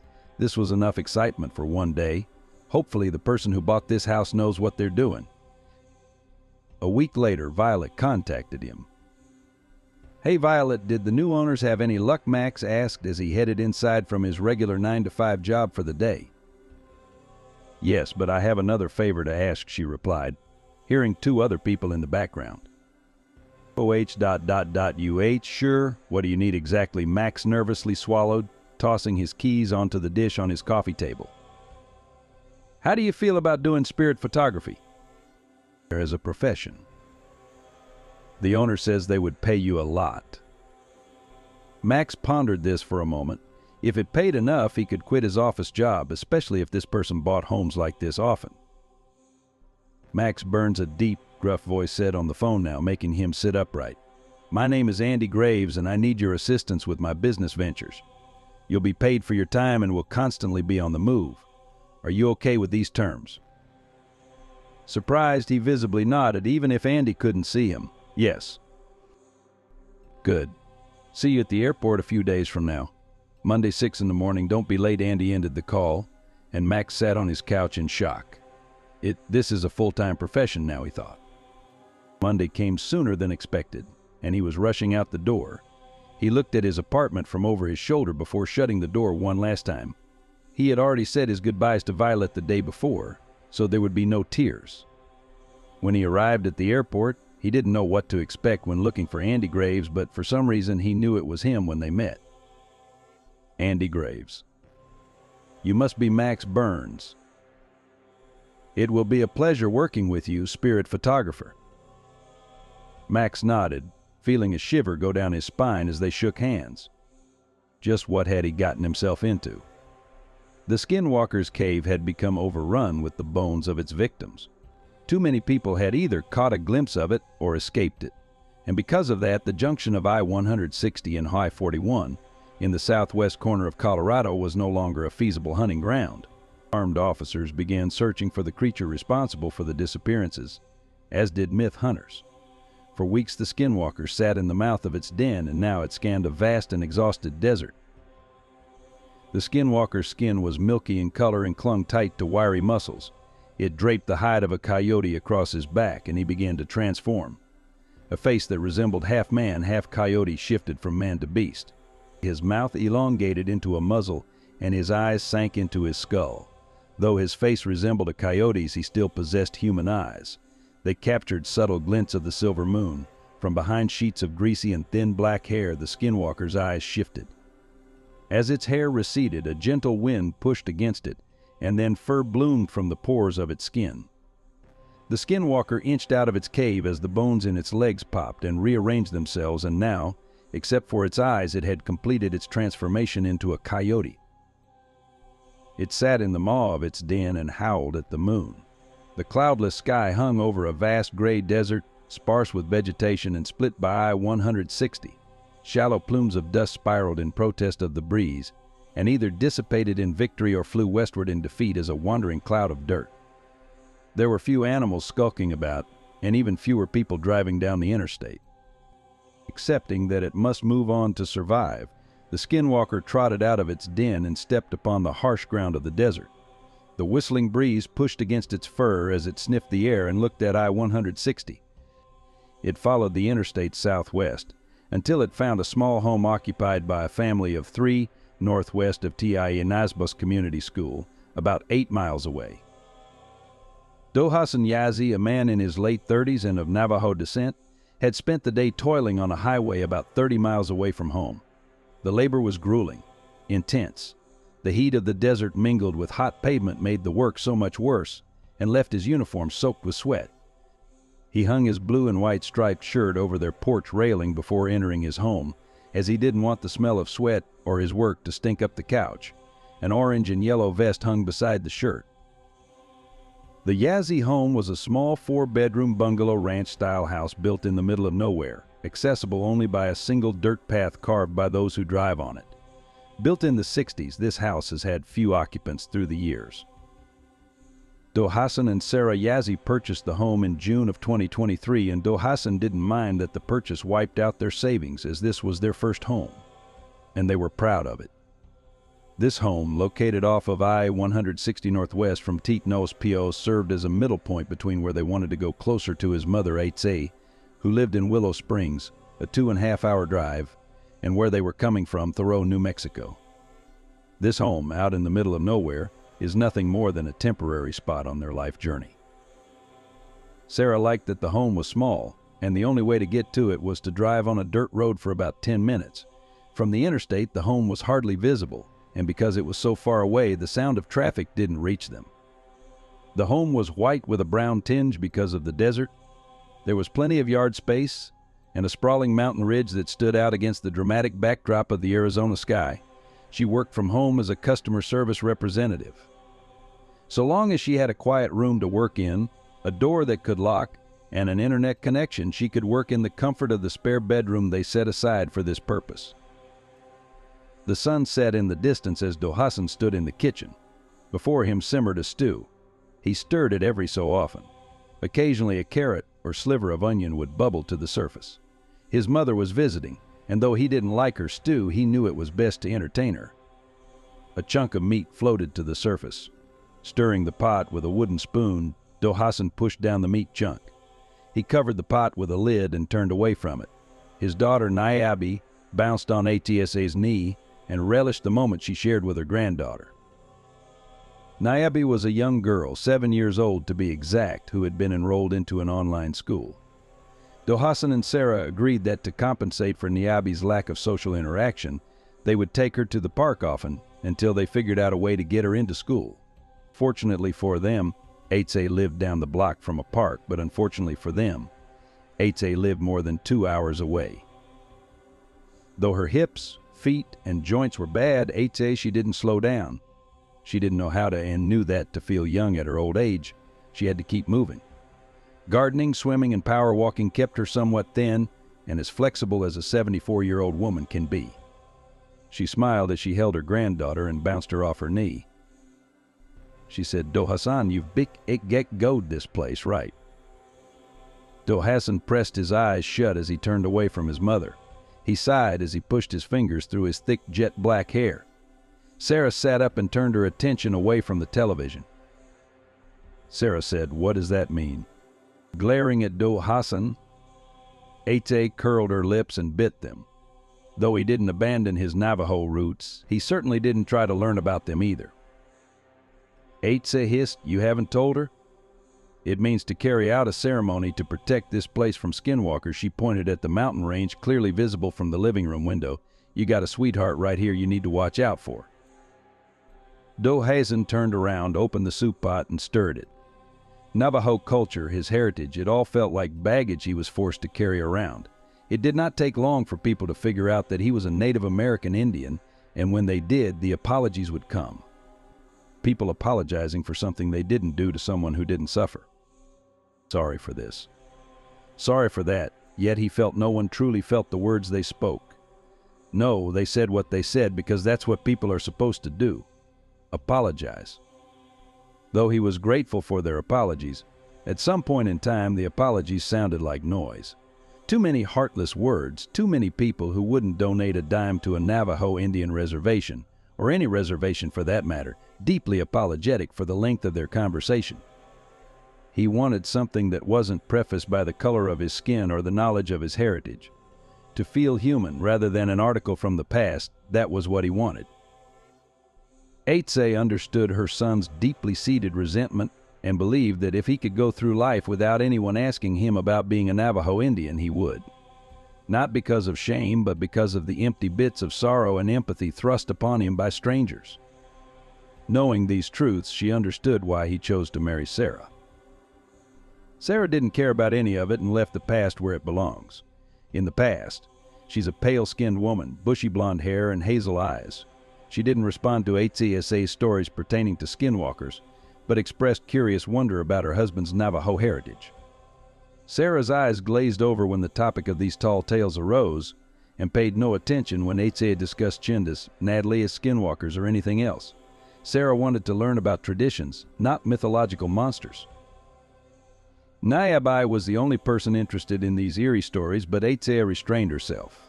The tale of her great-great-great-grandfather being a shaman who then became corrupt and transformed into a skinwalker around these parts has no business in the imagination of a 9-year-old. Naiabi didn't know about that story, but Do Hassan sure did. He was raised on corn, black beans, and ancestral stories. It wasn't until he reached his late teens that he began to question their validity. Once he had moved out, he rejected them entirely. Hating his heritage wasn't what he felt. No, Do Hassan wanted to move on from the past he wasn't a part of and build a future with his wife. He set the lid back onto the pot and faced his mother. Naiabi had stopped bouncing and Atsa sat still and quiet, staring into the vast expanse of desert beyond the living room window. Atsa felt ice form in her throat as the sun set in the distance. Her skin crawled in ways she couldn't describe. She knew something was out there watching them. The skinwalker sat beside the brown husk of a tree.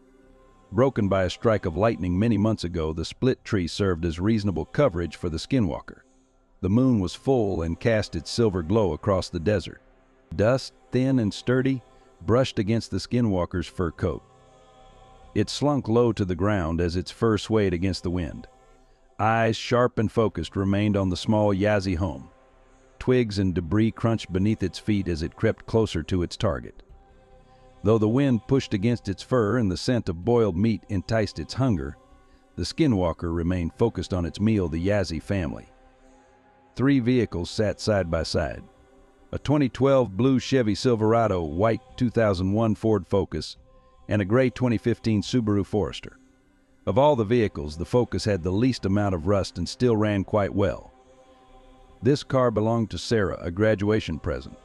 Her father bought it brand new and maintained it better than any other man ever could.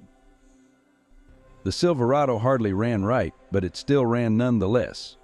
A dream catcher hung on the review mirror of the Forester, and 2 feathers were kept in the dash.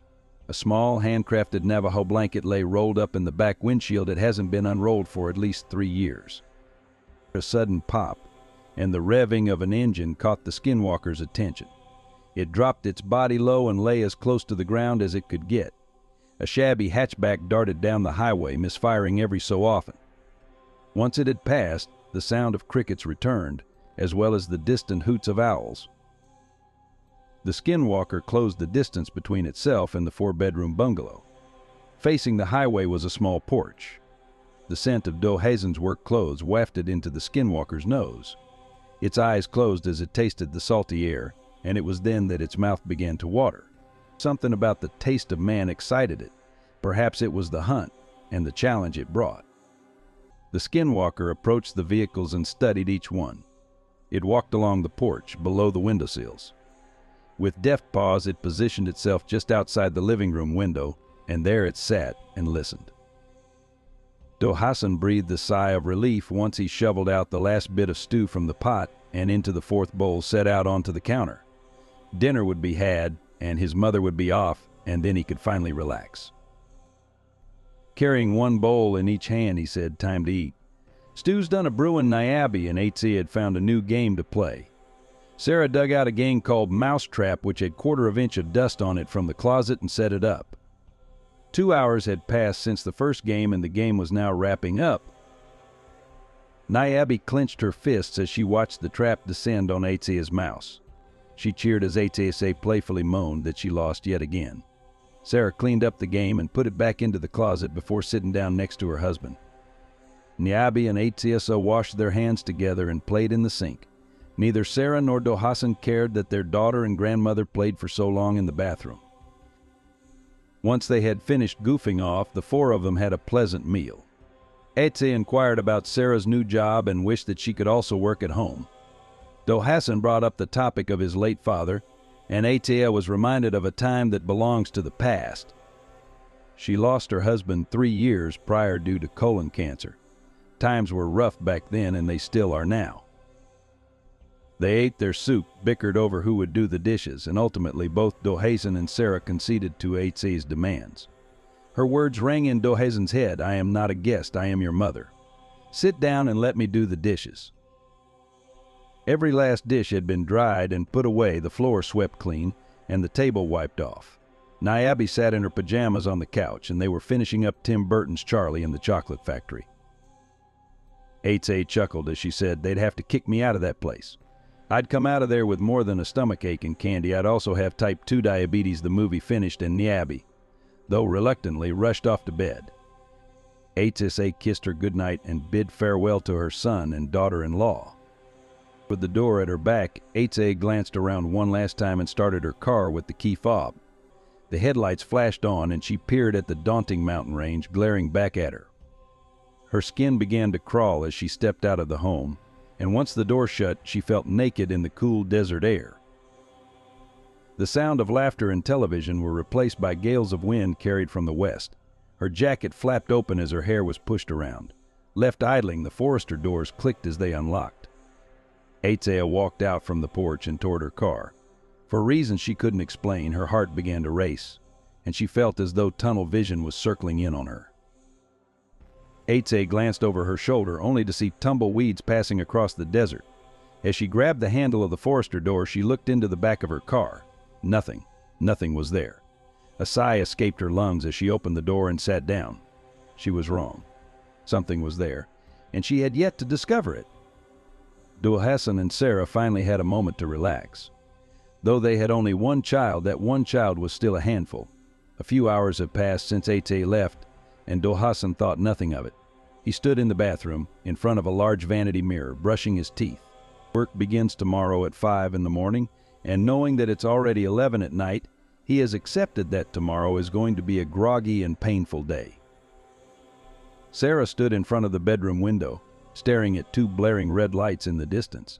For a moment she thought she could hear a horn, but wasn't too sure. She turned around and called for her husband. She said, "Honey, come here." "Do you hear a car horn?" Dul Hassan left the bathroom and crossed to the other side of their bedroom towards Sarah. He stopped brushing, and for a moment he heard it. He said, "Are those lights? Is that a car?" While searching for his phone, he spat out the toothpaste into the sink and rinsed his mouth with water. He called his mother, but she did not answer. Sarah hurried out of the bedroom, only to return a moment later with a pair of binoculars. Dul Hassan dialed again to no avail. In the few brief moments he spent trying to call his mother, Sarah studied the two red lights. Her stomach sank once she understood what she was looking at. She passed the binoculars to her husband. He looked through and shouted, "That's a Forester, Mom's car." The skinwalker had already picked her bones clean. All that remained was Atia's dried-out skin. It studied the trail it left behind in the desert. A shallow pool and speckles of crimson were near the Forester, leaving behind a trail to its new den. It knew that it would need to cover that trail. As the skinwalker sat, he transformed back into his human form.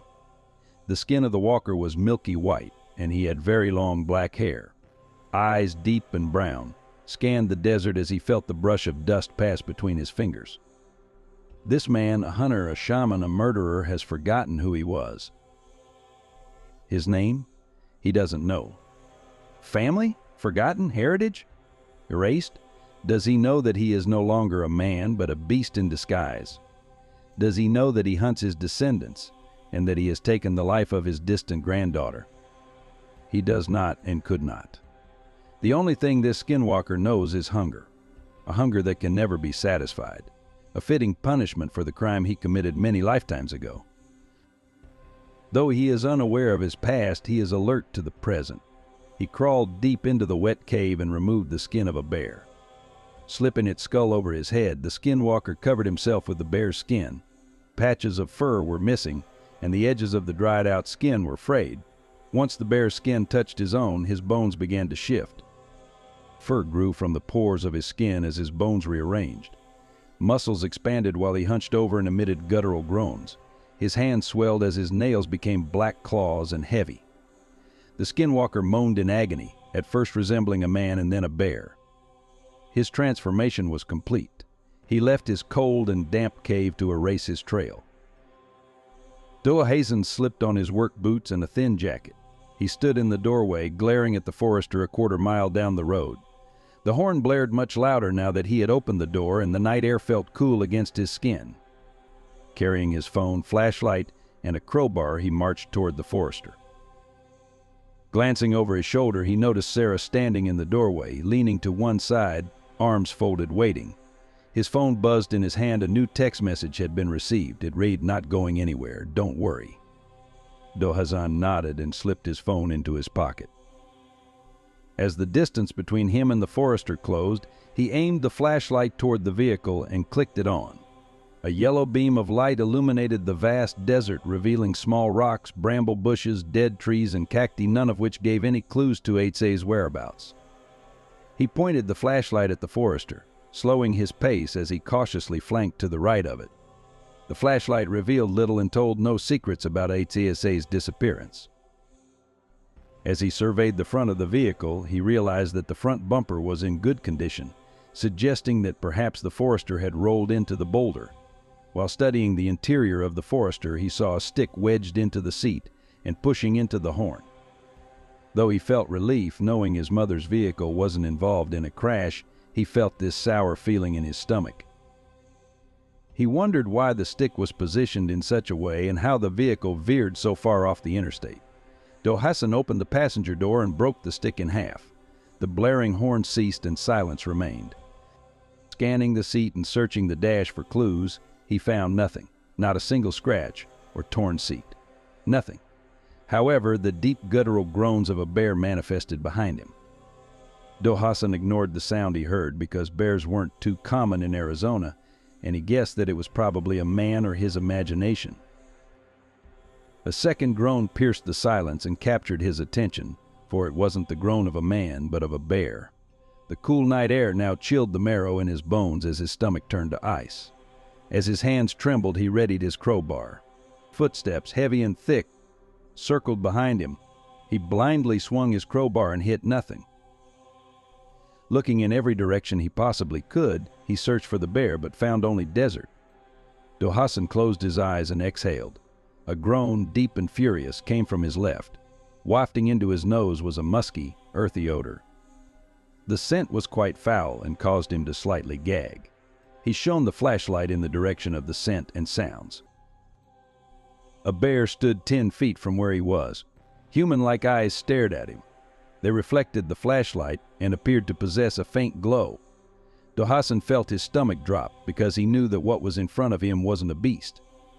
Bear eyes are typically dark brown or amber, and the iris stretches beyond the bounds of the eyelid. Do Hassan saw the whites of the creature's eyes, its pupils and iris, and felt it was a human staring at him. He reminded himself of the stories he tried to forget. Though he did not want to admit it, he knew something far fiercer than a bear was hunting him. It was a skinwalker.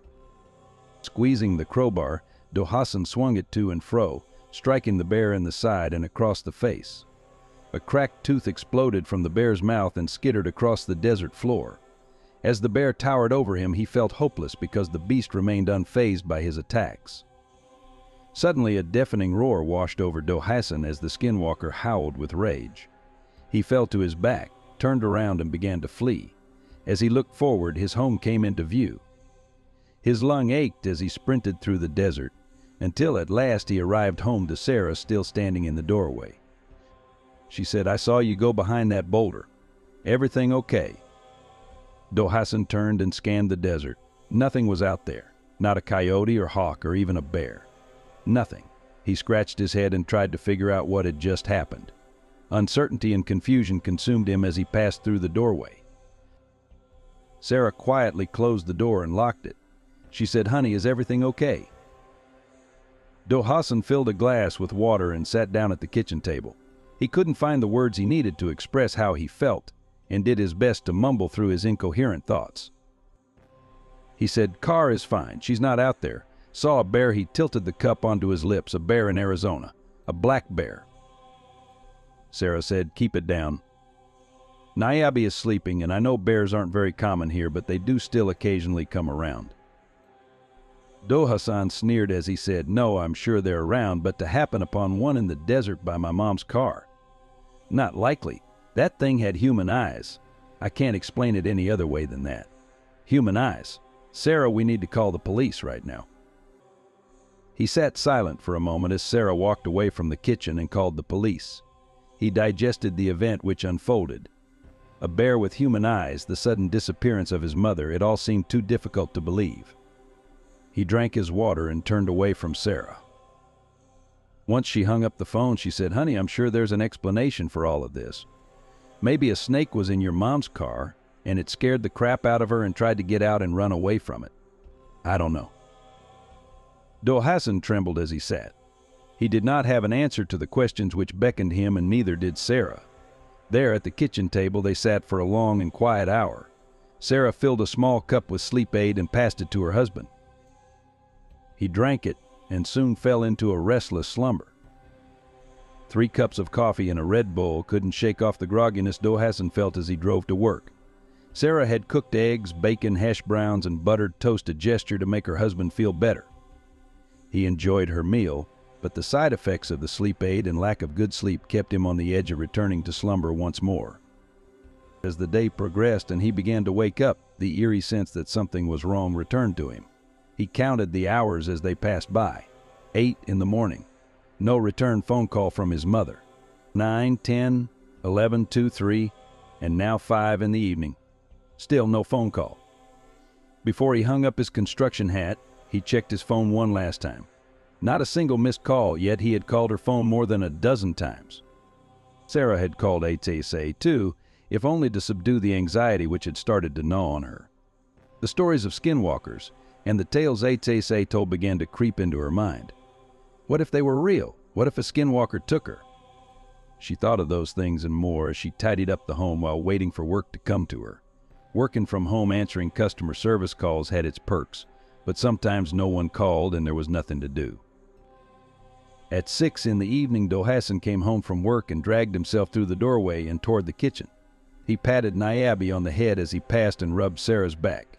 He ran cold water from the faucet and proceeded to catch it with his hands. The cool water felt nice, refreshing, and once he had filled his hands, he splashed it onto his face. He said, "This feels like a dream." Sarah nodded and stirred the potato salad she had been working on for the previous half hour. It was finished, but at least stirring the thing gave her something to do. Sarah wrapped her arms around his waist and squeezed him tight. She said, "Maybe it is. Maybe it is." A few days passed and ATSA still hadn't called. Dohassan suspected he knew why, but refused to admit it. Trigger warning suicidal ideation. When my face started peeling, I blamed the new face wash my cousin had recommended.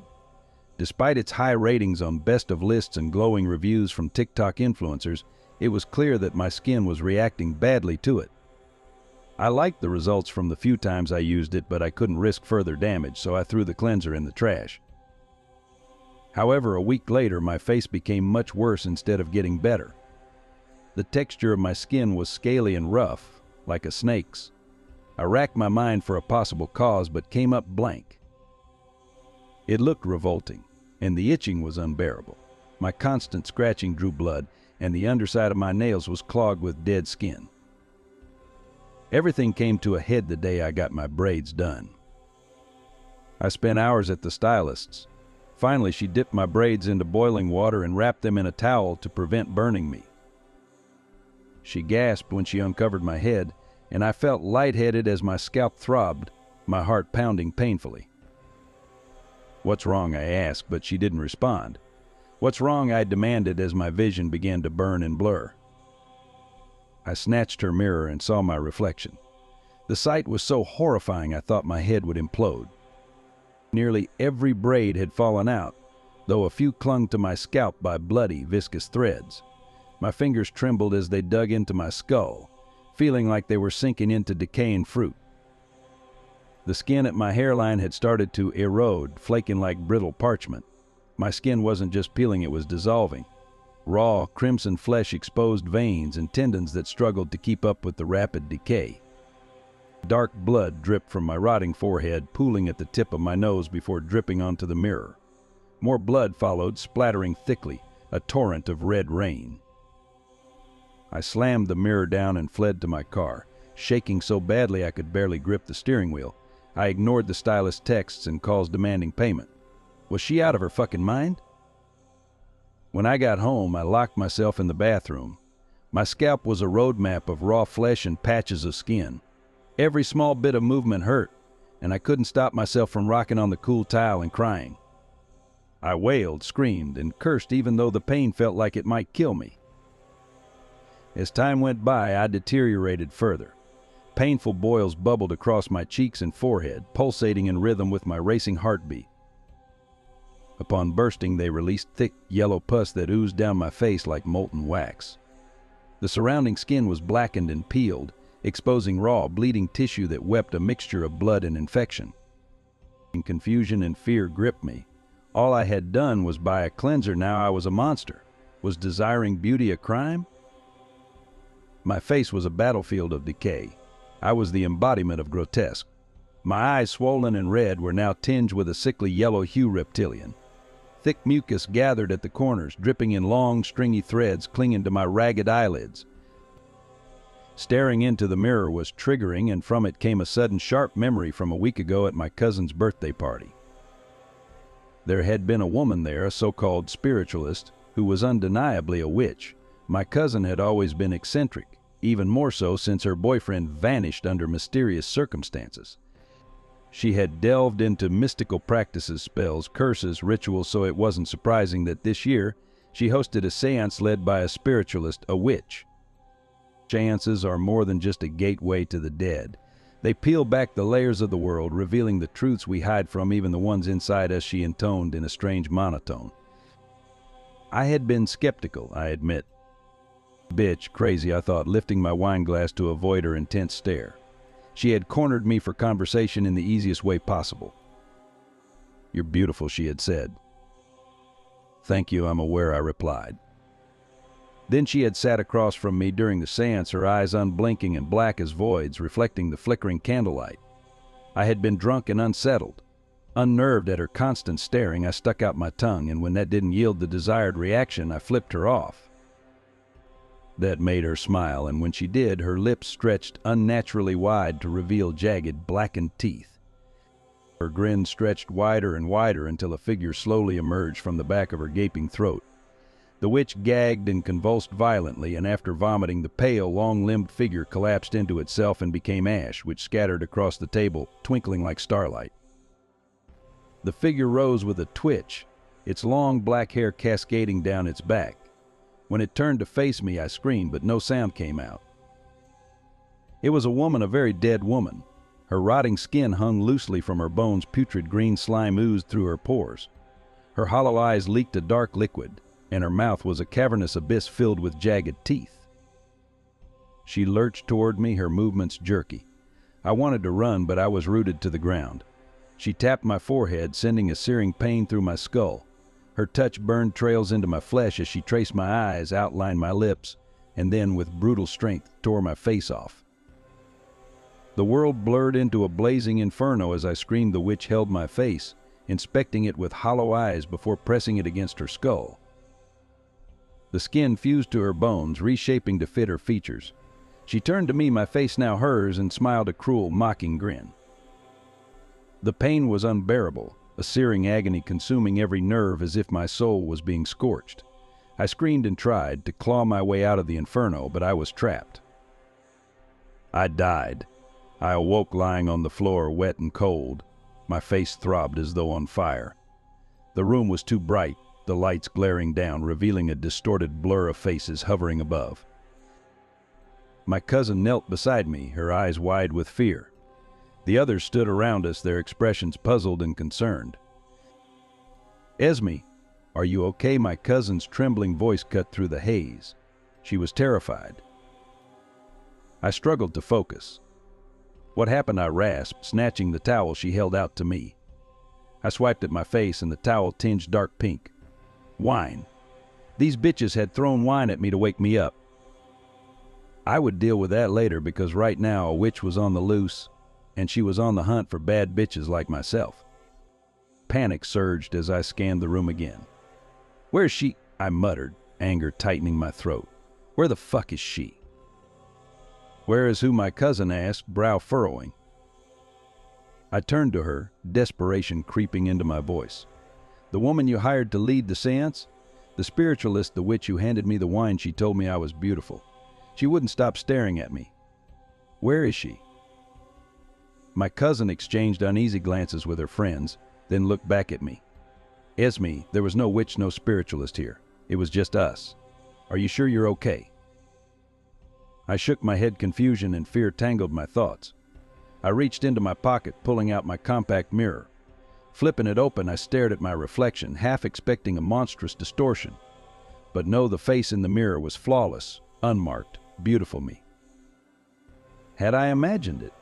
The memory of the witch felt so real, but doubt crept in. My cousin's words echoed. There was no one else, and for a terrifying moment, I wondered if she was right.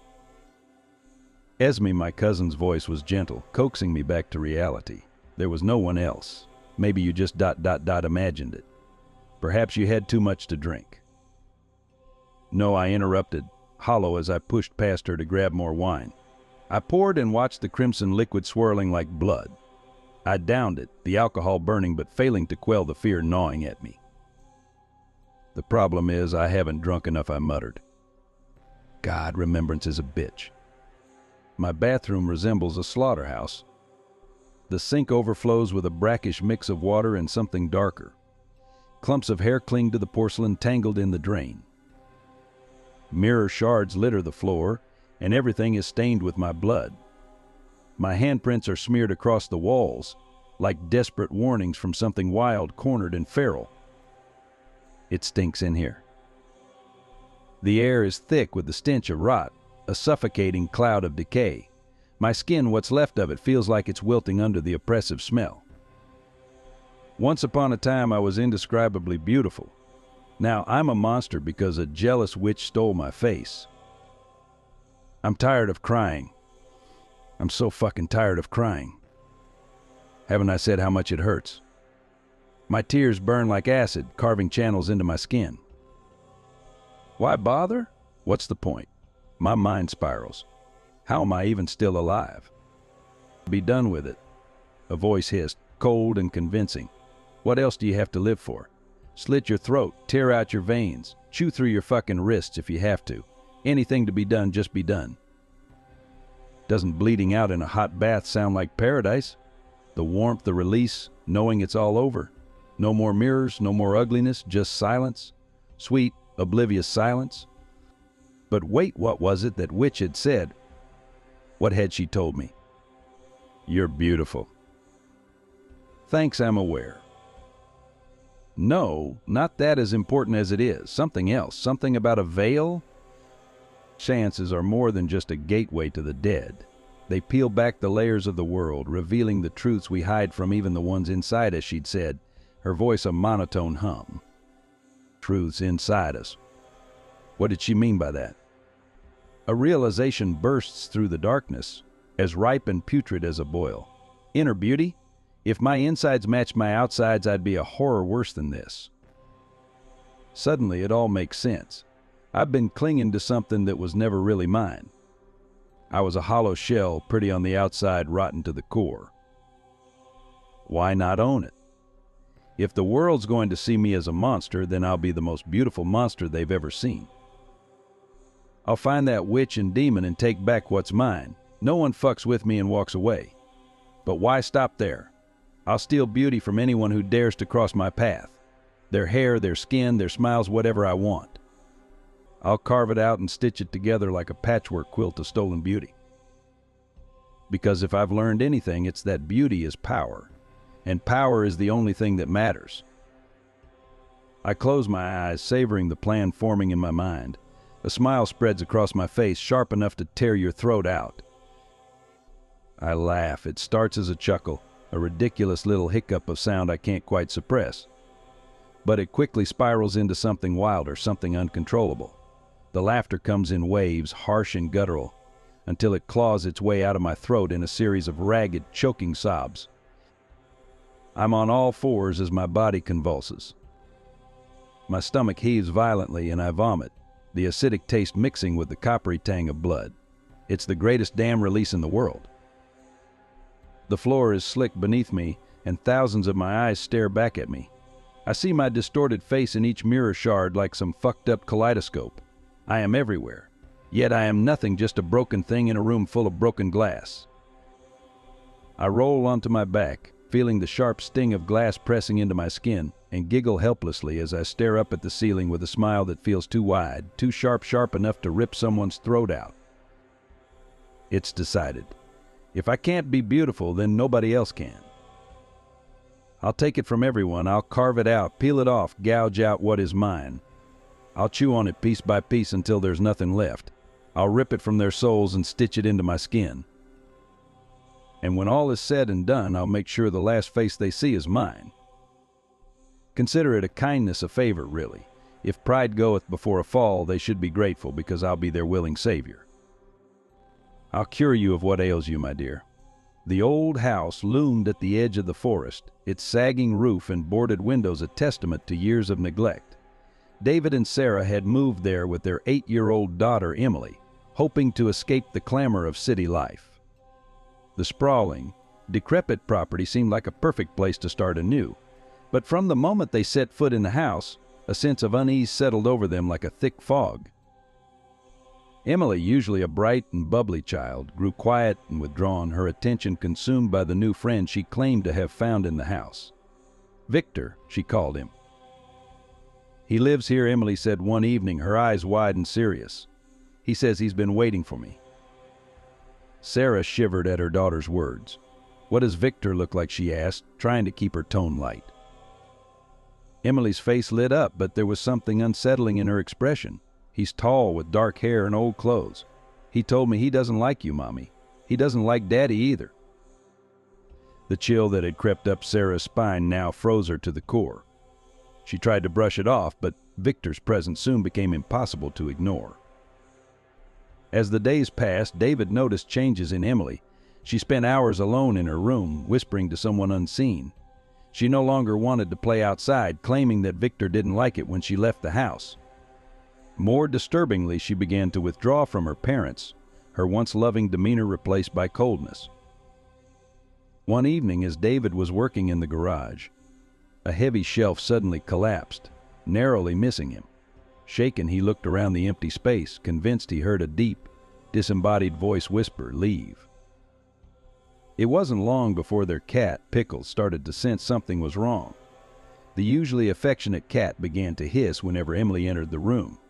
Emily, who had once adored Pickles, started to resent the animal. "Victor doesn't like Pickles," she said flatly. "He says the cat should go away." One night, Sarah found Emily standing over Pickles, staring at the cat with an intensity that made her blood run cold. Pickles, for the first time, looked genuinely terrified, back-arched and fur-bristling. Sarah rushed to pick up the cat, feeling the frantic thump of its heart against her chest. "Emily, what's wrong with you?" Sarah asked, her voice trembling. But Emily just stared at her, eyes cold and distant. "Victor says Pickles is bad," she said quietly. "He says you and Daddy are bad too. He doesn't like you being around me." A few days later, Pickles disappeared. David and Sarah searched the house, calling for the cat until their voices were hoarse. But there was no sign of him. It was as if he had simply vanished. That evening, as Sarah stood by the window, she saw Pickles darting across the street outside. Her heart leapt with relief, but before she could open the door, a car sped by, striking the cat with a sickening thud. Pickles lay motionless on the asphalt, his life snuffed out in an instant. Sarah screamed, and David came running. Together they rushed to the road, but it was too late. Pickles was gone. As they stood there devastated, Sarah looked up at Emily, who had followed them outside. The little girl's face was devoid of emotion. "Emily," Sarah began, but the words caught in her throat. Emily's eyes, usually so full of life, were now dark and empty. "Victor said Pickles had to go," she said calmly. "He didn't like him." David and Sarah exchanged a look of horror. Emily's detachment was more than just disturbing, it was terrifying. That night, David decided he had to do something. He couldn't allow this invisible force, whatever it was, to destroy their family. He would sleep in Emily's room, keep her close, and protect her from whatever was causing this darkness. But as he lay beside his daughter, the room grew colder. The temperature plummeted until he could see his breath in the air. Then, without warning, an invisible force pressed down on him, pinning him to the bed. He gasped for air, his eyes widening in terror. Emily sat up beside him, her expression unreadable. "Victor doesn't want you here, Daddy. He says you have to go." David struggled, but the force held him in place, crushing him with an inhuman strength. His vision blurred as he felt Victor's presence, a cold, hateful energy enveloping him. Sarah burst into the room, her own fear forgotten in the face of her husband's suffering. She grabbed Emily and pulled her away from the bed. Instantly, the pressure on David's chest lifted, leaving him gasping for breath. "We need to leave," Sarah said, her voice trembling. "We need to leave now." But Emily fought against her, screaming and clawing to get back to the bed. "No, Victor says we can't leave. He'll be so mad." As they dragged Emily toward the front door, the house seemed to come alive. Doors slammed shut behind them, windows rattled violently, and a howling wind tore through the halls. The walls groaned and shifted as though the house itself was trying to trap them inside. They barely made it out before the front door slammed shut with a force that shook the entire structure. The three of them stood outside, gasping in the cold night air, the dark silhouette of the house looming behind them like a giant, malevolent beast. David and Sarah never returned to that house. They moved far away, abandoning everything they had left behind, but the memory of Victor lingered like a dark stain in their minds. Emily stopped talking about Victor, but she was never the same. The vibrant, joyful child they had known was gone, replaced by someone colder, someone who seemed to carry a piece of that darkness inside her. Late at night, when the world was quiet and still, Sarah would sometimes hear Emily whispering in her room, her voice soft and eerie. One night, she crept to the door and listened. "Victor says he'll never leave me," Emily murmured, her tone eerily calm. "He says he'll always be here with us. Forever." And in that moment, Sarah knew that Victor, whatever he was, would never let their daughter go. The iron taste of blood lingered on Ilara's tongue as she gazed out over the desolate cityscape. Crumbling spires pierced the night sky like jagged teeth, their once proud facades now mere shadows of a civilization long past. The air hung heavy with the stench of decay and desperation, a fitting atmosphere for the last bastion of humanity. Ilara's elongated canines pricked her bottom lip, drawing a bead of dark, viscous fluid. She didn't flinch. Sensation was an old friend now, a constant reminder of her cursed existence. She had not chosen this life, if one could call it that, but here she was, caught between two worlds belonging to neither. A scream echoed through the empty streets below, followed by the sound of running feet. Ilara's heightened senses picked up the frantic heartbeat of prey being hunted. She closed her eyes, her fingers digging into the crumbling concrete ledge. The primal urge clawed at her insides, a beast rattling the cage of her self-control. But the hunger was insatiable, a demon that whispered promises of satisfaction with each kill, only to leave her hollower than before. With inhuman grace, she leapt from her perch atop the decaying skyscraper, her form blurring as she fell. The wind whipped through her raven hair as she plummeted towards the ground, only to land with cat-like precision on the cracked pavement below. The impact sent shockwaves through her body, a sensation that might have been exhilarating in her former life. The chase was on. Ilara's prey, a young man no older than 20, stumbled through the debris-strewn alleyways. His ragged breaths came in short gasps as he glanced over his shoulder, eyes wide with terror. He knew what pursued him, what fate awaited if he were caught. She could have ended it quickly, but Ilara savored the hunt. It was the only time she felt truly alive, the only moments when the crushing weight of eternity lifted from her shoulders. The irony wasn't lost on her finding vitality in the act of taking it from others. The man's foot caught on a piece of twisted metal, sending him sprawling to the ground. The sickening crunch of bone breaking echoed in the alley as his leg twisted at an unnatural angle. He scrambled to turn over, dragging his useless limb behind him, but it was too late. Ilara was upon him, her cold hands gripping his shoulders with impossible strength. "Please," he whimpered, tears cutting clean tracks through the grime on his face. "I have a family. Children." For a moment, Ilara hesitated. In his eyes, she saw a reflection of her former self, the woman she had been before the change, before the endless night had claimed her. But that woman was dead, replaced by the monster she had become. "So did I," Ilara whispered, her voice a mix of sorrow and resignation. Then she struck, her fangs sinking deep into the man's neck. The skin and muscle gave way like butter beneath a hot knife, and the blood it sang to her. The warm rush filled her mouth, and with it came the memories. Flashes of the man's life played out before her mind's eye, a loving wife, two small children with gap-toothed smiles, moments of joy amidst the ruins of the world. Ilara drank it all in, feeling the last vestiges of the man's life force ebb away. With each swallow she felt his heart slow, his breaths grow shallow, until finally there was nothing left but an empty husk. When it was done, she let the body fall to the ground. The hunger subsided, but the guilt remained.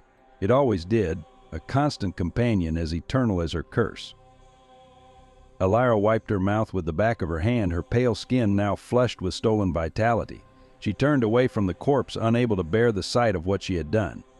But there was no escaping the reality of her existence. The metallic tang of blood still coated her tongue, a reminder of the monster she had become. As she made her way back through the labyrinthine streets, a new sound caught her attention. It was faint at first, barely perceptible even to her enhanced hearing. But as she drew closer, it became unmistakable, the sound of a child crying. Ilara froze, every muscle in her body tensing. Children were rare in this world, protected fiercely by the few remaining humans. To find one alone in the city streets was unheard of. It was like finding a unicorn in a slaughterhouse. Against her better judgment, she followed the sound. It led her to a collapsed building, its upper floors pancaked onto the lower levels. The crying seemed to be coming from within the rubble. With her supernatural strength, Ilara began clearing away the debris. Twisted metal screamed as she bent it aside, shattered concrete crumbled beneath her fingers. Finally, she uncovered a small pocket of space. Huddled inside, covered in dust and grime, was a little girl no more than 6 years old. The child's eyes widened in fear as she saw Ilara, her cries intensifying. The sound grated on Ilara's enhanced senses, threatening to awaken the beast she had just sated. Ilara soothed, fighting against every instinct that screamed at her to feed. Her fangs ached, longing to sink into the soft, untainted flesh before her. She swallowed hard, forcing the urge down. "I'm not going to hurt you. What's your name?" Lily, the girl stammered between sobs. Lily, Ilara repeated, the name tasting foreign on her tongue. It had been so long since she had spoken to anyone without the intent to kill. "What happened? Where are your parents?" "The bad men came," Lily whispered, her small frame shaking with each word. "Mommy told me to hide. She said she'd come back, but fresh tears welled up in the child's eyes, spilling over onto her dirt-streaked cheeks." Ilara's dead heart clenched. She knew the bad men Lily spoke of roving gangs of humans who preyed on the weak no better than the vampires they feared. In some ways they were worse. At least vampires killed out of necessity. These men? They killed for sport, for fun, for whatever scraps of power they could grasp in this ruined world. "Come on," Ilara said, holding out her hand. "Let's get you somewhere safe." Lily hesitated, her young mind no doubt wrestling with the warning she'd been given about strangers. But in the end, the need for comfort won out. She placed her tiny hand in Ilara's cold one, allowing herself to be lifted from the rubble. As Ilara carried the child through the ruined city, she felt a change stirring within her. Her skin prickled, not with the usual anticipation of a kill, but with something different. For the first time in decades, she had a purpose beyond mere survival. But with that purpose came a terrible dilemma. How could she protect this innocent life when her very nature demanded its destruction? They arrived at an old library, one of the few buildings still mostly intact. Ilara had made it her lair, filling it with the remnants of human culture she had managed to salvage. Books lined the walls, their pages yellowed but still legible. It was here that Ilara came when the weight of immortality became too much to bear, losing herself in the stories of a world long gone. She set Lily down on a tattered couch, the child's eyes wide as she took in her surroundings. "Wait here," Ilara said. "I'll find you something to eat." In a hidden corner of the library, Ilara kept a small stash of canned goods, a habit left over from her human days. She had no use for them now, but something had always stopped her from discarding them. Now she was grateful for that sentimentality. As Lily ate, Ilara watched from a distance. The hunger gnawed at her insides, made worse by the proximity of such easy prey. But for the first time since her transformation, she felt something stronger than the bloodlusted desire to protect. Days passed, and Ilara found herself falling into a routine she had never imagined possible. By day, she would scavenge the city for supplies, bringing back anything she thought might comfort or entertain Lily. By night, she would hunt, ranging further and further from the library to slake her thirst without risking the child's safety. But such an arrangement couldn't last forever. The other vampires in the city began to take notice of Ilara's changed behavior. They whispered among themselves, their suspicion growing with each passing night. It was Malik who confronted her first. Once her lover, now a rival, he cornered Ilara as she returned from a hunt. His lean frame blocked the narrow alley, his eyes glowing with an unholy light in the darkness. "What are you hiding, Ilara?" he hissed, his red eyes gleaming with malice. "I can smell the human on you. Young, fresh, delicious." His tongue darted out, licking his lips in anticipation. Ilara snarled, baring her fangs. Her muscles coiled, ready to spring. "It's none of your concern, Malik. Leave it be." But Malik only laughed, a cold, mirthless sound that echoed off the decaying walls around them. "Oh, but it is. You know the rules. No hoarding prey. If you found a breeder, it belongs to all of us." The thought of Malik, or any of the others laying a hand on Lily filled Alara with a rage she had never known. Without thinking, she lashed out, her claws raking across Malik's face. Skin and muscle parted beneath her fingers, and dark blood welled up from the deep gashes. He stumbled back, more shocked than hurt. For a moment, fear flickered in his eyes. Alara had never struck him before, not even in their worst fights. But then his expression hardened, turning into something ugly and dangerous. "You'll regret this," he spat, blood and spittle flying from his lips. "The others will hear of your betrayal. We'll hunt you down, Alara, and when we find you, we'll make you watch as we drain your little pet dry." Alara's mind raced. She knew Malik wasn't bluffing. The vampire community was small and news traveled fast. She had precious little time before the entire undead population of the city descended upon her sanctuary. There was only one choice left. She raced back to the library, her feet barely touching the ground as she ran. Lily looked up from a picture book as Alara burst in, her smile quickly fading as she saw the vampire's expression. "We have to go," Alara said, already gathering what few supplies they could carry. "It's not safe here anymore." Lily nodded, trust evident in her eyes despite the fear that clouded them. It broke what was left of Alara's heart. How could this child place such faith in a monster? They slipped out of the city under the cover of darkness, Alara carrying Lily on her back as she ran at impossible speeds. Behind them, she could hear the enraged cries of her former kin as they discovered the empty library. The sound spurred her on, pushing her faster than she had ever moved before. For days they traveled, staying off the main roads and avoiding any signs of human or vampire activity. Alara pushed herself to her limits, ignoring the growing hunger that threatened to overwhelm her. She knew that to feed now would mean Lily's death, a price she was no longer willing to pay. As they crested a hill, Alara caught sight of something that made her pause. In the valley below, lights flickered in the pre-dawn gloom. Not the harsh glare of scavenged floodlights, but the warm, inviting glow of homes. A human settlement. One of the few remaining bastions of civilization in this broken world. Alara set Lily down, kneeling to look the child in the eyes. "Do you see those lights?" she asked. Lily nodded. "That's where you're going. They'll take care of you there." "Aren't you coming with me?" Lily asked, her lower lip trembling. Alara shook her head, fighting back the emotions that threatened to overwhelm her. "I can't. But you'll be safe there. You'll have a chance at a real life." Tears spilled down Lily's cheeks as she threw her arms around Alara's neck. "I don't want to go. You're my friend." Friend. The word pierced Alara like a stake through the heart. How long had it been since anyone had called her that? Since anyone had looked at her with anything but fear or disgust? "And you're mine," Alara whispered, her voice thick with emotion. "The best friend I've ever had. But this is the way it has to be." I'm not safe, Lily. I could hurt you, even if I don't want to. And there are others like me who would hurt you without a second thought. She stood gently disentangling herself from Lily's embrace. With a gentle push, she urged the child towards the lights of the settlement. "Go on. Don't look back." Lily took a few hesitant steps, then paused, turning to look at Alara one last time. In that moment, Alara saw a future she could never have, a life reclaimed, a humanity restored, but it was not to be. She was a creature of darkness, and Lily deserved the light.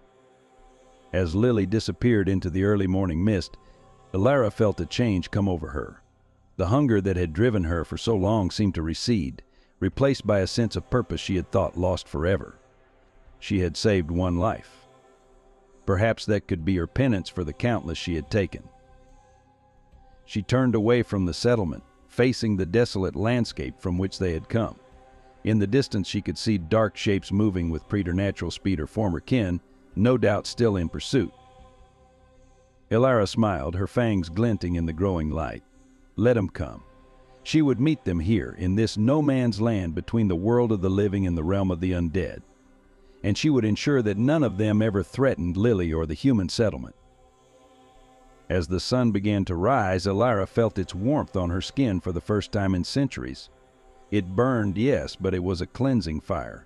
In saving Lily, she had saved a part of herself she had thought long dead. The approaching vampires were close now. Elara could see the hatred in their eyes, smell their bloodlust on the wind. But she was no longer afraid. She had made her choice, knowing full well the consequences. In a world of relentless darkness, she had chosen to be a spark of light, no matter how briefly it might burn. Malik was at the front of the pack, his face twisted in a snarl of rage and betrayal. "You throw away everything for a human child," he roared. "You're pathetic, Elara. You've forgotten what you are." Elara stood her ground, her own fangs bared in defiance. "No, Malik. I've remembered what I was, what we all were once." With a howl of fury, Malik launched himself at her. Elara met him head-on, her claws tearing into his flesh as they collided. The other vampires joined the fray, a writhing mass of fangs and claws. Elara fought with a ferocity she had never known before. Every blow she landed was for Lily, for the chance at innocence in a world gone mad. She took hit after hit, her body screaming in agony, but she refused to fall. The battle raged on as the sun climbed higher in the sky. Its rays burned Elara's skin, weakening her with each passing moment. But still she fought, tearing into her former kin with a desperation born of newfound purpose. One by one, the vampires fell. Some fled, unable to withstand the sun's assault. Others crumbled to ash, victims of Elara's relentless onslaught. In the end, only Malik remained, his once handsome face now a ruined mess of blood and torn flesh. "Why," he gasped, struggling to stand. "Why throw your life away for them?" Elara looked at him, not with hatred, but with pity. "Because it's the only way to truly live, Malik. We've been dead for so long, we've forgotten what it means to be alive." Malik's eyes widened, a flicker of understanding passing across his ravaged features. For a moment, Elara thought she saw a glimmer of the man he had once been centuries ago. But then his face hardened once more, twisting into a mask of hatred and despair. "You're a fool. Elara," he snarled, gathering the last of his strength, "and you'll die like one." With a final, desperate lunge, Malik hurled himself at Elara. She stood her ground, meeting his charge head-on. They collided with bone-shattering force, tumbling to the ground in a tangle of limbs and fangs. Elara felt Malik's teeth sink into her shoulder, tearing through muscle and sinew. She cried out in pain but didn't relent. Her own claws found purchase, raking across Malik's chest and face. They rolled across the scorched earth, locked in a deadly embrace, each fighting for supremacy. The sun climbed higher, its rays beating down on them with merciless intensity. Elara's skin blistered and cracked, the pain unlike anything she had experienced in her long existence. But still she fought on, drawing strength from a well of determination she never knew she possessed. With a final Herculean effort, Elara pinned Malik to the ground. Her hands closed around his throat, squeezing with all her remaining strength. Malik thrashed beneath her, his eyes wild with fear and fury. "It's over, Malik," Elara gasped, her voice hoarse with exhaustion. "Let go, find peace." For a moment, Malik continued to struggle. Then, slowly, the fight seemed to drain out of him. His eyes met Elara's, and in them she saw not the monster he had become, but the man he had once been. "Elara," he whispered, his voice barely audible. I remember." With those final words, Malik's body went limp.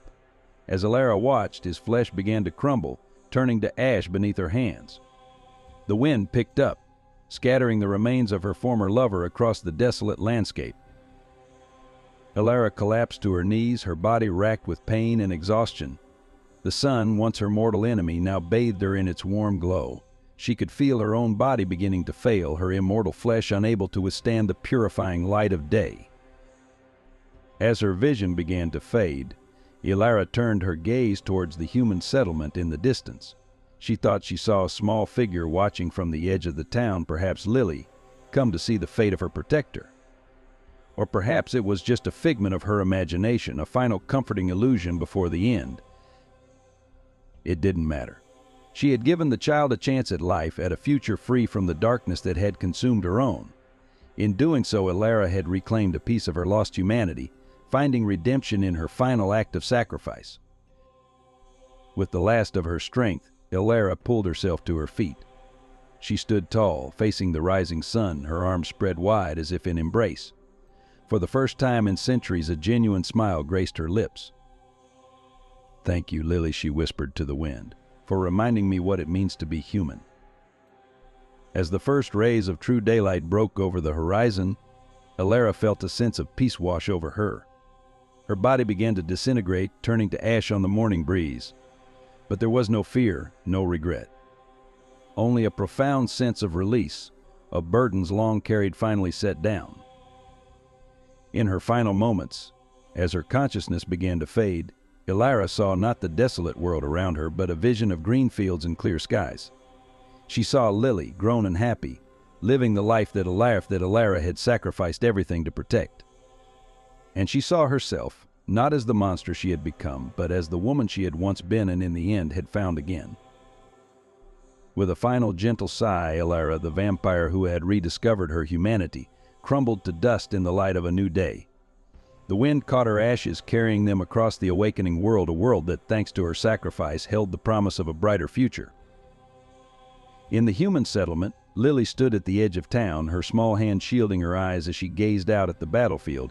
She couldn't quite make out what had happened, but she felt a change in the air, a lifting of a weight she hadn't even realized was there. An older woman approached, placing a gentle hand on Lily's shoulder.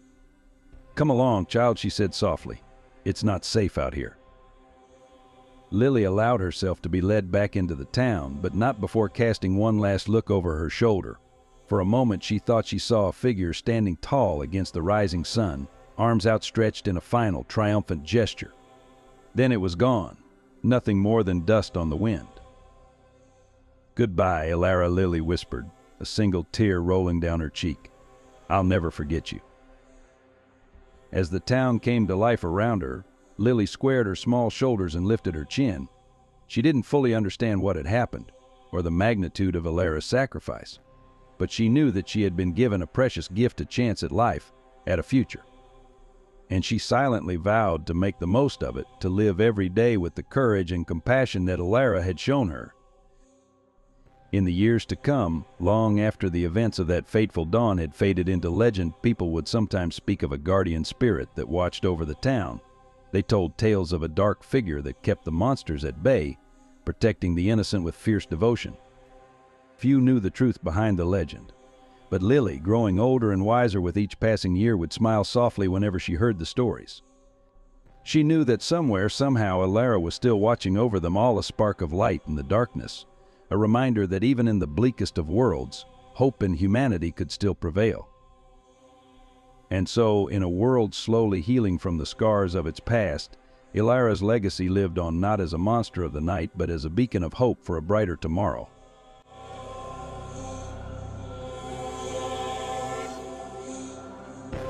So I've posted about this before on another burner, and it never quit happening. It's kind of strange and hard to explain, but I'll try. Mainly, my most basic default pastime is gaming with a group of my buddies. Been doing it since we were in our teens. We're all almost 30 now. So we're constantly talking to some degree. People are in and out, but it's good fun. I have heard my friends' voices talking through my computer when it's definitely not them. I know, strange. And how could I know it's not them? Well, they typically comment on something I'm currently doing. I don't have a webcam. This is online interactions, you get the point.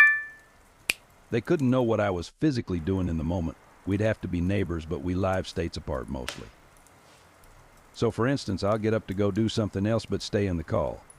Normally you just kind of mute your mic and come back when you can or want to. And I'll be cleaning the house or something to that effect, right? And I'll hear through the speaker, well above the indistinguishable chatter I can hear through my headset, which is pretty much always my default audio device. One of my friends say something like sweep away, sweep away, sweep away. Normally something super useless, maybe a touch of cryptic, but normally just exactly what I'm doing with almost no abstract idea to it. I'll come back to the call, and at this point just say, well, it did the thing, and the guys basically know what I'm talking about. That's basically it. The first time it happened, it was a lot wilder, but it seems to have settled into this. Seems completely harmless, but pointless as well. I've even had one of my buddies, the one whose voice it seems to mimic the most, confirm it with me. Basically, he muted himself, and I walked back in my room far enough to be away from the desk but still be able to see if my buddy was muted. He stayed muted, of course, and after about an hour I started hearing him say stuff about whatever I was doing at the moment. Took about 4 tries between me and my friend, but we were, at least for us, able to confirm I needed it more than him, the confirmation. He of course knew he wasn't fucking with me somehow, but I didn't. As far as apparitions go, there were some when it first happened, but I've since chalked that up to my imagination, honestly. It hasn't happened since, and I wasn't able to catch anything on camera. However, my neighbor did claim to see a silhouette going into my basement at night, and says she still sees it from time to time. I 100% believe she saw something at first too, because she originally thought it was a boyfriend of mine sneaking in. She thought I was gay and she had caught me. She was super sweet funny about it. When I explained to her I'm not, and I'm not even seeing anyone or expecting guests, she was terrified. Thought it was an intruder, and hell, maybe it was. But now I don't really believe her much. I think she's just having fun with the ghosties at this point. Old people get bored. So yeah, I wish I had an experience to tell you, like I saw something fly across the room or a chair levitate or something like that. Nah, just a voice mimicking my friend reminding me what I'm currently doing. I wish I still had the burner when I made the original post. I'm sure if you guys are interested enough, you'll find it. I know I can't. Honestly, I can't even remember what sub I posted it to. Either way, I hope y'all enjoyed my little ghoul story. I have several, but growing up, my dad's house was haunted and still to this day freaks me out. So I was maybe 16 to 17, and I had stayed at my aunt's house, dad's sister, and she lives like 2 doors down from my dad's. Well, her grandchildren, my cousins, decided to have a sleepover at her house. The next morning I get up and it's dreary outside, but it's also winter, and I look at my oldest cousin and tell him I'm going to walk to the house and change my clothes so we can go outside and do whatever we usually played ball in the graveyard across the road, LO. He says okay, and I head to the house. As I get to the driveway, I see someone standing in front of the balcony doors inside the house, and then I stop walking because no one is home. My dad and stepmom were both at work. So then the person disappears like they just stepped back to where I couldn't see them anymore. I remember the person was the shape of a woman who had on this long white gown and dark hair. So now my anxiety is through the roof. I see my cousin start to head my way, and I keep walking towards the house because I thought by the time I get the door unlocked, he'll be here and it will all be good. Psych. We had a golden retriever outside, and when I opened the door, I called for her to come inside with me. But once she got to the door, she tucked her tail between her legs and wouldn't go any further. So that freaked me out. I grabbed her by her collar to try and gently tug her and telling her to come in the house, that it's cold. She fought me and eventually ran down the stairs. My cousin is at the end of the driveway and yells for me to hurry up, and I'm tempted to just say fuck it and stay in my pajamas. But I leave the door open and run to my room, thinking if the door is open, I'm good. So I run through the kitchen into the dining room, living room, and then the hallway to my room on the far right. I could have just went through the kitchen and then to my room, but the den always creeps me out.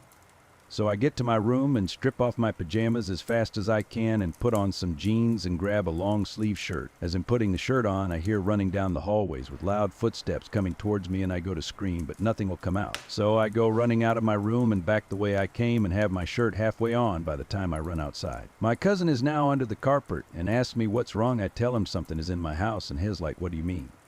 So I finish getting my shirt on and go to turn around to close the door and freeze. He asks what's wrong.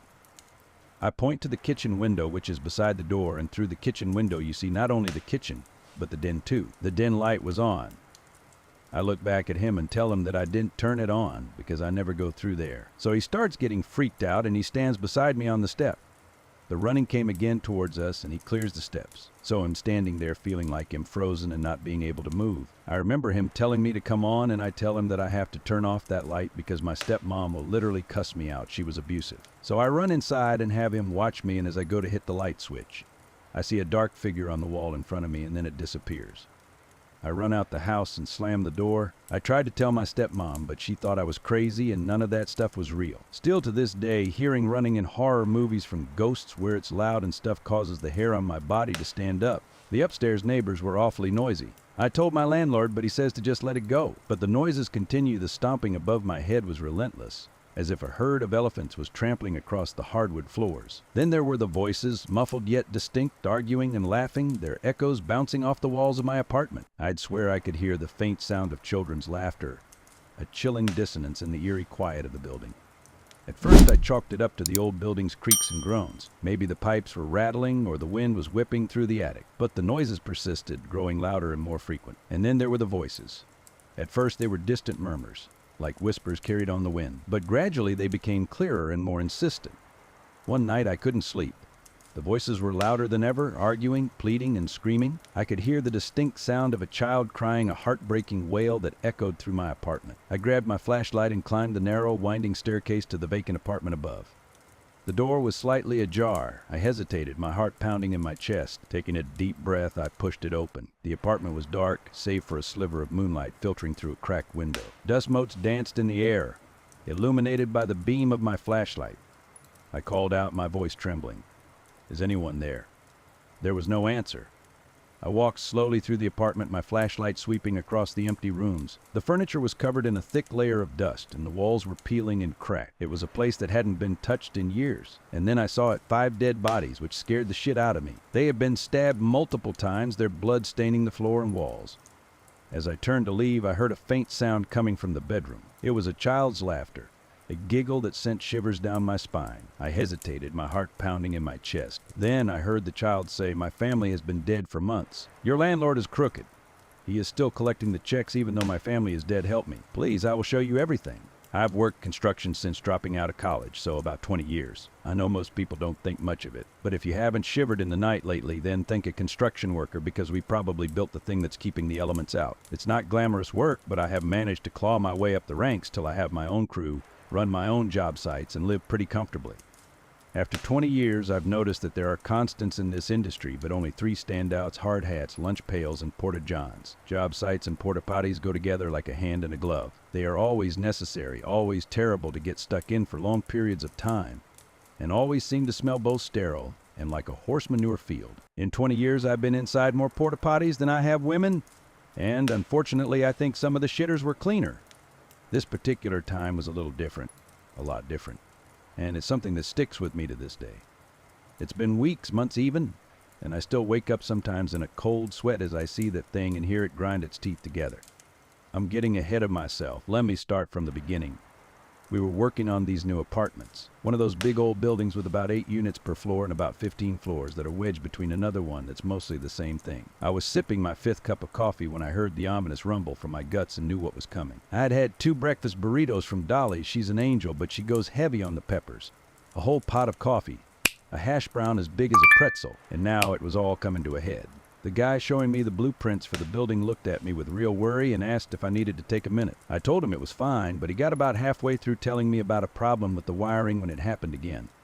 I gritted my teeth. That one might as well have been a starting pistol, and I told him I'd be right back. I made it to the lift just before the doors closed, and the guys who were taking it down looked worried as my stomach growled like a V8 with a bad carburetor. "Too many of Dolly's spicy corizas, boss?" said one of the guys at my elbow, and I nodded as the sweat started standing out. "It's fighting with the pot of coffee and the hash brown in there, and it's anybody's bet who'll win.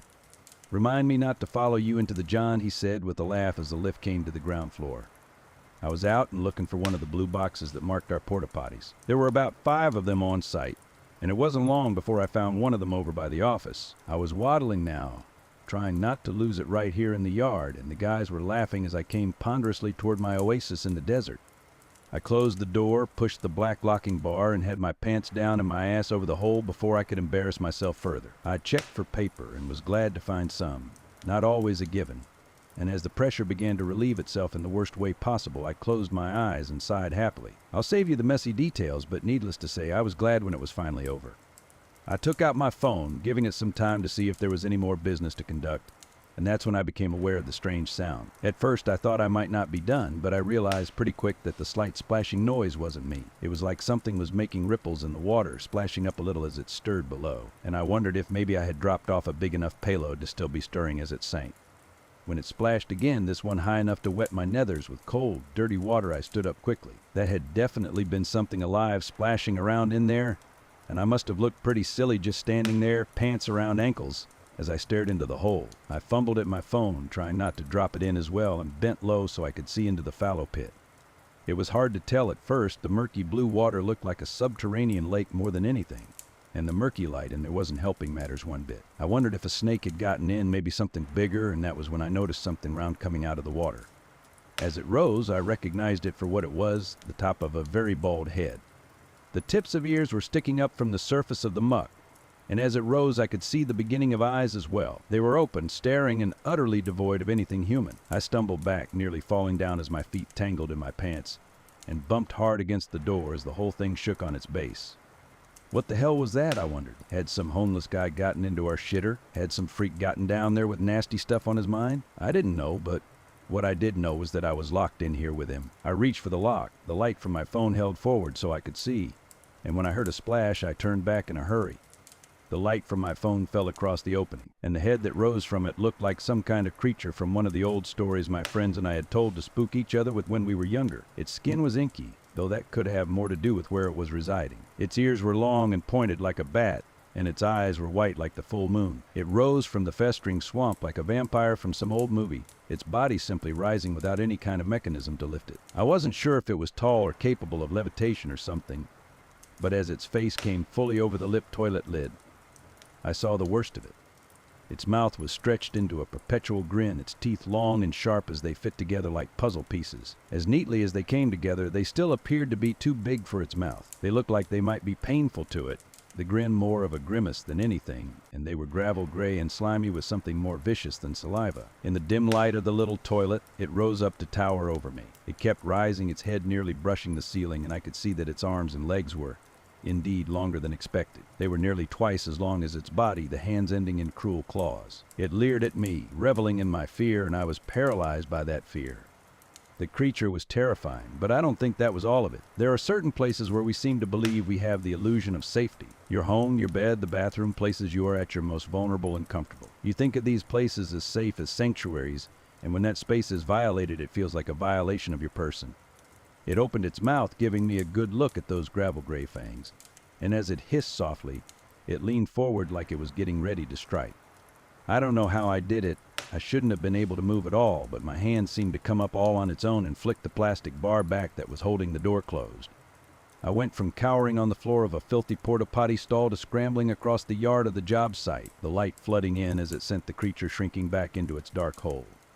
I had crab walked about 20 feet when I realized that I hadn't had time to pull my pants up and was scrambling half naked across a job site with hundreds of people on it. I didn't think all of them were watching me, but way more eyes than I wanted were there. I jerked my pants up and started yelling about some kind of animal being in the porta potty. Some of the guys ran over to investigate, others came to see if I was okay, but ultimately they found nothing. I told the authorities when they got there too, that something had been in the tank and it had come at me spitting mad. They got somebody out there to drain it, but they didn't find anything. I hadn't expected they would.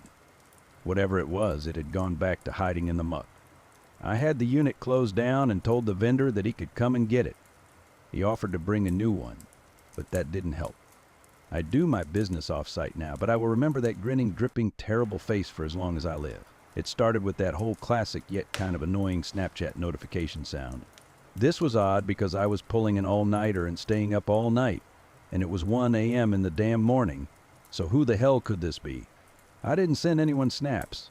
I said goodnight to my love a couple hours ago. Or so I thought, I mumbled in my head. Feeling the vibration from my pocket, I take my phone out and check to see who it's from.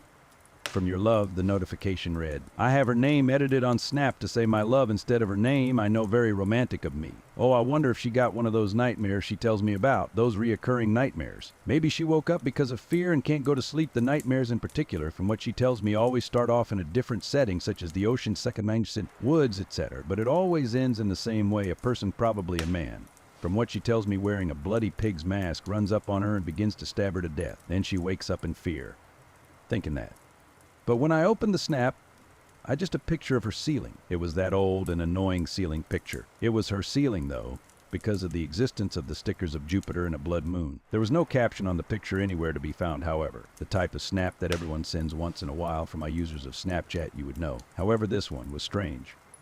This is because my wife has never sent such a plain picture. Keep in my mind that this was a random snap from her, and I thought that she had been asleep for hours, and if she did wake up from another one of those terrible nightmares, then surely she would have told me by typing it out in the captions, but I never know with her. She is sometimes very hard to read. Responding back, I sent a selfie with the caption that said, "You okay, babe? Who have another one of those nightmares again?" I saw the text was delivered and saw my girlfriend sitting in the chat with me. The icon where the user's Bitmoji pops up on the screen indicating that they are in the chat with you. Then it said opened. Yeah. A couple seconds later, another snap from her. Opening it, I again just saw a ceiling pic with no caption, no text, nothing. "Baby, are you playing tricks on me? Ha ha ha. Because if you are, you aren't gonna fool me? LOL. I love you so much you should try and get some rest again, okay? I will in a little bit. Just gonna finish watching this movie." I texted back in the chat, this time not in a snap form, just in a plain old text form. Then almost instantly I saw her open it, and within the span of about only 3 seconds sent another snap. A picture of a knife sitting on a table, a very sharp razored knife. Again, no caption. This was very weird behavior for my girlfriend to do. What the fuck is she doing? It's not even Halloween yet and she's acting like this. Maybe she just got very scared from the nightmare or is just still trying to prank me. Sending a snap back with the caption reading, "Okay, babe, why you acting so weird though? You freaking me out honorable. If something is wrong, please tell me and I will be here first you." Okay. Opened. Another snap from her. But this time it was a screenshot. It was a screenshot of a picture of me and her, but it was edited. On the edit, my eyes were all bloody and red, and it looked like I had a bullet hole on the top of my head and for her ... nothing. What the fuck? Seriously, what the fuck is she doing? This prank is getting too far, I said out loud. "Baby, what the actual fuck are you doing?" I texted back. At that moment, however, of pressing send, my doorbell went off. "Ding dong, ding dong." "Babe," I texted. "Are you at my door?" Message read, but no response. The only response was, "Knock, knock, knock." 3 very loud knocks. It startled me, I got to say. "Baby, please just tell me what is going on. You are actually scaring me again." Knock, knock, knock, then silence. Complete silence. A silence so eerie that I could hear my own thoughts. Then I heard the notification from Snap go off on my phone. Instantly opening it, I saw a selfie from my girlfriend looking prettier than ever. It also included captions as well. The snap read, "Honey, I just had one of those nightmares again. Who doing? How is your all-nighter going?" Obviously confused by this, I snapped back. "What's going on? Why didn't you respond to my other snaps I sent you, and why are you acting all normal now like nothing even happened?"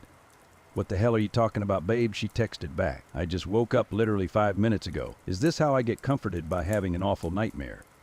"You know what I'm fucking talking about. Don't play stupid. You're just trying to make me think that I'm going crazy and losing my mind," I said out loud in annoyance. Right when I was venting in rage, she texted me again saying, "Due to? I think a package arrived at your house. If you could please get it for me, that would be great. Love you." "Thanks, baby, you're so cute." "What the fuck are you talking about? Why the fuck would you order a package to be sent to my house when you gag your own house?" I responded back. Texting back, she said, "Because I wanted to give you a little surprise on how amazing and important you are to me and on how special you make me feel. Just please get it and open it for me, please. I'll do anything for you, baby. If you open the package, I will do anything. Responding back, I said, "Oh, okay, fine. But it better not be a part of your little prank you have been doing to me this whole time." "Oh, it's gonna be way better than that. Just watch," she responded back. I opened my front door and picked up the package, setting it on my table and getting a knife to cut it up. Opening it, I saw something horrifying. It was the head of a fucking head. All bloody, dripping down everywhere. And the same fucking knife in that one snap she sent me. But then I remembered something randomly. My girlfriend has been fucking dead for 5 years now. She died in a car accident back in 2019. I forgot I have fucking schizophrenia, said out loud, screaming in agony and rage while crying at the same time. So was this all a terrible hallucination? I cried out in pain, wailing loudly. But how can I not remember that she is dead? I have been aware of them being hallucinations before. How wasn't I able to figure that out in this case? But then I heard the door in which I got the package open up and slam shut. Then heavy footsteps approaching me. It was my fucking girlfriend, but she had a smile that was demonic. A smile that not even any Snapchat filter could recreate for being so scary. A fucking smile that will forever haunt me in my sleep. In Texas, on the outskirts of Houston in the east, A 1970 subdivision was built on an 1800s graveyard. The graveyard was considered abandoned, so they cleared the grave markers but not the graves. Eventually, new homeowners would dig for pools and then find these graves. There is a whole Unsolved Mysteries episode called The Black Hope Cemetery for people who are interested in the history of the subdivision. I use Reddit to document my experiences at my house. So anyone that has kept up with my story, that we aren't strangers of things moving in my house. Ever since my first couple of posts, things have always moved, and we have always kind of thought it was one of our children that did it. Any parent will know what I mean. We have really only had 2 or 3 experiences that it was undisputedly not one of the kids, and I have only ever been present for the gray ball incident and the keys sliding. Well, about a month ago, I witnessed one more. In my son's room at night. I was waiting for my son to sleep. I was sitting on the ground as usual, watching some YouTube stuff. Suddenly, I hear something slide across the ground. I looked around to see what was sliding and realized it was the baby bottle that moved. The only way I realized this happened was there was a tear in the nipple, and if you don't pay attention, it leaks. I noticed there was a milk ring from it leaking on the ground, but it had a smear mark through it like something moved through it. I was a good 4 or 5 feet away from it, so it couldn't have been me bumping it, and my son had just drifted off to sleep. We have also had a ramp-up of sounds and sightings for almost a week straight. I'd hear knocking on walls. Now, is this the house settling during summer? Maybe. However, the house we are in was built in 2021, and the knocking sounds like it is on drywall or wood. I haven't thought of a logical explanation for that one just yet. For sightings, we have seen more black masses, particularly in our daughter's room and living room now. One night, while we were in bed watching TV, my wife looked up. She stares out the door, asking me if I heard a sigh. I personally didn't hear anything. She disregarded it as a possibility, the dog resting. We both suddenly hear what sounds like something in the kitchen being moved. My wife and I look at each other, and I get out of bed and look in the kitchen and see nothing out of the ordinary. I get back in bed, and about 5 minutes later I see a black mass shoot from the kitchen to my daughter's room while my daughter is asleep. I went in there and saw nothing, and my daughter was still asleep. A week later, I think I see what looks like a hand going to close my daughter's door. That scared the hell out of me, but at the exact same time, I always wonder if I have an overreactive imagination. We also have a ton of new EVPs that we have captured, some clear as a bell. Some we are guessing what they are saying. And I say the term they loosely. We have been able to hear at least 2 different voices in the audio recordings. A man and a woman. At least from what we think we hear. Last time we posted on Reddit the recordings. For some reason it said it went against its standards, so I need to find another way to upload them. What's interesting, you hear them say hey a lot as if they are trying to get our attention, but we get a lot of direct responses. One day we were discussing my son, and he had a cold at the time. In the background, you heard a voice saying, he's sick. They now have said my name and my daughter's name. We have even brought up a relative, and in the background, you hear, don't tell her it's known this relative is a skeptic. And maybe they know that. I'm still trying to figure out how all this works. The last part of this is hearsay, and I wish I had proof. Anyone who gets to know me personally, I am a smartass and am very uncensored. Well, while doing a recording, I said something backhanded and sarcastic about whoever is here. My wife got concerned and told me my comment may be a bit too offensive. So later I went into the kitchen and apologized. I felt awkward doing it. But you know, it's hard to refuse that something isn't here and intelligent when I have actual recordings of them responding. After the apology, I went to bed. 20 minutes later, in an obscure corner of my room, I thought I heard "You're forgiven" creep me the hell out. I had to go on a business trip, and as the miles stretched on, fatigue and hunger began to creep in. I decided to pull into a small, almost deserted town that I had stumbled upon. The place had an eerie stillness to it, but I was too tired to care. I drove up to a cafe only to find it closed. Determined to find something to eat, I wandered around, noticing that all the shops were shut down. The only place that seemed open was a small market. It was weird, I thought. It was Monday, and yet nothing was open. I decided to go inside, thinking I could at least grab some fresh fruit. As I entered, I immediately noticed the unsettling silence. Nobody greeted me, and the air felt thick with unease. I gathered a few items and approached the cashier, trying to make small talk. However, when I spoke, the cashier recoiled in fear, his eyes widening as if he had seen a ghost. He hurriedly took my money, his hands trembling, and gave me my change with a hurried, almost desperate motion. Without uttering a single word, he then walked out of the store, leaving me standing there in bewilderment. This strange encounter left me feeling deeply uneasy, but exhaustion weighed heavily on me, and I was too tired to dwell on it. I just took my bag and walked out into the dimly lit street.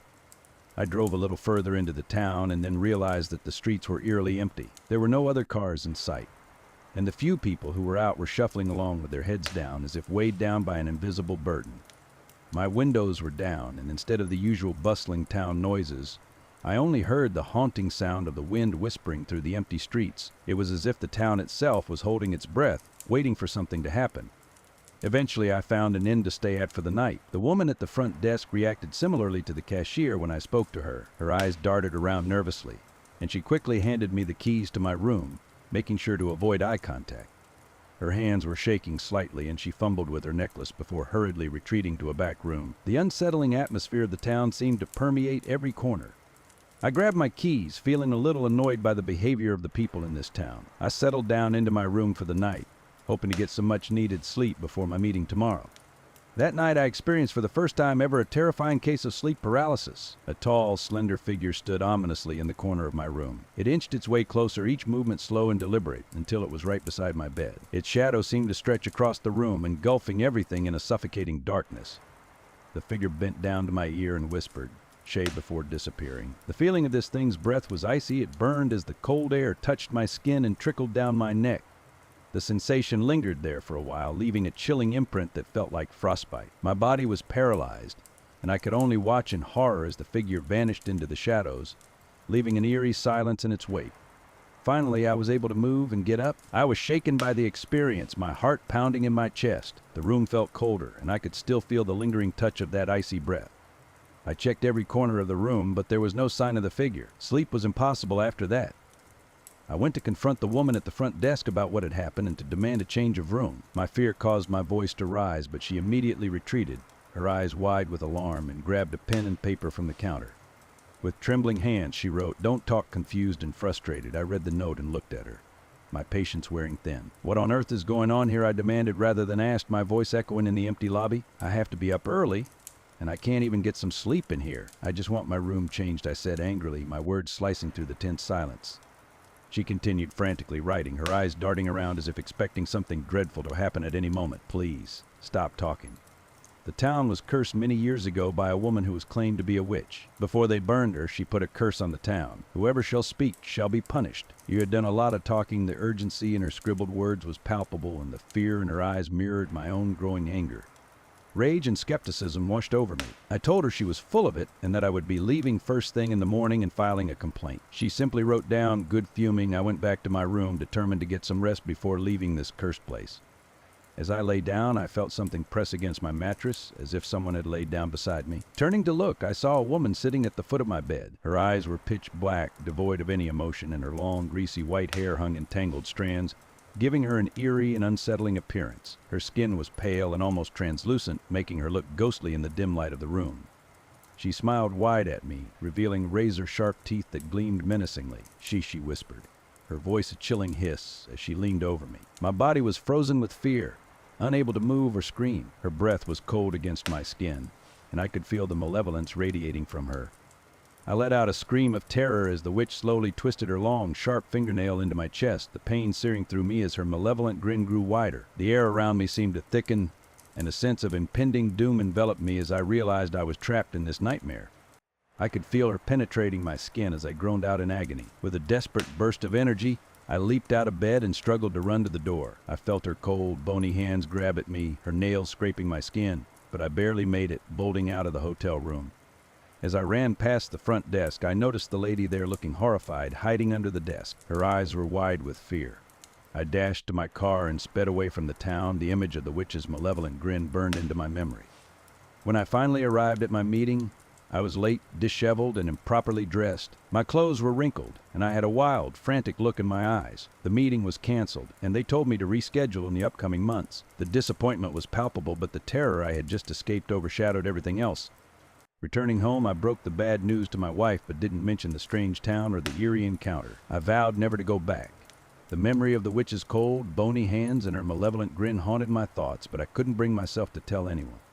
Years later, I finally mustered the courage to talk to my wife about it. As I explained, my wife asked the name of the town. "I think it was something like Edgewood," I said. She looked it up, only to find that such a place never existed. This discovery sent chills down my spine, making me question my own sanity.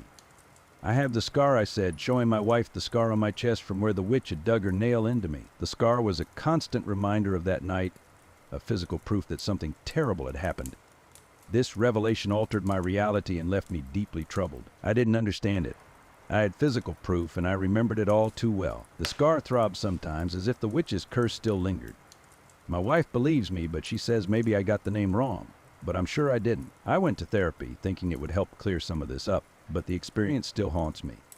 Every night I dream of that town, the witch, and her sinister smile. It seems like a strange nightmare, yet I know it was real. The line between reality and illusion blurred, leaving me in a perpetual state of unease, forever haunted by that witch of Edgewood. When I was 17 to 19, my family moved into a house that I am almost certain was haunted. There were weird vibes that rubbed off on everyone, and I think the energies were negatively affecting me and my dad the most specifically because we are both bipolar and prone to mood swings. I don't know how many owners the house had, but I do know the last person who lived there before us was an old woman who was on chemo, and she died of cancer around the age of 89, but I think there were more entities than her because she seemed to live a mostly happy and fulfilling life from what I knew about her, besides the chemo, of course. That house had bad vibes. All my friends who were there agreed they could feel something weird about the atmosphere as soon as they walked in the door. It was a beautiful property with a huge backyard and lots of fruits and trees and a great view of the stars, but I hated being in that house because something about the air just reeked of death and abuse and depression and trauma, and every time I walked through the door I could feel a sense of dread as my energy drained a little. But I was also going through a lot of mental shit and in a manic depressed state of mind, and a lot of bad things happened to me in that house during the 2 years I lived there, so I think it was a mix of both. Anyways, there was this one entity in particular that lived in my room that I kind of ended up in a sexual relationship with. I know that sounds weird, but I could feel them. I don't know their gender or name, so I'll call them Alex. I had a lot of weird encounters with Alex in my room, usually late at night. I never told my parents, but I could physically feel them touching me on several different occasions. Sometimes I would walk in my room, and as soon as I shut the door, I'd get physically pushed onto my bed, or I'd just be chilling out on my phone computer or walk in closet, and it would push me against the wall or ground. Not enough to harm me, but enough to make me believe I'm not the only one in my room. Several times I could feel someone poking my ribs or hips or putting their arm around me while I was sleeping in. I'd be paralyzed for about 10 seconds before I could finally say stop, and it would leave me alone for a bit. I couldn't even count the amount of times when I would just randomly start shaking violently and get horrifying flashbacks to something bad that I did when I first moved in, and I would physically relive the event and repeat some words I said in the past as if it were happening again, but it wasn't. Alex would knock shit out of my hands, move my limbs without my permission, push me against the bed and the wall, and do a lot of other shit that can't be explained. I've been slapped across the face by an invisible hand while watching TV in the living room. But my most memorable experience with Alex is when I smoked a little indica to help me sleep. But when I laid in bed, I started shaking intensely and uncontrollably, and I shit you not. I felt something hold my shoulders down and go inside me and start dicking or strapping it with their genders me really hard for like 7 minutes until the sensation stopped. I couldn't see anyone, but that sensation felt very real. I know something was fucking around with me. I kind of enjoyed it too.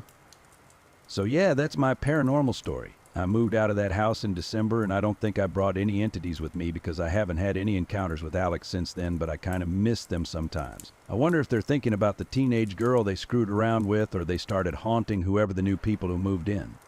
So I know little about ghosts, and I know there's different variations and they do different things. I'm not sure, but is there one who can appear in your dreams? Real quick before we start into this, apology if this is just some sleep issues of being in a new place, but I've slept over many times before I had these dreams and slept at other people's places multiple times, so not like I was afraid of sleeping over somewhere for the first time. This happened months ago, and IDK how to explain what happened. It all started when my girlfriend moved into town for her co-op, so ID come over quite a bit to visit and sleep over. This is a newly built home. So not a spooky old house where some old ghost has been haunting it for 100 years. And before the houses were built, it was just a grass field. The first wild dream I had started off normal, then remember being a weird, bright, illuminated version of my GFS room. The walls seemed to have their own glow to it, and the bed wasn't exactly in the same spot, but close enough. My girlfriend and I got into bed and started cuddling. After a little while, I felt myself suck in a bunch of air. Almost like a wind violently was forced into my body. I couldn't move anymore, like I was paralyzed, and my eyes were closed shut, but I could still feel my body. I was breathing in and out really fast and felt something in my arm. Like something internally was going up and down my arm. I started freaking out and calling out baby, baby over and over. I soon woke up and felt foolish having her see me freak out and mumbling baby, baby, baby.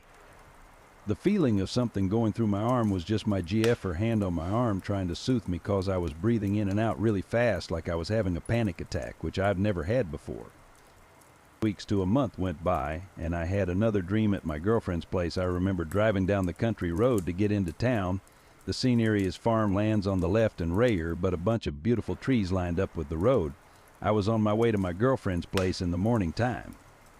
I remember just driving, and out of nowhere I felt my body freeze and my body started floating, like my chest was being brought to the ceiling of my car. I soon woke up. I wasn't panicking. Again, weeks to a month went by. My next dream was me at work. I was working in the factory I am currently employed at. I was putting parts on the welder jig. As I was doing that, I felt something grab me, but it felt like someone grabbed my spine. I saw someone come up behind me. Looking at me with an evil-like smile, it was a woman I knew from work who, ironically, was called a witch unironically from a woman at work. All right, after seeing her face again, my body froze and started to float upwards. Weeks to a month went by. I had the final dream, which seemed like a sleep paralysis dream. It was that, but without any sleep paralysis demon. I remember waking up laying in her bed. Everything seemed just fine. I woke up in her bed. All felt fine. I heard my phone vibrate. I reached over to see what the notification was. I felt my hand touch the phone, which was laying beside my head. When I went to bring it up to my face, but in my hand there was no phone. I was confused and tried multiple times to get it. I even tried grabbing it and closing one eye, which did nothing. I still had no phone in my hand, so R-sized my voice trying to call my GF to wake me up, which she hadn't heard me say anything. I soon woke up and everything was fine. I was curious if this was some kind of ghost encounters in my dream. Maybe someone could help me understand if there is a ghost like that. Also felt like relaying my weird story. After that dream, I hadn't had them anymore, and my GF had moved out to go back to the city for uni. I live in a small town named Mayward, where summer evenings are filled with the sounds of crickets and cicadas, and Sodus Key turns a beautiful shade of gold. I like to think I live an ordinary life. I married my husband 2 years ago, and we've been happily married ever since. We've thought about having kids, but haven't had any yet. We want to wait a few more years. Michael, my husband, works evening shifts at the chicken plant and usually gets home around 10 p.m. One night I was getting ready for bed when my phone rang. It was Michael. I answered, and he said, "Hey babe, I'm not going to be coming home tonight. I just wanted to let you know I love you." "What do you mean you're not coming home?" I asked him, but the line went dead. I was worried, but my husband is a very strong and clever man, so I was sure he had to work a double shift and just had poor service in the factory. I took some sleeping pills to help me sleep that night, since I wasn't used to sleeping without him. The next morning when I woke up, my husband still wasn't there. I called his phone, but there was no answer. I decided to wait a few hours before calling again or contacting the police. I was sure he was fine. However, when there was a knock at my door and a policeman stood behind it, my heart sank. "Mrs. Wilmington?" the policeman asked. "Yes," I replied with wide eyes, afraid of what he was about to say. "Mrs. Wilmington, I'm Officer Dawson, and I'm sorry to inform you, ma'am, but your husband was in a terrible head-on collision after running a stop sign last night. He was pronounced dead at the scene." I broke down into tears. Through my broken heart and clouded mind, my thoughts flickered to something his phone call. "May I ask when this happened?" I inquired. "It was around 9:42 p.m., he responded. I pulled out my phone and checked the call log. I had received his call at 9:55 p.m. I broke down into tears again as Officer Dawson held me. "It will be all right," he said. "I had my husband's funeral 2 months ago, and I still don't know how to deal with his absence. The pain of losing him feels as fresh as it did that day. Adding to my confusion and grief is the fact that I received a call from him after the accident, and I still don't know how to explain it." So this was around 2010. I was nearing my mid-20s. After my first failed attempt to move out of my parents' house, I returned home from the city to recoup from a failed attempt at being an adult. I was starting to hang out with the old crew from high school. My friend Jay, names changed for privacy, and my other friend Mark. Now, Mark's parents were decently well off, and they would leave on vacations for long periods of time, leaving Mark to watch over the house. The house had a history. It was a cute home built by his grandfather in the 40s, if I'm not mistaken. It was built into the side of a hill, so one side it looked like a one-story home. The other side revealed that it's a two-story with a basement. On the larger side of the house had a long wooden staircase leading to the kitchen that was the main door of the house. The front door on the short side always stayed locked since no one came in that way. The house itself was upstairs, was fairly normal, big and open. The kitchen flowed into the living room, and Mark's bedroom was attached in a hallway in the kitchen. There was an upstairs bedroom that this parent stayed in. The basement had no access from inside the house. Instead, it was accessed from outside. It had a big sliding wood door that opened up to a fairly spooky basement. It had a very old furnace in it that heated the home. It was huge and had many pipes spidering off it, almost like a tree with a bunch of branches. The layout of the home is important, so try to keep it in mind. Mark's grandpa built that home. He also died in it in the basement while he was working on one of his many projects. He passed many moons before Jay and I started to come by and hang with his grandson. So with all that being said, One night Mark, Jay, and I were coming home from the local bar. We had a ritual Thursday night hit the bar for cheap dollar beer night.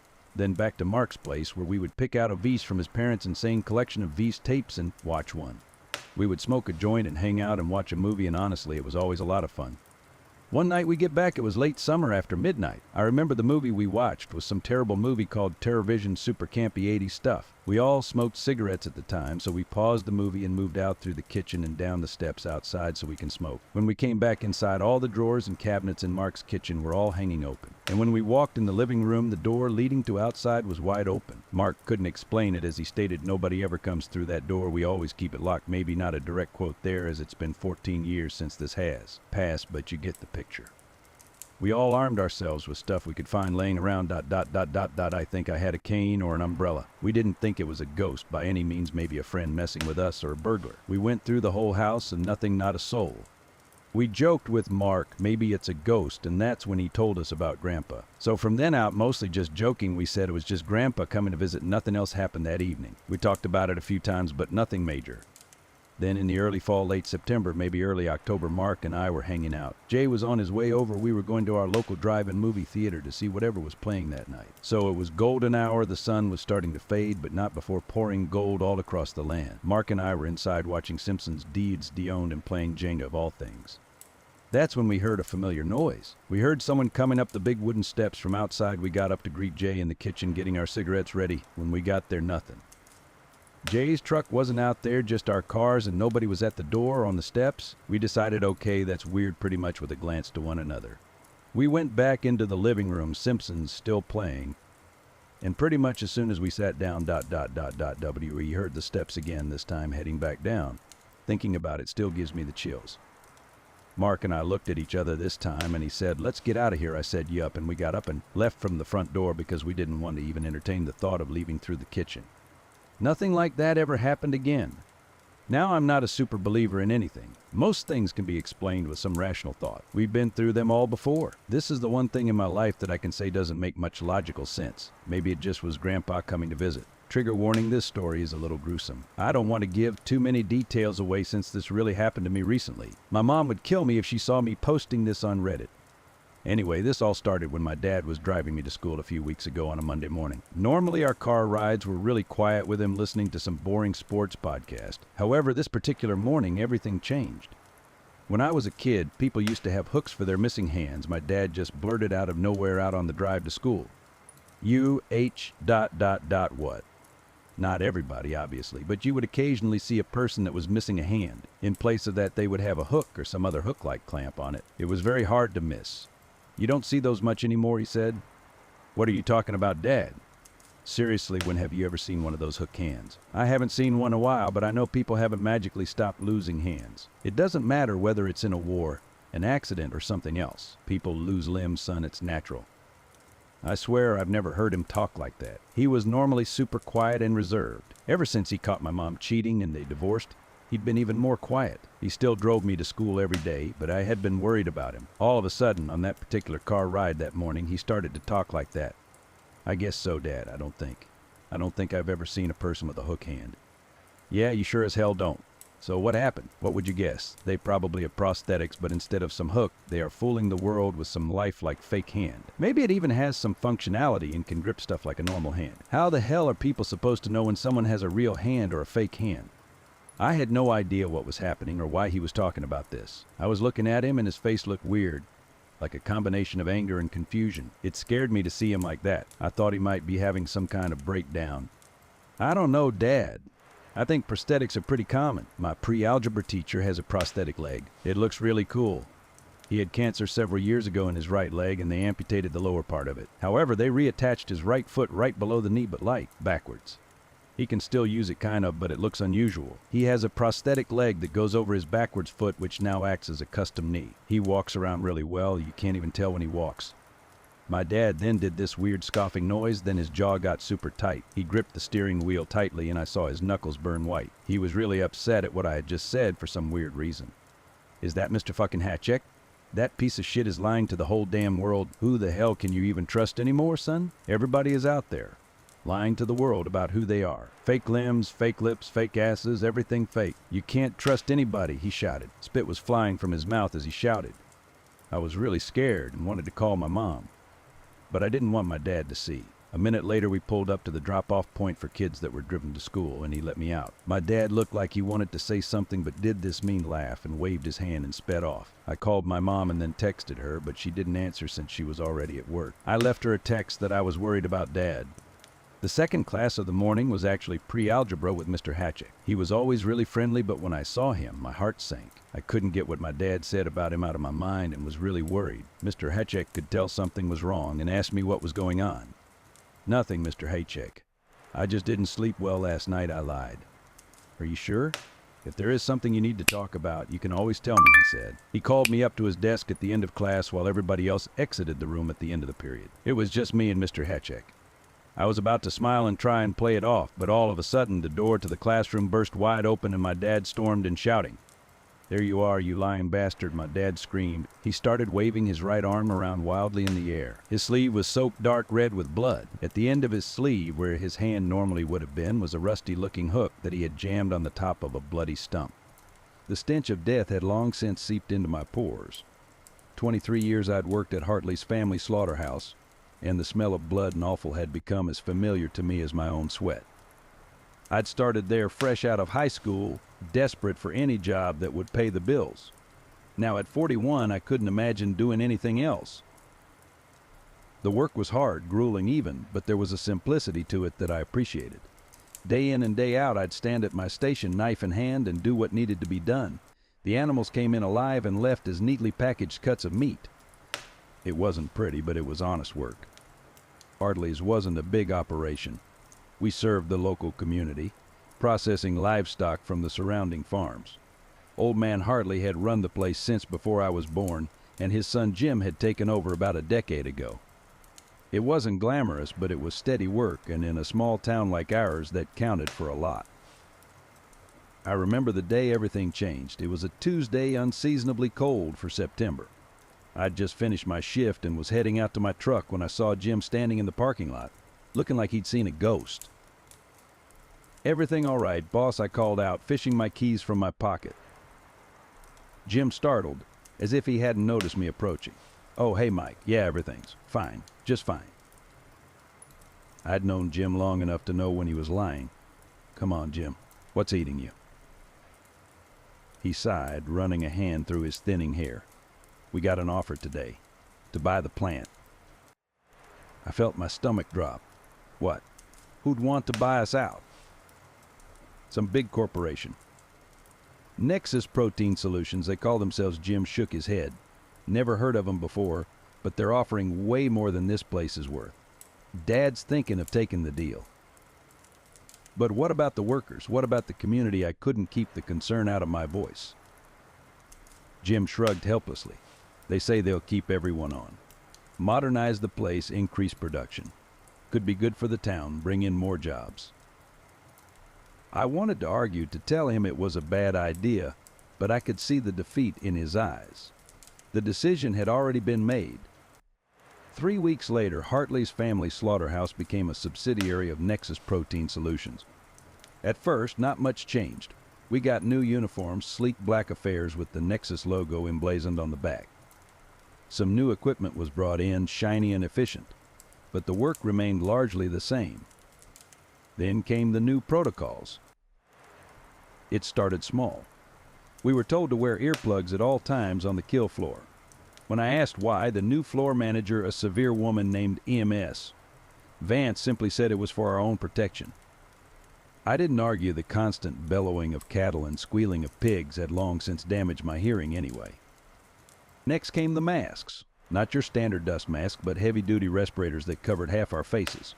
Again, MS Vance cited safety concerns, something about airborne pathogens. It made communication on the floor nearly impossible, but we adapted.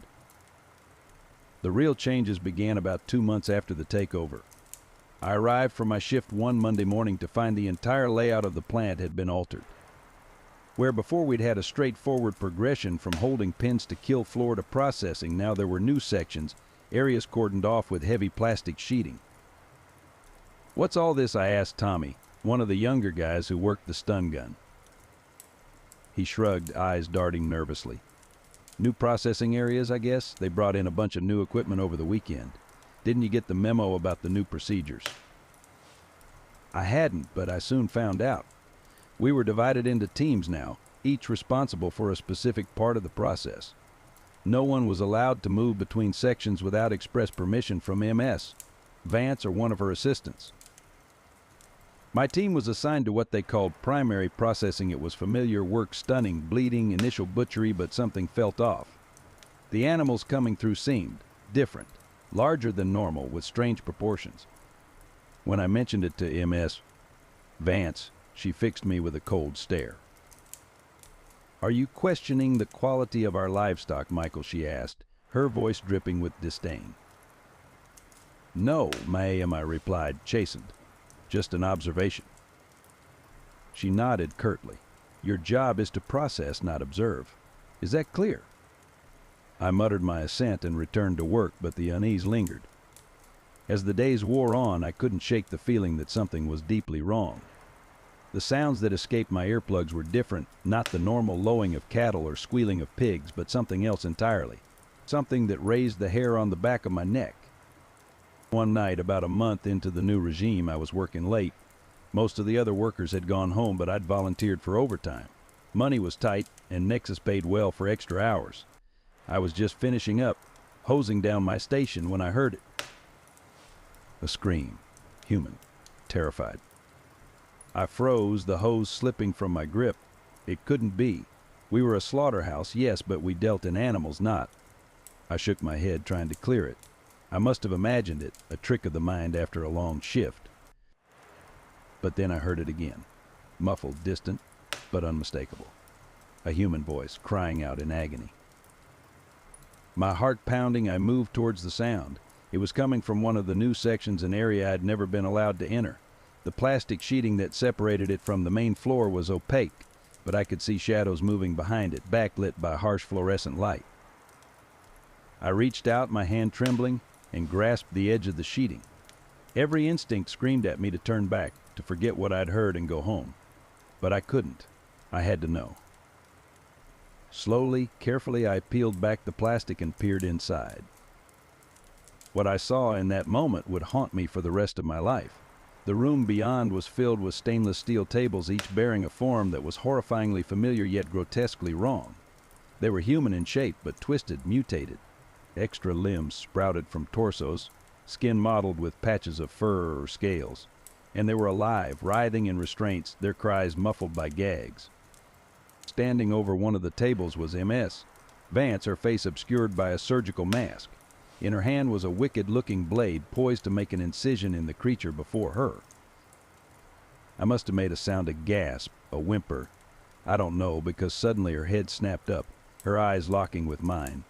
For a moment, we stared at each other, the truth of what I'd discovered hanging between us like a guillotine blade. Then she smiled, a cold, terrible smile that never reached her eyes. "Ah, Michael," she said, her voice unnaturally calm. "I was wondering when you'd find your way here. Come in, won't you? We have so much to discuss." I stumbled backward, my mind reeling. This couldn't be happening. It couldn't be real. But as I turned to flee, I found my path blocked by two massive figures in black uniforms.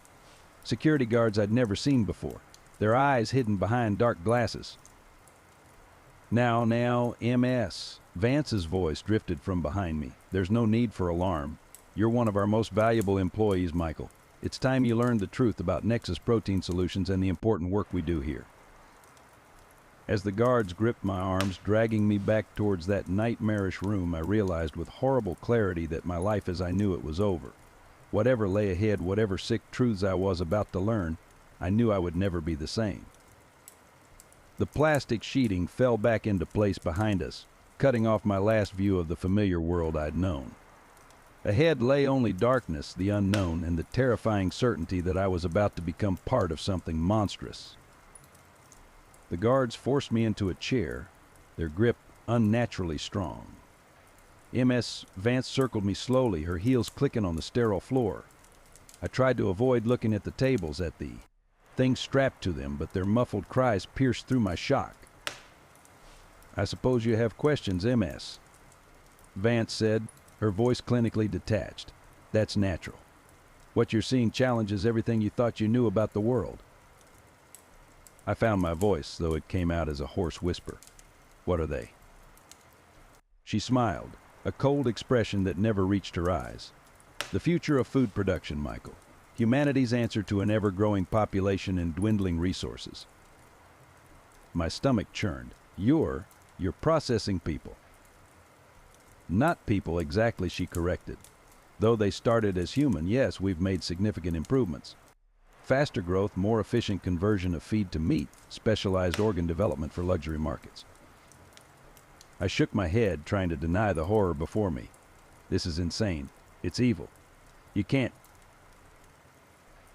what MS? Vance interrupted sharply. Feed the hungry? Solve the looming food crisis? What we're doing here is necessary, Michael. Visionary, even. She gestured to one of the writhing forms. Each of these specimens can produce 10 times the usable meat of a cow with half the feed. They reach maturity in months, not years. And the best part? They're renewable. My eyes widened in horror as her meaning sank in. You're not just killing them. You're harvesting them. Over and over. Miss. Vance nodded, a hint of pride in her voice. Accelerated healing, enhanced regeneration. We can harvest up to 80% of their biomass and have them back to full size within weeks. It's a marvel of bioengineering. I felt bile rise in my throat. Why are you telling me this? Why not just get rid of me? She laughed, a sound devoid of warmth. Because you're observant, Michael. Dedicated, you've been here for over 2 decades, and you notice things others missed. We need people like you. I'll never be a part of this, I spat. I'll go to the police, the media, and tell them what she interrupted. That the local slaughterhouse is raising mutant humans for meat. Who would believe you? Besides, her voice lowered menacingly, we have resources you can't imagine. Ways of ensuring cooperation. She nodded to one of the guards, who produced a syringe filled with an iridescent liquid. This is a choice, Michael. Join us willingly, and you'll be rewarded beyond your wildest dreams. Refuse. The guard grabbed my arm, needle poised above my skin. Wait, I shouted. I need time to think. MS. Vance studied me for a moment, then nodded. Very well. You have until tomorrow night to decide, but remember, Michael, there's no going back now. One way or another, you're part of this. The next day passed in a haze. I went through the motions of my job, my mind reeling. Every sound, every smell reminded me of what I'd seen. The other workers seemed oblivious, going about their tasks as if nothing had changed. Had they been bought off? Threatened? Or were they simply unaware of the horrors taking place beyond those plastic sheets? As my shift neared its end, dread settled in my stomach like a lead weight. I knew I couldn't be part of this atrocity, but what choice did I have? If even half of what MS Vance said was true, Nexus had the power to destroy me or worse. I was mulling over my impossible situation when I noticed something odd. A new worker, someone I'd never seen before, was wheeling a large covered cart towards one of the restricted areas. What caught my eye was a small symbol on his uniform, not the Nexus logo, but something else. A stylized eye within a triangle. The man must have felt my gaze because he turned, his eyes meeting mine for a brief moment. He gave an almost imperceptible nod before disappearing behind the plastic sheeting. A wild hope flared in my chest. Could there be others who knew the truth, who were working against Nexus from the inside? My decision crystallized in that moment. I couldn't run, couldn't hide. But maybe, just maybe, I could fight back. When MS Vance summoned me that evening, I steeled myself for the performance of my life. I told her, forcing conviction into my voice. You're right, this is necessary, visionary. I want to be part of it. She studied me for a long moment, her gaze piercing. Then slowly she smiled. I knew you'd see reason, Michael. Welcome to the future. Over the next few weeks, I was introduced to the full scope of Nexus's operation. The horrors I'd initially witnessed were just the tip of the iceberg. There were entire floors dedicated to genetic manipulation, to behavioral conditioning, to processing the product. into forms indistinguishable from conventional meat. I played my part, feigning enthusiasm, asking the right questions. All the while I watched and waited, looking for any sign of the mysterious worker I'd seen, for any hint of resistance within Nexus's sterile walls. It came finally in the form of a note slipped into my locker. 2 words, written in a hasty scrawl loading dock. Midnight. As the appointed hour approached, I made my way through the darkened facility, my heart pounding. I'd disabled the security cameras along my route, a trick I'd learned in my new role, but I still felt exposed, vulnerable. The loading dock was shrouded in shadows, illuminated only by the dim glow of emergency lighting. For a moment I thought I'd made a mistake, that I'd misunderstood or fallen into a trap. Then a figure emerged from behind a stack of pallets. It was the worker I'd seen, his face now uncovered. He was younger than I'd expected, with intense eyes that seemed to glow in the low light. "You came," he said, his voice barely above a whisper. "Good. We don't have much time." "Who are you?" I asked. "What's going on?" He glanced nervously over his shoulder. "My name's Alex. I'm part of a group working to expose Nexus and shut down their operation. We've been trying to gather evidence, but it's been nearly impossible to get someone on the inside." Hope surged within me. I can help. I've seen things documented. Alex held up a hand, cutting me off. "It's not that simple. Nexus has people everywhere, government, media, law enforcement. We need irrefutable proof and a way to disseminate it that they can't block or discredit." He pressed a small device into my hand. "This is a secure communicator. Use it to contact us, but be careful. They're always watching." Before I could ask more questions, Alex tensed, his eyes widening. "Someone's coming. I have to go. Remember, trust no one."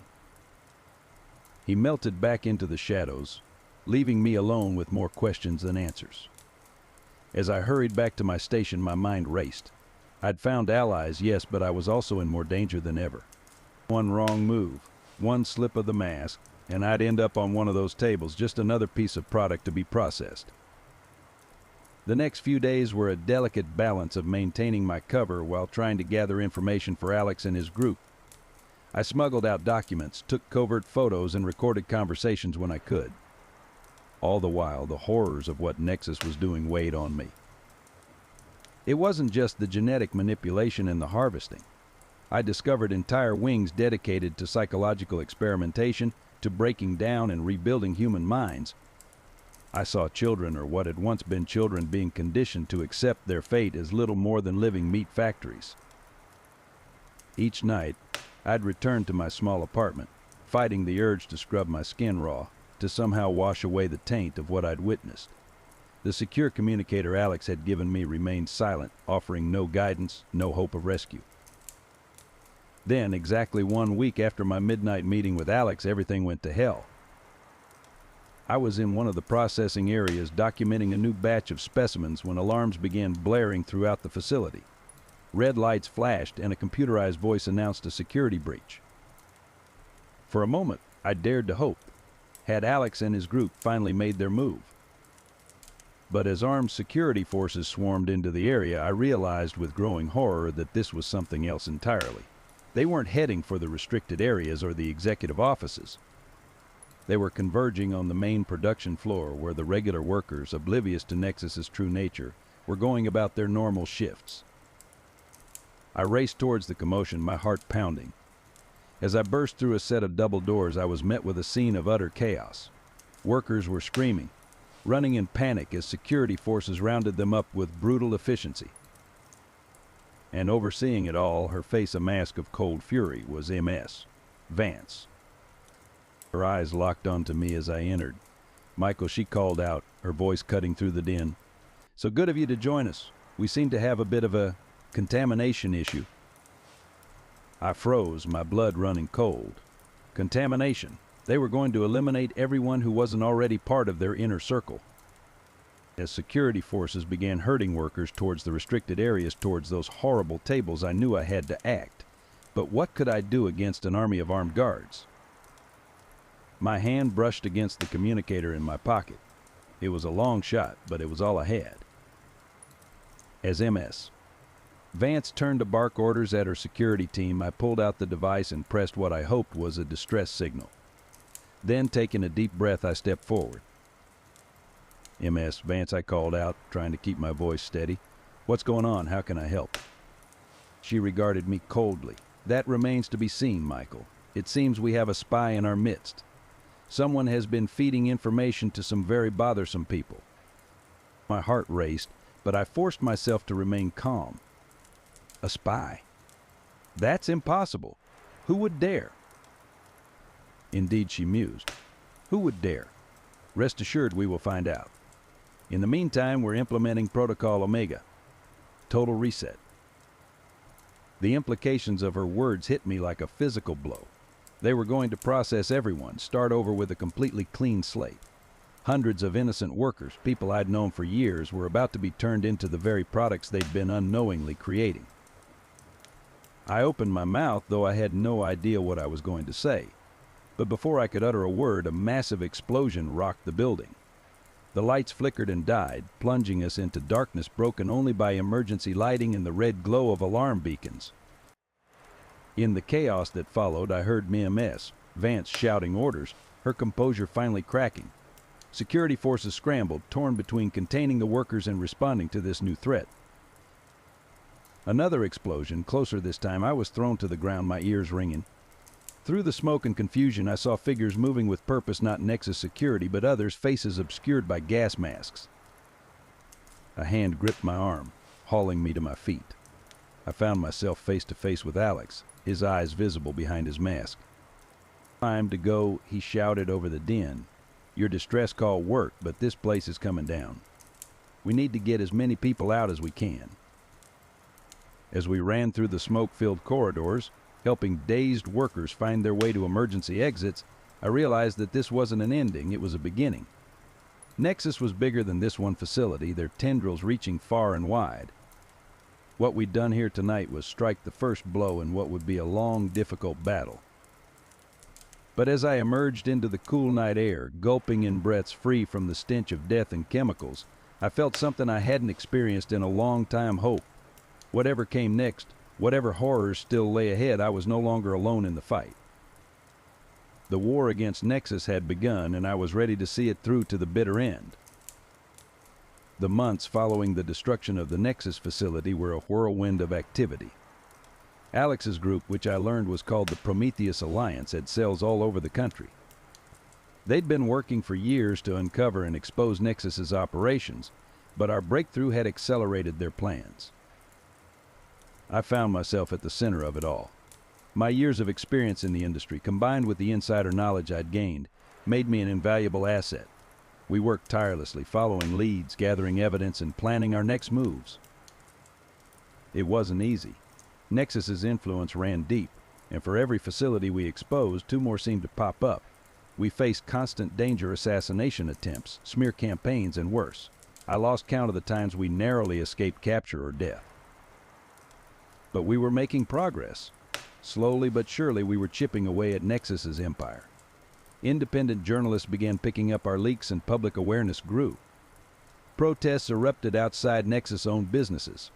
Governments launched investigations. The turning point came almost a year after our escape. We'd managed to trace Nexus's operations to its source, a massive underground complex hidden beneath an innocuous office building in downtown Chicago. This was their nerve center, where the top executives and lead scientists oversaw the entire operation. Our assault on the complex was the culmination of months of planning. We had allies in law enforcement, in the media, even in government. When we struck hard and fast.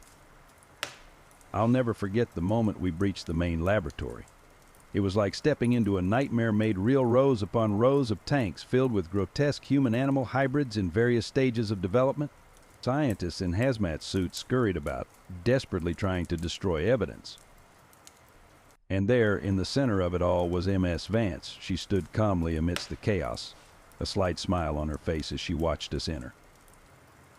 "Ah, Michael," she said, her voice as cold and composed as ever. "I must admit I underestimated you. Well played." Before I could respond, before any of us could move, she pressed a button on a device in her hand.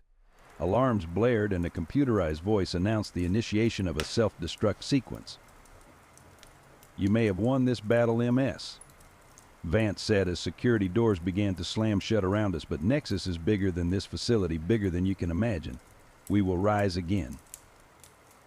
In the frantic minutes that followed, we managed to override the self-destruct sequence and secure the facility.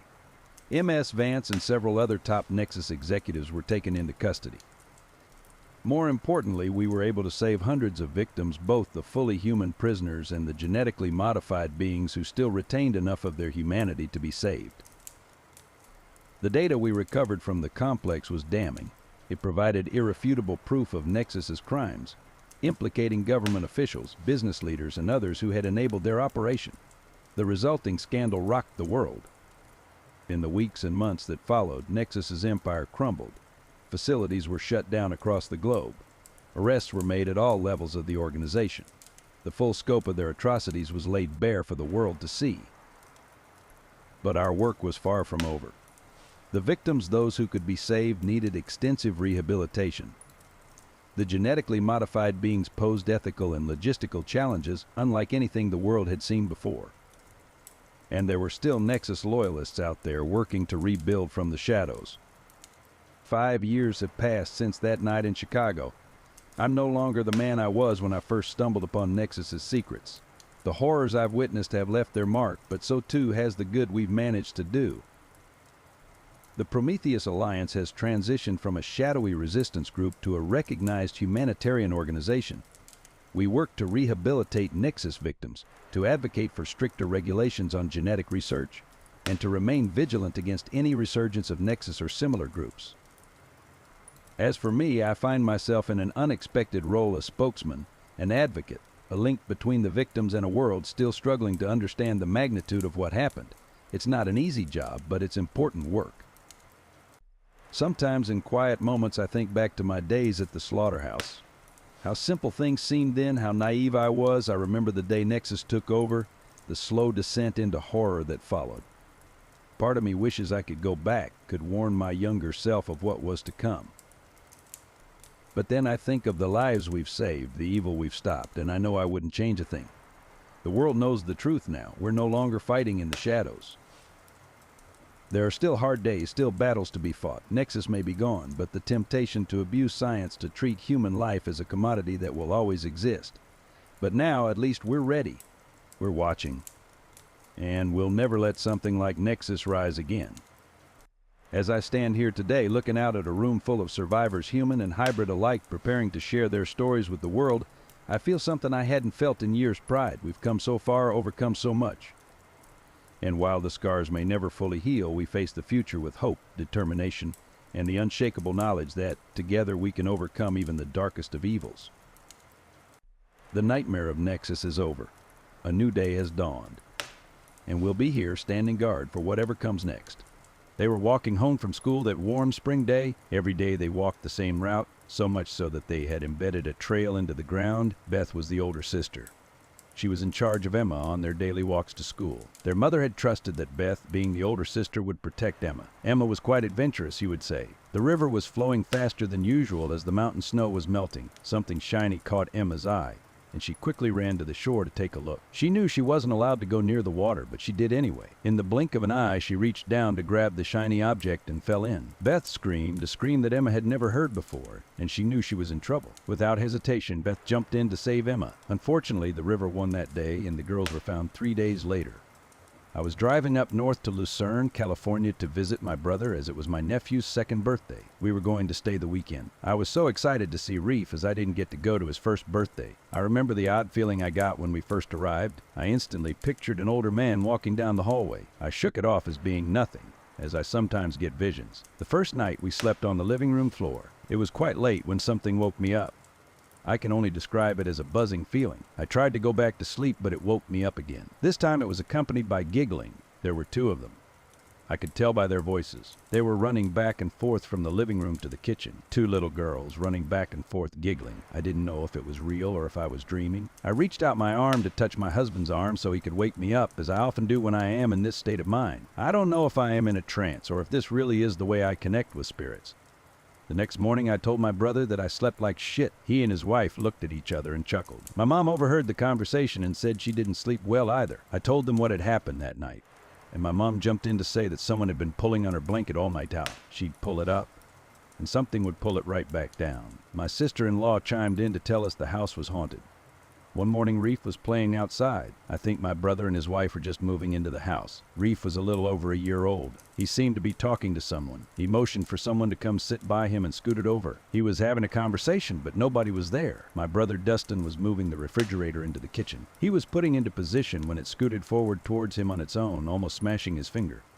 The ground was flat, and there was no explanation for it. Another time, Crystal looked up at the baby monitor in Reef's bedroom for whatever reason, and she could literally see the form of a little girl. The girl had climbed up the side of Reef's crib and was poking him. On another occasion, Crystal walked into Reef's room. There was a built-in dresser, as there usually are built-ins in older homes. The drawers were pulled out as if someone was using them as stairs. Each drawer pulled out a little bit more than the other. I also do believe Crystal told me that she had seen a man as well. As soon as I got home, I started Googling deaths in the area. It took some digging, but I was able to find an article about 2 sisters drowning in a nearby river. I was shook. This verified that everything we had experienced was indeed the sisters. The house no longer stands as it was burnt down in a fire, but I wonder if the little girls are still there, and who was that, May? I've been delivering fast food for 6 months now. It's not the best job in the world, but it allows me to save some money to move out from my unsupportive parents' place, and it's easy enough. You pick up a bag, drop it off, and repeat until your shift's over. No real thinking required. Most people don't even answer the door. They just let you leave the food at the front, send a quick thank you text, and you're on your way. But about a month ago, I started noticing something weird during my late-night runs. It wasn't anything big at first. Just a guy standing across the street whenever I'd park. At first, I thought it was just another person out for a walk. There are plenty of those around. But then I realized it was always the same guy in the same spot, just standing there, watching. I'm not talking once or twice. This was happening every shift. Always at different locations, but there he was across the street, just standing there. Staring? He never moved. Not toward me, not away. Just stood there. I'd do the delivery, get back in my car, and when I drove off, he'd still be standing in the same place, watching me leave. I didn't want to think too much about it. You see all kinds of weird stuff when you work late nights, and you learn pretty quickly that the less you notice, the better. But after a week of this, it got under my skin. I started looking for him at every stop, expecting him to be somewhere in the scene, and he always was. One night, I was doing a delivery in the suburbs, one of those quiet neighborhoods where the only sound you hear is your own footsteps. It was just past midnight, and I was carrying a bag of burgers and fries to a small house on the corner of Maple and 7th. As I got out of my car, I looked across the street, and sure enough, there he was. Same guy, same dark clothes, standing on the sidewalk across from me, staring. I tried to ignore him, walked up to the house, and dropped the bag at the door like usual. As I turned around, I caught movement from the corner of my eye. He hadn't moved, but something about him seemed closer. I blinked, trying to convince myself it was just my imagination. When I got back in the car, I checked the rearview mirror. He was still standing there, but now his face was clearer under the streetlight. Blood red crosses were painted on his skin, and those eyes, they were like holes. Hollow and focused, but still somehow locked on me, making floods of shame wash over my unconscious. I drove off quickly, my heart pounding in my chest. I didn't look back.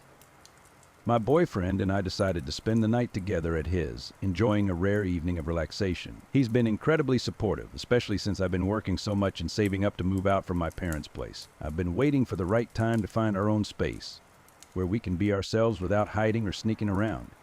That night we were talking about my plans, and I mentioned the strange guy who kept appearing. I was hoping sharing it with him would help me process it better. He listened intently and tried to reassure me it was probably just a coincidence, or a freak who stayed up in the late hours like me. I felt a little better after talking to him, but the uneasy feeling never quite went away.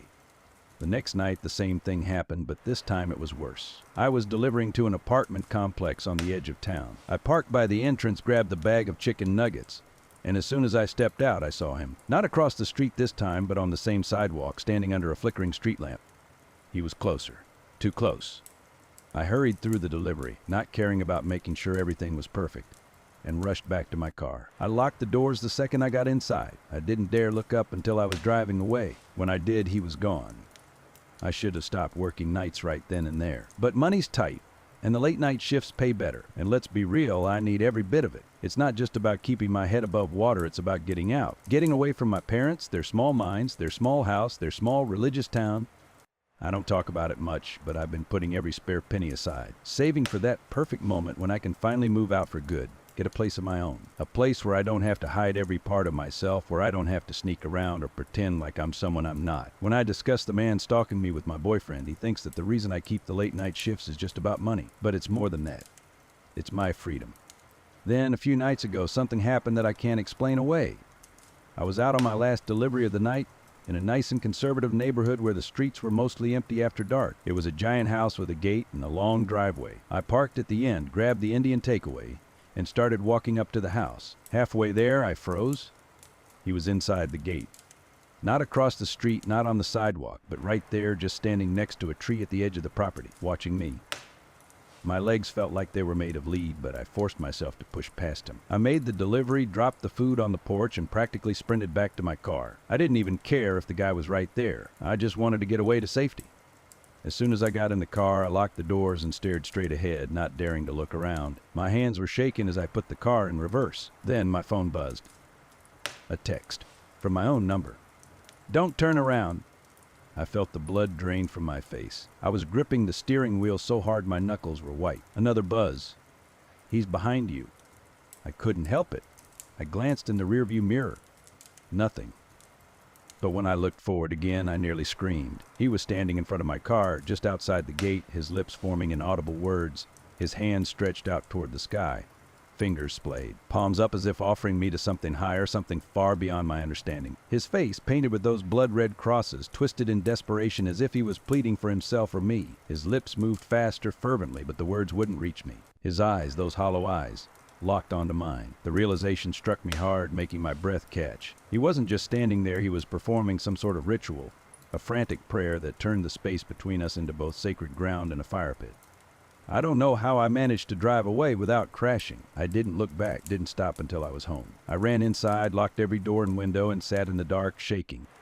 The messages haven't stopped, even though I've switched to day shifts only and no longer see him. Every night I get a text from my own number. They're always short and simple, but they all mean the same thing: he's still watching. And earlier today, when I parked outside my parents' house after another long shift, I got one more.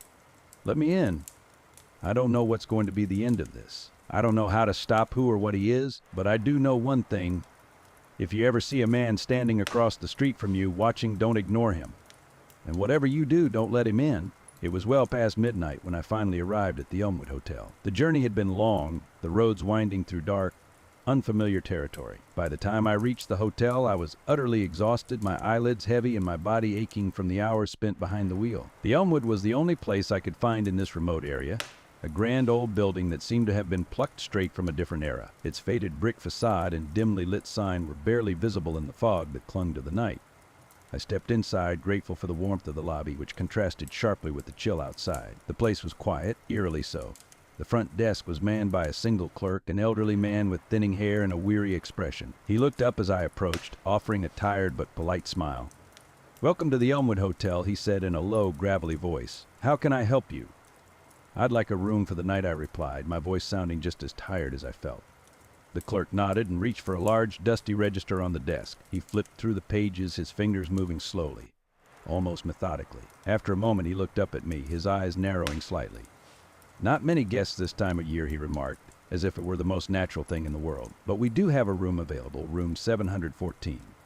He handed me an old-fashioned key, the kind with an ornate metal tag attached. The number 714 was engraved on it, worn but still legible.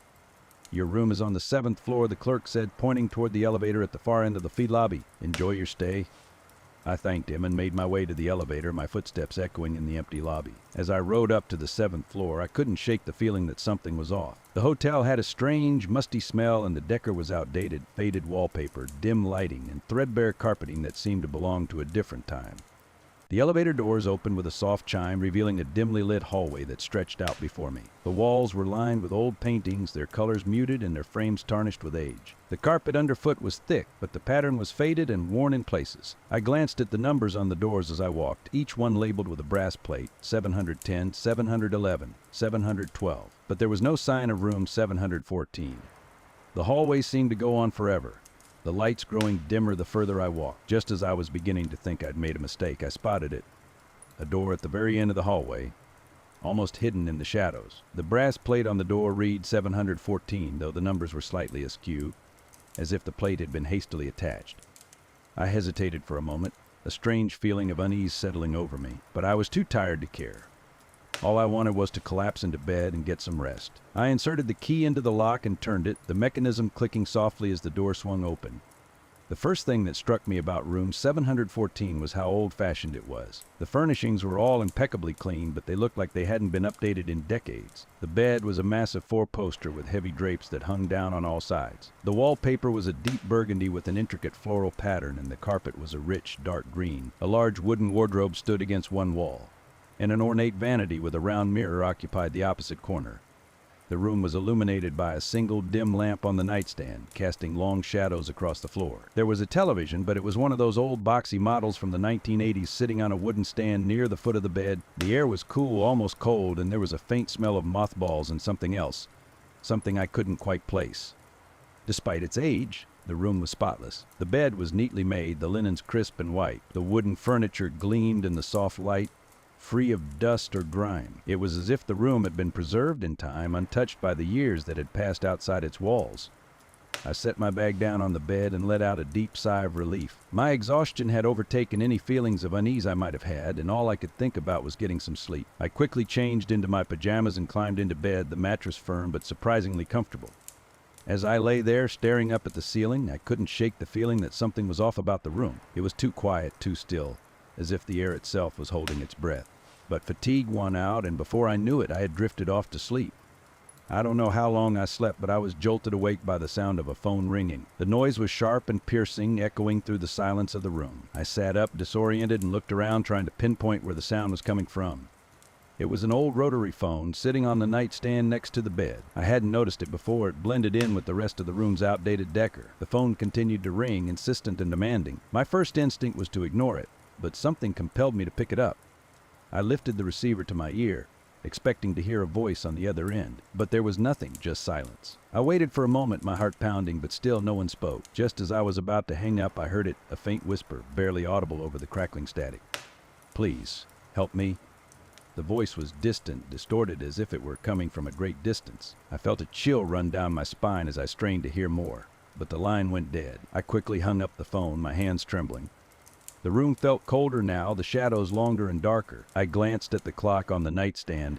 It was just after 3 a.m. The unease I had felt earlier had returned, stronger than before. I couldn't shake the feeling that I wasn't alone in the room, that something was watching me from the darkness. I tried to brush it off, telling myself it was just a prank call, a glitch in the phone system. But as I lay back down, I couldn't shake the image of the voice on the other end pleading for help. The television flickered on by itself, the screen filled with static. I bolted upright, staring at the old boxy TV in disbelief. The remote was on the nightstand, untouched. I grabbed it and tried to turn off the TV, but the screen remained lit, the static hissing softly. And then, through the static, I saw something, a figure faint and shadowy, standing in the center of the screen. The image flickered and jumped, but the figure remained unmoving. I couldn't make out any details, but it was clear that the figure was a person watching me through the screen. My breath caught in my throat as I stared at the screen. Unable to look away, the figure began to move slowly at first and then more quickly as if approaching the camera. I fumbled with the remote, my hands shaking, and finally managed to turn the TV off.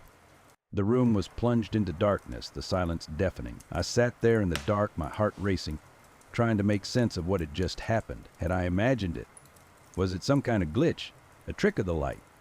But deep down I knew that wasn't the case. There was something wrong with this room, something deeply, terribly wrong. I knew I wouldn't be able to sleep after that. My nerves were shot, my mind racing with fear and confusion. I needed to know more about this room, about what was happening here. I got out of bed and began to search the room, hoping to find something, anything, that would explain the strange occurrences. I checked the wardrobe first, half expecting to find something hidden inside, but it was empty save for a few wooden hangers that clattered together as I opened the door. The vanity was equally bare, its drawers containing nothing but dust.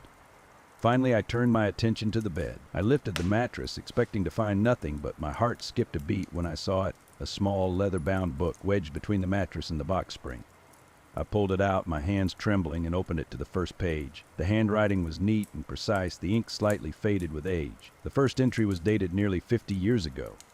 July 3rd, 1972. I've checked into room 714 at the Elmwood Hotel. The journey was long, and I'm exhausted, but there's something about this room that doesn't feel right. The air is heavy, and the shadows seem to move on their own. I can't shake the feeling that I'm being watched. I felt a chill run down my spine as I read the entry. It mirrored my own experience so closely that it was uncanny. I flipped through the pages, skimming the entries, and found that they all told a similar story. Guests who had stayed in room 714, all reporting strange occurrences, all feeling a sense of unease that grew stronger with each passing day. As I continued reading, I noticed that the entries grew increasingly frantic, the handwriting becoming more erratic. The guests reported hearing voices, seeing figures in the shadows, and feeling an overwhelming sense of dread. Some entries even mentioned the phone ringing in the middle of the night, just as it had for me. But it was the final entry that sent a wave of cold fear through me. August 15, 1983. I can't take it anymore. The voices won't stop, and the figure in the TV keeps getting closer. I've tried to leave the room, but the door won't open. It's as if the room is alive, trapping me inside. I don't know how much longer I can last. If anyone finds this diary, please help me. Get out while you still can. The entry ended abruptly, the final words trailing off into a jagged line. I stared at the page, my mind racing. The person who had written this diary, what had happened to them? Had they ever escaped the room, or had they vanished like so many others? A sudden knock at the door startled me, and I dropped the diary, my heart leaping into my throat. I stared at the door, my pulse pounding in my ears. Who could it be at this hour? And why did they knock so softly, so deliberately? The knock came again, louder this time, more insistent. I hesitated for a moment, then slowly approached the door, every nerve in my body screaming at me not to open it. With trembling hands, I reached for the doorknob and turned it. The door swung open, revealing nothing but the empty hallway beyond. There was no one there. No sign of anyone having been there at all. The hallway was dark and silent, the shadows stretching out into the distance. I stepped back into the room, my mind spinning. The diary lay on the floor where I had dropped it, the pages fanned out as if in silent accusation. I knew then that I couldn't stay in this room any longer. I had to leave, had to get out before whatever force was at work here claimed me as its next victim. I grabbed my things, stuffing them haphazardly into my bag. My hands were shaking so badly that I could barely manage to zip it closed. I needed to get out of this room, out of this hotel, and as far away as possible. But as I reached for the door, I felt a sudden, overwhelming sense of dread. The room seemed to close in around me, the air growing heavy and thick. The shadows on the walls seemed to stretch and twist, reaching out toward me with grasping fingers. The phone rang again, the sound sharp and piercing in the silence. I ignored it, yanking the door open and stepping into the hallway. The air out here was just as oppressive, the dim light flickering overhead. I made my way to the elevator, my footsteps echoing in the empty hallway. The ride down to the lobby felt agonizingly slow, the elevator creaking and groaning with every floor it passed. I watched the numbers tick down, my heart racing with each one. When the doors finally opened, I nearly ran into the lobby. It was empty, just as it had been when I arrived. The night clerk was gone, the front desk abandoned. I hurried outside, the cool night air hitting me like a slap in the face. The fog had lifted slightly, revealing the empty street beyond. I didn't stop, didn't look back. I got into my car and drove away, the tires screeching on the pavement as I sped down the road. I drove for what felt like hours, the hotel receding into the distance behind me. Only when I was miles away did I finally pull over, my hands gripping the steering wheel so tightly that my knuckles were white. I took a deep breath, trying to calm my racing heart. The hotel was behind me now, but the memory of that room, of the diary, of the strange occurrences that had plagued me throughout the night, would stay with me forever. The next morning, I stopped at a diner in a nearby town, hoping to gather my thoughts and maybe find some answers. As I sipped my coffee, I overheard a conversation between two elderly men at the counter. They were talking about the Elmwood Hotel. "You hear they're finally tearing it down," one of them said, his voice raspy with age. "About time, too. That place has been a blight on this town for years." "Yeah," the other man replied. "Too many strange things happened there. People vanishing, stories of ghosts. Some folks even say there was a room that didn't exist. Room 714. I felt a chill run down my spine. I leaned forward, unable to stop myself from interrupting. "Excuse me," I said, my voice shaky. "Did you say room 714? The men turned to look at me, their expressions wary. "Yeah," the first man said slowly.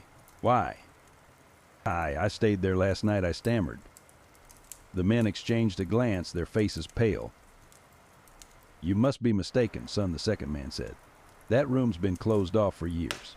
They sealed it up after what happened?" "What happened?" I asked, my heart pounding. The first man sighed, shaking his head. It's just a story, but they say a man stayed there once years ago. He vanished without a trace, but not before leaving behind a diary.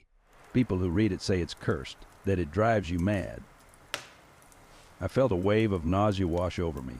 The diary, the phone calls, the figure in the TV, it had all been real. But the room itself, was it real? Or had I been caught in some twisted supernatural trap?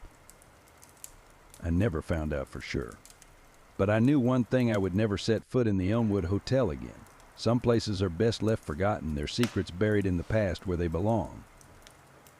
As I left the diner, the sun shining down on the road ahead, I couldn't help but glance back over my shoulder, half expecting to see the outline of the hotel in the distance. But it was gone, as if it had never existed at all. And maybe, in a way, it hadn't. He sat in the front seat, beaming with joy. This was it. Tonight would be the best night of his life. Tonight was the night of a voyage greater than anything he could ever imagine. This night would also decide the trajectory of his master's career and reputation. Since he was a boy, the old codger looked up to the great dreamers of the past, for their passion and intellect lifted him off his feet. But he idolized the countless individuals who devoted their lives to solving the universe's greatest mysteries, but were ultimately forgotten by history. He feared he would be one of them. Throughout his adulthood, the man was seen as a goofy maverick who wasted his time doing odd experiments, but he was determined to prove the people wrong. He was gifted with knowledge, and he would invent something that would knock their spirits out. But after years of embarrassment and failed gadgets, the bohemian thought of hanging up his coat. But one night changed everything. It took only a simple bump on the head to make everything click. Why didn't he think of it sooner? For the next 2 decades, the old maverick worked on his most outstanding project to date. If it succeeded, it would change the world. It would allow people to meet the dinosaurs. It would help prevent World War II. It would connect today's and tomorrow's people so they could improve their lives. Best of all, his loyal companion would be the vessel's first passenger. If the test were successful, he would be as famous as Leilka and Enos. They would show their neighbors they were true dreamers. Right on cue, the passenger felt the vessel rev up as its inner gadgets hummed away. He watched his master and his friend, a young man interested in capturing what was about to unfold, shrink away into the distance. Once the vessel was positioned safely from the two of them, the passenger watched as his master and the boy stood far before it. Before he knew it, the passenger was racing forward, gaining speed every few seconds. Wanting to glimpse what would await him in the unknown, he leaned forward as the vessel's interior shook and its control circuits flared. His heart pounded in his chest as he grinned joyfully. Everything his master had done led up to this moment. The vessel accelerated faster, its stainless steel frame glistening in the moonlight. As the passenger closed in on the two men, the front of the vessel shot out shining sparks of energy, lighting it up like a comet. The passenger squinted his eyes as he braced himself for the journey. Then a blinding light enveloped his vision as he felt the world around him flash away in a sonic boom. Suddenly the light vanished, ... and the passenger saw that he was surrounded by infinite blackness with faint specks of light floating in its frame. This wasn't right. His master promised him he'd be home in an instant. Where was he? Suddenly the familiar comfort of the vessel was torn away. The sound of his pitiful gasps was swallowed up in the vast, merciless void. The lack of air was like a constrictor around his chest, squeezing relentlessly as he felt little icy mandibles gnawing at his skin. He couldn't move. He couldn't cry out. Every ounce of him demanded oxygen, but the void was unyielding. His vision blurred, and the specks surrounding him danced violently before fading to nothing. The passenger lay strapped to his seat as the vessel floated into the perpetual night. Forever alone, confined within a failed dream. What did I tell you? 88 miles per hour? The temporal displacement occurred at exactly 1:20 a.m. and 0 seconds. The doc's heart leaped with joy over finally inventing something useful. Feeling light on his feet, the jolly old fellow held the vehicle's controller in the air triumphantly. Meanwhile, Marty, eyes wide, scanned the smoldering parking lot looking for the vehicle. Not only had it just vanished before their eyes, but it left a damn trail of flames behind them.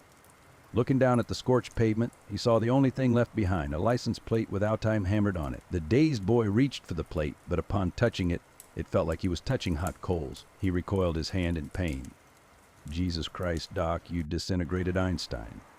With a wave of confidence, the doc tried to reassure his friend. Calm down, Marty. I didn't disintegrate anything. The molecular structure of both Einstein and the car are completely intact. But his answer did little to alleviate the boy's bewilderment and fear. Then where the hell are they? The appropriate question is, when the hell are they? You see, Einstein has just become the world's first time traveler. I sent him into the future. 1 minute into the future, to be exact. By his calculations, his little devil would meet up with him and Marty in no time. Everything was going to plan. However, what the doc failed to consider before conducting the experiment was the Earth's orbital path around the sun. When I was 7 years old, growing up on the outskirts of Oaxaca, Mexico, something happened to me that I still can't fully explain. My parents owned a small restaurant, and we lived in a modest back room where we all slept together in one bed, my parents, my sister, and me. One night, I woke up needing to use the restroom. As I groggily rubbed my eyes, something caught my attention in the corner of the room. At first, I thought it was just a trick of the light, so I blinked hard, trying to clear the crust from my eyes. But when I looked again, I saw it clearly, a figure crouched and staring at me from the shadows. Panic surged through me. I wanted to run back to the safety of the bed, but I couldn't move. My body was frozen in place, paralyzed by fear. The figure, which looked almost human, began to rise and walk toward me. Each step it took sent a wave of terror through my body, but still I couldn't move. As it drew closer, I finally managed to break free from my fear. I lunged onto the bed, frantically trying to wake my family, but they wouldn't budge. It was as if they were in a deep, unnatural sleep. Desperate, I squeezed my eyes shut, hoping it would all go away. When I opened my eyes again, I found myself sitting on the edge of the bed. My mother was awake, standing next to me, staring at the humanoid figure. They didn't speak, just looked at each other in silence. Gathering all my courage, I got up and walked around the thing. I reached out and pushed it. It felt slick, almost slimy, like its skin or clothes were coated in something, but it wasn't wet or anything. Its skin was a sickly gray, but no matter how hard I tried, I could never remember its face. After I pushed it, my mother finally spoke. She simply said, "He won't bother you again," and just like that, the figure was gone. To this day, I remember everything I asked my mom about that night. And she said, "I don't know what you're talking about, so tell me, was it an alien or just a ghost?" The small town of Greystone had always been quiet, a place where everyone knew each other and strangers stood out like sore thumbs. It was the kind of town where people left their doors unlocked and kids played outside until the streetlights flickered on. But that all changed when the shadows began to move. Jenny Porter had lived in Greystone her whole life. At 16, she knew every nook and cranny of the town. She knew the gossip, the secrets, and the stories the elders would tell on Halloween nights. Stories about the Shadow Men and their leader, the Hat Man. But those were just stories until they weren't. It started one crisp autumn evening as Jenny was walking home from her friend Sarah's house. The sun had dipped below the horizon, and the shadows grew longer, darker. As she turned the corner onto Maple Street, she noticed a figure standing under the streetlight. It was a man, tall and thin, wearing an old-fashioned hat that cast a deep shadow over his face. Jenny quickened her pace, but the man didn't move. His stillness was unnerving, and she felt a chill crawl up her spine. She glanced back once more, and the figure was gone. Just an illusion, she told herself, shaking off the unease. Over the next few days, Jenny couldn't shake the feeling of being watched. In the dead of night, she would wake to the sensation of eyes upon her. Her curtains would flutter even when the windows were closed, and always, just at the edge of her vision, she saw shadows that seemed to move on their own. One night, unable to sleep, Jenny went downstairs to get a glass of water. The house was eerily silent, the only sound the creaking of the old wooden floors. As she reached the kitchen, she saw him again, the Hat Man, standing just outside the window, his face obscured by darkness, but his presence palpable. Panic surged through her, and she stumbled back, dropping the glass. It shattered on the floor, the sound echoing through the house. Her parents rushed downstairs, finding her trembling and incoherent. "They're here," she whispered. The Shadow Men, the Hat Man. Her parents exchanged worried glances but dismissed her fears as a bad dream, yet the incidents continued. The shadows grew bolder, darker. Jenny's friends began to notice the change in her demeanor, the dark circles under her eyes, the constant glances over her shoulder. One evening, Sarah decided to stay over, hoping to ease Jenny's fears. The two girls huddled in Jenny's room, talking about anything but the shadows. As midnight approached, a strange stillness settled over the house. Sarah fell asleep, but Jenny remained awake, her senses on high alert. A creak on the stairs made her heart race. She held her breath, straining to hear. The door to her room slowly creaked open, and there, standing in the doorway, was the Hat Man. His presence was overwhelming, the darkness around him almost tangible. Jenny tried to scream, but no sound escaped her lips. The Shadow Men slipped into the room, their forms blending with the darkness. They moved silently, encircling the bed. The Hat Man stepped closer, his face still hidden, but Jenny could feel his gaze cold and penetrating. With a sudden burst of courage, Jenny grabbed the lamp from her bedside table and swung it at the Hat Man. The light shattered, and for a brief moment, The shadows recoiled, but then they surged forward, enveloping her in a suffocating darkness. When Sarah woke, the room was empty. Jenny was gone, and the only trace of her was the broken lamp and the lingering cold. The town of Greystone mourned the loss of Jenny Porter, another victim of the unseen horrors that lurked in the bar. The elders spoke in hushed tones, sharing warnings of the Hat Man and his followers, and as the years passed, the stories grew, warning each new generation to beware the stalking shadows that moved in the night. For in Greystone, the shadows were never truly still, and the Hat Man was always watching. I've lived in this apartment for almost 2 years, and until last night, I thought I knew every inch of it. It's a small, one-bedroom place, nothing fancy. Just a decent spot that's close to work. The building itself is one of those old Milltown buildings with an apartment up top and businesses on the lower level with a hallway that separates the two. It's where the business owners would live when the town first established. It's in the downtown area of a very, very small town. Nothing exciting. When I first moved in, the landlord Shane gave me a blueprint of the unit, a very old blueprint. At the time, I thought it was strange. You see, it's normal to get a layout print when in the process of renting just to see the floor plan. But who gives a blueprint showing the electrical layout, the water line, basically the entire construction layout for a one-bedroom apartment? It was weird. But what made it even more odd was Shane himself. He's always been off. You know, the type quiet, always watching, never really says much unless he absolutely has to. He wears Dahmer-style glasses and combs his hair over a hole in his toboggan. He's balding. I'm Southern. Shut up, he dresses in blue short-sleeve coveralls and adjourns himself only in the jewelry that is a few ink pens in his pocket and a very musty odor. The most intimidating part about him is his height. The man is 6'11". Not joking. Anyway, the first day I met him, he just stood there staring at me for a moment before handing over the keys from his Hulk-sized hand, muttering something about making sure everything's in order. Even when he gave me the blueprint, he wouldn't look me in the eye. Just said, "You'll want to hold on to this like it was some kind of secret." I almost laughed at how serious he was being. I should have asked more questions then.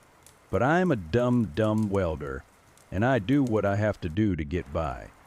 Last night, while trying to fix a leaky pipe under the sink, because Shane's phone for some reason always goes to voicemail when shit goes wrong, I noticed something strange. My hand slipped and the wrench clanged loudly against the wall behind the cabinet. The sound it made, it wasn't right. It was hollow. For a second, I thought I imagined it, but curiosity got the better of me. I knocked on the wall, and sure enough, there was an empty space behind it. I thought it was kind of odd, but I tried to not let it bug me too much. However, I've read a lot of horror stories and seen a lot of videos of people finding hidden rooms in their homes. So I didn't sleep much after that. This morning, I pulled out the blueprint that Shane had given me. No hidden rooms, no extra spaces. It was all supposed to be solid. But that hollow sound kept gnawing at me, so I grabbed a hammer and started chipping away at the wall. Behind it, there was a door. A small, old wooden door, barely 4 feet high, painted the same color as the wall, so it blended in perfectly. I checked the blueprint again. No mention of a door. No mention of a hidden room. Nothing. I can't stop thinking about how weird Shane was when he gave me that blueprint. Why would he go through the trouble of giving me this if it didn't even show this? Why didn't he tell me about the door? Why didn't he look me in the eye? I don't know what's behind it, but something about it feels very wrong, like it's been waiting all this time, just hidden till now. I'm going to get to the shop. I got too many orders coming through to worry about it. People need drip lanes and their tanks and the drip lines. But maybe somebody here knows something about old buildings or can help. Anyway, if anything comes of it, I'll let you all know.